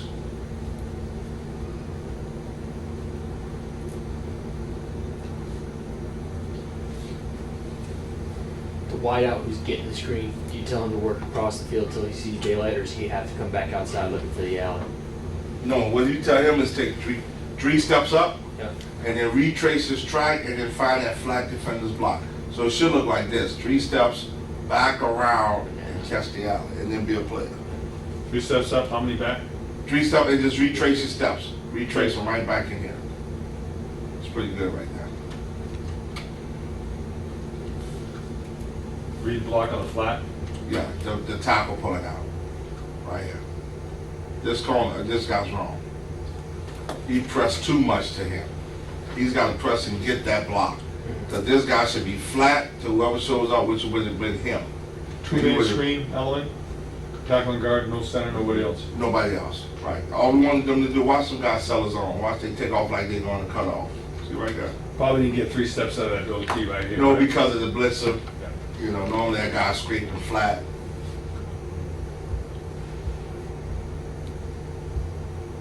That's what the slots tend to do sometimes, though, right? They want to dig too much with the cover down, sell it, and they end up missing the. And he's missing them to the right side. We He's told him making if you're them going to up, lose him, yeah. lose him up the field. Yeah.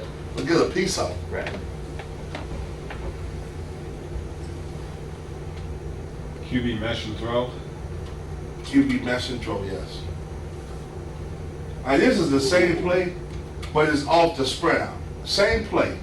Remember, spread out, zone, all that's the same for the line. The zone scheme. But this is because we do run some sprint and they slink. This is just it with a sprint. But it's the same thing, except we're not faking the handoff. We just showing sprint. He takes 3 hard steps, turn and throw. Same play. Same play for the line. It's just like, it's quick X to the line. Quick X, quick X, quick X. They don't know if we sprinting to it. They don't know if we, you know, play action zone into it.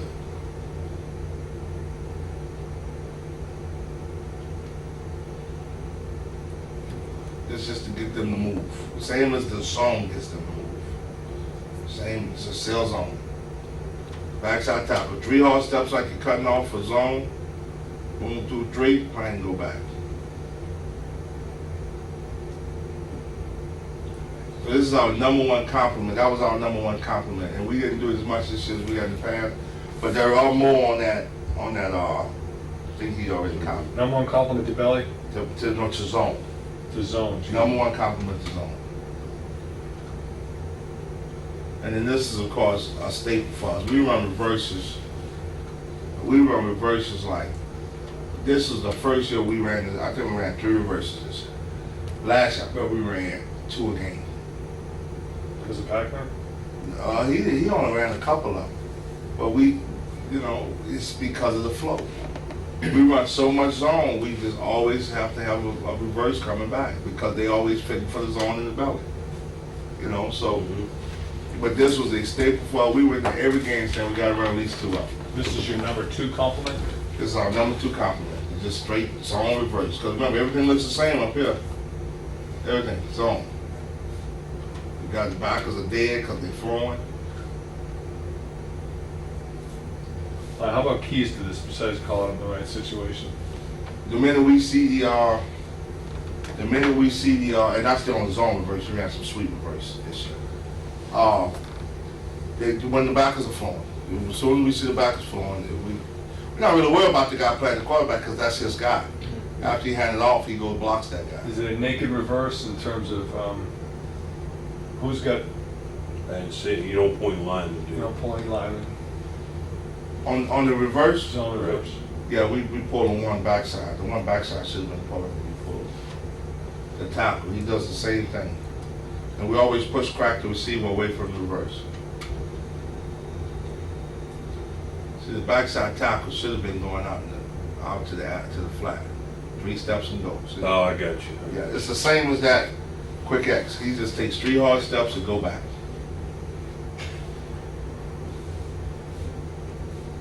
Wide receiver is going to push He crack, should always push crack the safety. even versus cover 2. Yeah, we don't really like it versus cover 2, Right. but yeah, he pushed crack. Yeah. Watch him. Push crack. Leave that guy in the flat for the corner. Or the quarterback. They say safety right.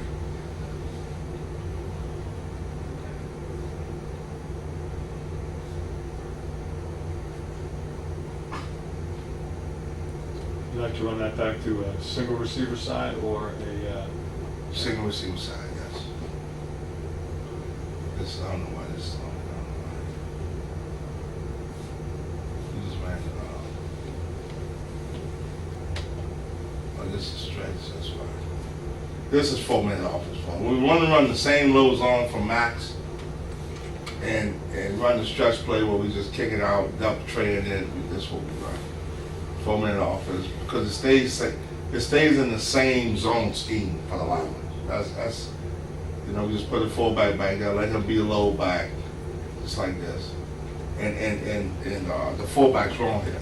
Because remember, this is just like match form. If he was here reading that 1-2 read, he makes the read, right? Because he thinks the number 1 read is, but once he decides to come, because he's running, that's why he's free. Right. But once he decided to come back in, he should come all the way inside. And he would have fell right on the guy that's coming off right there. He got caught up all in there.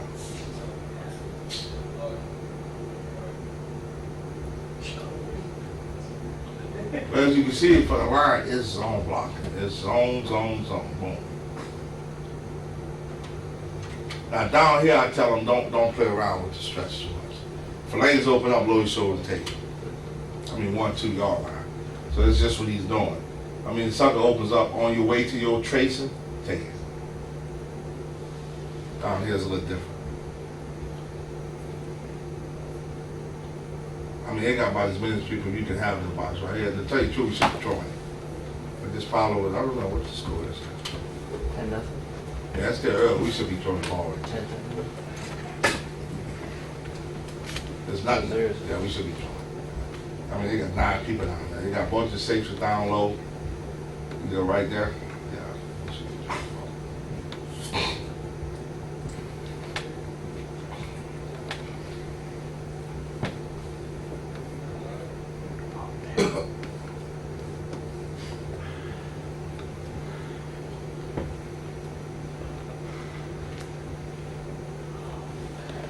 One more time, please.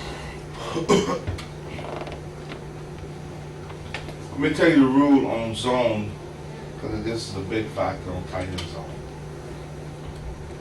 Whenever there's a 3 technique in the big out linebacker, the tight end has to stay in the box. He can't full zone it out. He has to stay in the box. Because there's no way we can get this center pass it, all the way to his right side. Right. So we just keep him in the box. And again, for the reason of keeping it simple, we could easily load this, that max call I was talking about, max, and let them know they don't have to chase him. There's a fullback back. But the tight ends ain't with us on that. They don't know when there's a fullback back there or not. Because we don't spend a lot of time with them having to know who's in the game. When you first put an offense there, sometimes you gotta, we all do it. We say, well, in this formation, you don't have to worry about that guy because there's a fullback. In this formation, but that's a lot of thinking when you know how to run fast. So we make simple rules like if there's a beat, you got to stay in the box. We let the guy with the time and distance make the adjustment. You see what I mean? That's why you see on this play, this is a perfect example of that theory. That's why on this play, because on straight zone, the tight end should have him. Right. Straight zone. The reason he don't, because the tackle see the 3 technique guy and he keeping them in the box. He's saying trade. You see what I mean? I think they got a pretty good defense of this right here, right now. Yeah. So that's why he's going trade. We know he's going to be free. That's a safety man can make the play. You see what I mean? So he's got the time and distance. He know the rule of the tight end got to stay in the box. He's the one just adjust to the number 4. You see me? Because that's who he would have if the tight end wasn't in the game. Right.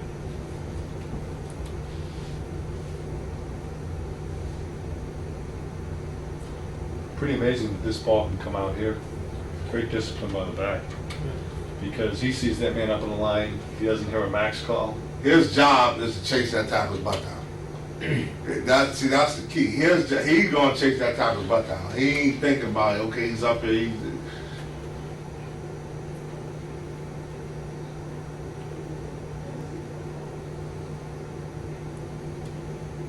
That's all on his mind right now.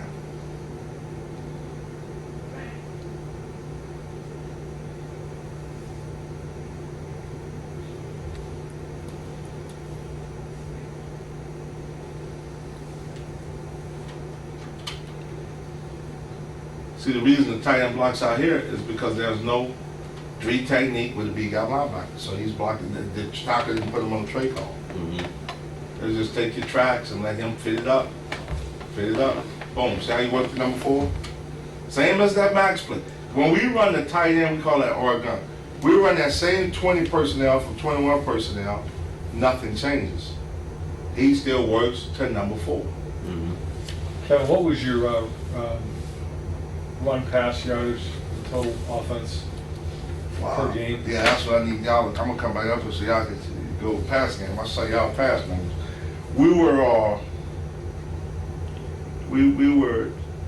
We only averaged 116 yards passing a game. 60 or 16? 16. That was by choice though. We could have passed a lot more. Yeah. We averaged 272 or 282 rushing. It was fourth in the country. We have been no higher than 8 in 5 years we've been. That was the first year. We've been second, forward, fifth, and like the fourth again or something like that. And the only teams that ever get us is Air Force, who run it 80 times a game. Minnesota, they do a hell of a job. Out of curiosity, if any teams in our league leaned on you for information? No, not. Cornell has it? Not that. You know what? I don't know this, but my receiver coach came to me about a week ago and asked me, can he go up to Cornell this Friday? And I said, well, yeah, I'm gonna be going. Trickers in Atlantic City speaking or something. And I said, yeah, no, we didn't have any meetings today. So I said, yeah, you going up to Cornell? And then I said, well, who do you know there? And he didn't really know anybody, and that spooked him. You know, Bruce knew y'all and Coach Gibby. And I was like, yeah, so I said, find out who's there. I want to know who's there first. And he came back to me like later that day and said, Carol, I don't think it's a good idea for me to go. And I said, well, good, stay here. I don't know why he came back to me and told me that, but they had called him. They had called to get me to come up there, and he said they called for me, and he told them, well, he's already going to be gone. He didn't tell them where I was going. He said he's not in the office. And they asked, well, can y'all send the coach up here, soon? So he came to ask me. And I said, but y'all don't really know anybody there. Who's there? You know what I mean? So we asked around the staff, and nobody really knew anybody there. So don't go. And I said, don't go. He didn't. That's right. Go. But that's still, I forgot about that. But when you asked, the only other school. I know their offensive line coach a little bit. He's mentioned to me before how they've tried to, study you guys a little bit. They did call. Now that I think about it, they did call. Yeah. And no, that was Furman. That was Furman. The guy from Furman called because he wanted to know something about what's hurt us, because they got a lot of spread teams on their schedule next year, something like that. And I don't know that guy. Like I'm gonna call him and say, this is what hurt us. Here's how you hurt us. So he can call John Robinson up at whatever his name is, Syracuse. So this is what he said hurt you, So you just gotta be careful. This is what I think about this. You can never be paranoid enough. No, and you get paranoid about like tape, leaving tape, because our policy is not to give our cut-ups, I'll be honest with you. Right? But I've always said, if a team gets your 12 games, like we had a team call us the other day. Who was it? I forget who it was. They called us and said, man, we want to meet with y'all because we got all 12 of y'all games. And we put it in the computer and cut it up. And we want to know how you're doing all this. And first we want to know how they got all 12 of our games. But this is the real theory on it is, if a guy gets your game film, they got your cut-ups. They have them already. They just throw it in the computer and sort it out or whatever they do with it. So, it's, but you're still paranoid. You still, but it still happens so fast that it's. I hear Rich all the time. He always say, guys, when we go talk, we gotta. Not tell them everything. Yeah, and then I hear him talking. He's telling me, I'm sitting out there going, Coach, you just told me that, But you just go, because you still got to stop it. And then Still don't know what they you're on supposed to me be all called. the time about predictability. They on me all the time about Calvin, because I'm a big South Scout guy. And I look at it when we predict them. But I said, name a good team not predictable. You do what you do well. Mhm. When you so unpredictable sometimes, you're probably not real consistent either. Because you change things because the numbers telling you should. You know, I ain't talking about throwing, we got to throw the ball better and we got to throw it more. We throw it very efficiently. We always top half of, like we ended up 23rd or 24th in the country pass efficiency. Because we're efficient when we throw it. You know, we don't turn it over, we complete the balls. We just don't throw it a lot because people haven't stopped our run. But we can throw it if we have to. And we need to throw it more. That's going to be the emphasis this spring. But we predictable. To a certain degree. But the offense kind of helps us not be predictable because on all these plays, there's 2-3 options. Right. You're predictable in that you're going to run the football, but you just don't know who's going to be where Who's and going to how. be carrying? That goes back to philosophy of making defend all skill. Not just if we shut that quarterback down, boy, we good. If we shut that, if we just stop that slot or that X, that's why the Y and the X is your two best receivers. Because they're opposite sides of the ball. This is your main guy, one-on-one guy. That's your main receiver, best one. Your Y is your athletic one, the one that can shake a safety. Because remember, the overhang's worried about the run game so much, he's left one-on-one with the safety over the top a lot of times. Your Z is your speed guy. Clear him out. Get the corner out of the play. Throw deep posts over the safety who's biting for the right game. And then your H is just that blocker, you know, because he's blocking the boundary guy a lot. When you're running that zone from 2x2, he's got to block that cover down and more traffic. So the way you want to spread your receivers out, the way we spread our receivers out is X your main guy, your best receiver. And normally a taller guy. Throw deep balls, 2 comebacks, all that stuff. Your H is just a good receiver. Good, solid, dependable receiver for you. Who could possibly run the ball if you run some of that dash stuff. You know, who's just a good former back. A good tailback who may be 13, who may be better than your first H. You know, you see if he can play H. Your Y is your war daddy athlete. He's your guy. It's supposed to be, in the scheme of things, your X is supposed to be the lead receiver, the Y is supposed to be the second lead receiver. So that's your war daddy. And then your Z is your speed guy. Speed guy. He could be a little guy, he could be, you know. So that's the way we try to distribute it. You know, we put certain people where we think is their best. Your second best X might be your starting Z. You know, it's just regular football stuff, but you got to know who, you know. But in 10 personnel, it's the H that becomes the other back, correct? It's the H that becomes the other You're not back, so subbing. that could be a tailback. In the perfect world, you don't have an H on your roster. It's your other tailbacks. The perfect world. You have a Y, Z, and an X. And then if you really want to be something special in this offense, you find that tight end who can block enough that can flex out to be wide. Boy, now you really can go different formations. Jason Miller. Now you really, Barbarco. you're really rolling. Because you know that rule about waiting till you sub? Fool. You know, you ain't got to worry about that. You know, because the first thought we have when the Y can't get the cover down. Well, the first thought is to bubble them and make them do all that. But the very next thought is, okay, the Y comes out and you put a tight end there. You're still in 2x2. You just ram over it. So now you're inside the cover down. You can always get them. You know.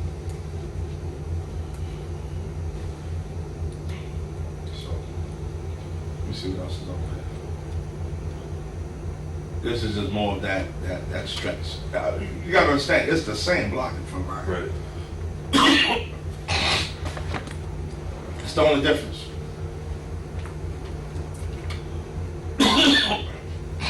Back's got a wider aiming point. I'll tell him to go right at the ass of the top. Same thing. It's just the way he drop steps and angles his shoulder. It looks like he's wider, Right. but he's really not. Feels no different. Because number 4 is the fullback's guy. It's fine. But of all of these plays, which is I don't know how many plays on it, but of all of these plays, the line have done nothing different, except for a little call here and there. Right.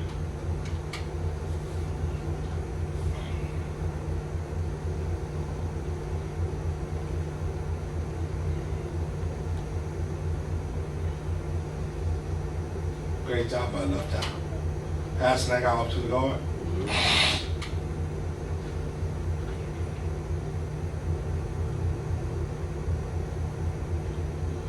Let's talk about the fullback here for a sec.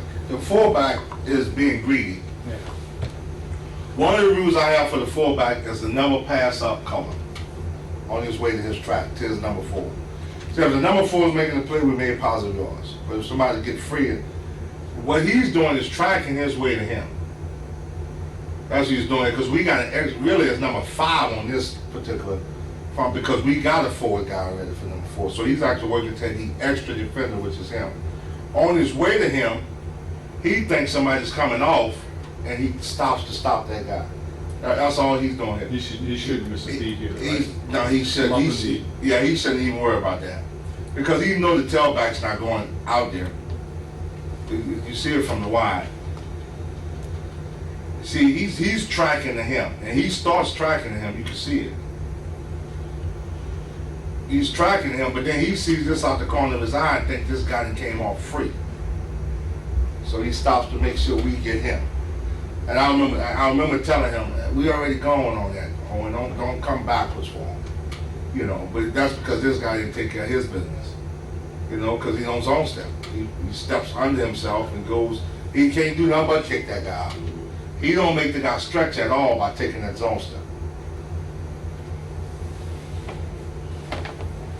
So that's just doing too much of what he's been told to do. And, you know, he said, well, Coach, I thought he was coming free. And you don't want to discourage him from that, because you don't want to get in the backfield.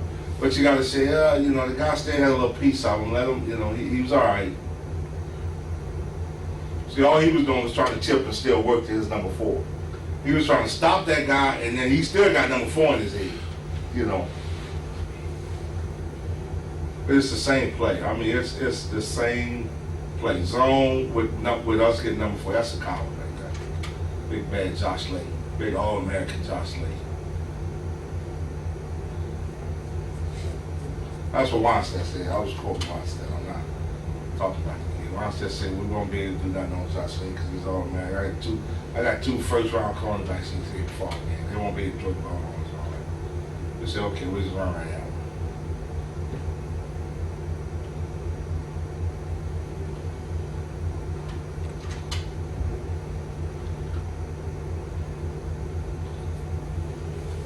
Now, when you have a tight end in the game and you run zone,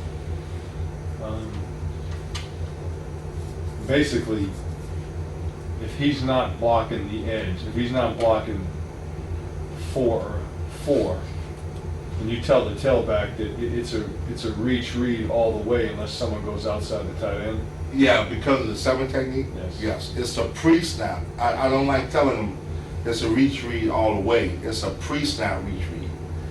But I still want him to read it as if loops out. Yeah, because he can loop, he can switch on you at the last minute. So I try to tell him in their head, it's still a read once you get the handoff. Here, the reason he's staying in the box is because there's a 3 technique with a big guy linebacker. At least he's a 2. He's just too close for comfort, so we keep him in the box. You know. So I'm just coming to clap. He was going to go for him, but once he went down inside, he got to go to the next one. Don't ever chase a guy. Now he's going to go all the way to number 4. That's the number 4 defender. On your way there, I told him if any shoulders are peeping out, to take the edge off. And Owen does a good job. But on his way to number 4, shoulder peeps out, he's going to pause that before he goes, which takes him off the other one. But we'd rather him make the Sure, play. yeah.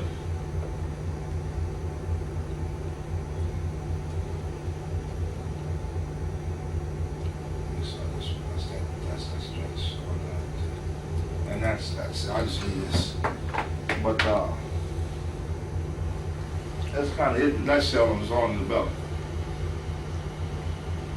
Right. And that's, I mean, and we believe in it and we do it. I mean, we just rep it and rep it and rep it. It's been days, it's been I'm going to read some notes back, and I just want to make sure that we're all on the same page here. Okay, philosophy, spread the field to make them defend the entire width of the field. Goal number 1, outscore the opponent and win. Multiple tempos. Quarterback must be dual threat running pass, simple but not predictable. Must get good at something, trying to create mismatches. Get the ball into the hands of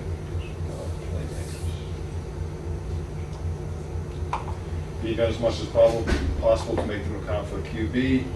Make them defend all skill positions. Make defenders play in space where they can't make gang tackles / fit. That's what it's at. Make them feel well. Want to be spread team but not finesse team. Yeah, that's obvious. Yes, you do. Want to run a 2-back offense and 1 back center. Denver Broncos. Formations. Veer flex 1. What we call veer flex doubles. Use trips and then tray. Motion. Don't want a motion because it slows us down. Same deal. We need to ID the defense and motion hurts us because it confuses quarterback and offensive line. Emotional plays when it doesn't matter what they do. Tempos, regular fast, Indy faster, turbo fastest. No checks. No checks on turn. You gotta run what you call. So it's gotta be safe plays. If you're looking at, I didn't mean to cut you off, but if you're looking at a play that you want to make turbo and that could be changes, right now it ain't a turbo play. Did you say there was a jet tempo too that you didn't mention? Jet and turbo is the same. Same thing. Yeah. Don't have cadence. Turbo is what we call it. Jet's kind of like what we say. It's like a jet, you know. Don't have cadence. Quarterback calls the play and says ready, and then must give the center an indication. Multiple indicators so people can't get a beat on you. Okay, no command to snap ball, so the offensive line must go either in rhythm or take a peek at the ball if you're going in a different cadence, if you're phantom. Yeah, phantom. I mean, ain't nothing called. They just line it up, run around. And you're thinking. And I'm thinking, buy myself some time.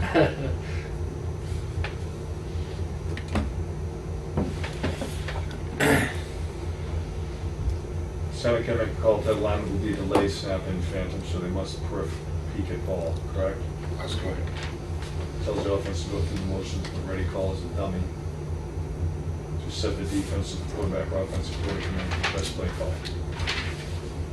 20 personnel, veer flex, no one formation, presents power run game, spreads them out, still can run option. Not a hot throwing team, and that gives the opportunity to block at least 7.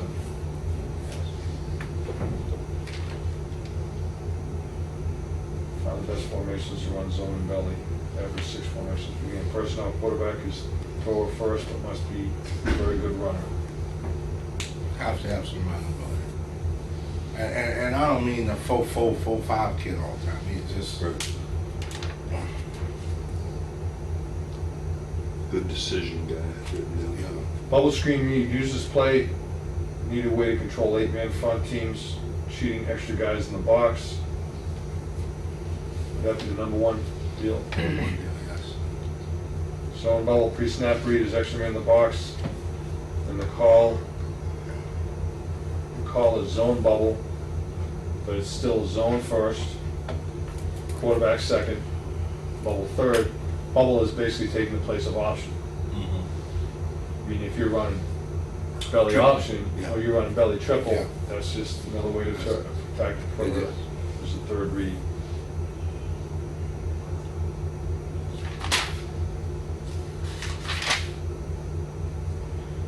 Number 1 play equals 2x2 zone. Tailback must take 2 steps past the quarterback. An aiming point is butt of the offensive tackle, run his heels down, chase his heels down. 18-inch splits are critical. If splits are too big, it's hard to run the play. Tailback read, defensive end, /C gap. Read is bounce first, bang second, bend third. Bang more times than not. Defense will pinch and scrape against zone, not a problem. Control map, variety ways. Just make sure I get on the same page. Number one is put tight end and backside block squeeze scrape. Lock call by tackle.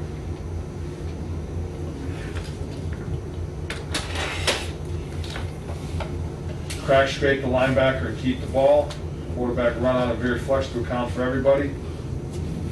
Or run right into it with veer flex and block number 4. Boot naked. That could be another possibility.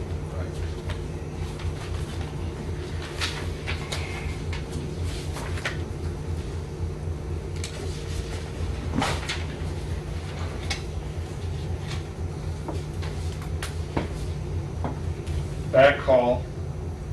Back call tells the backside offensive tackles to turn back on defensive end if linebacker scrapes. Who's making the back call? No, the back, that tells them to go. Not to do that. That tells them, we was talking about the, Lock call tells the backside offensive tackle to turn back on defensive end if linebacker scrapes. Who makes the lock call? that's a lock technique. Is it built into a tag? It's or a call? built-in, no, it's Run? built into the way we teach the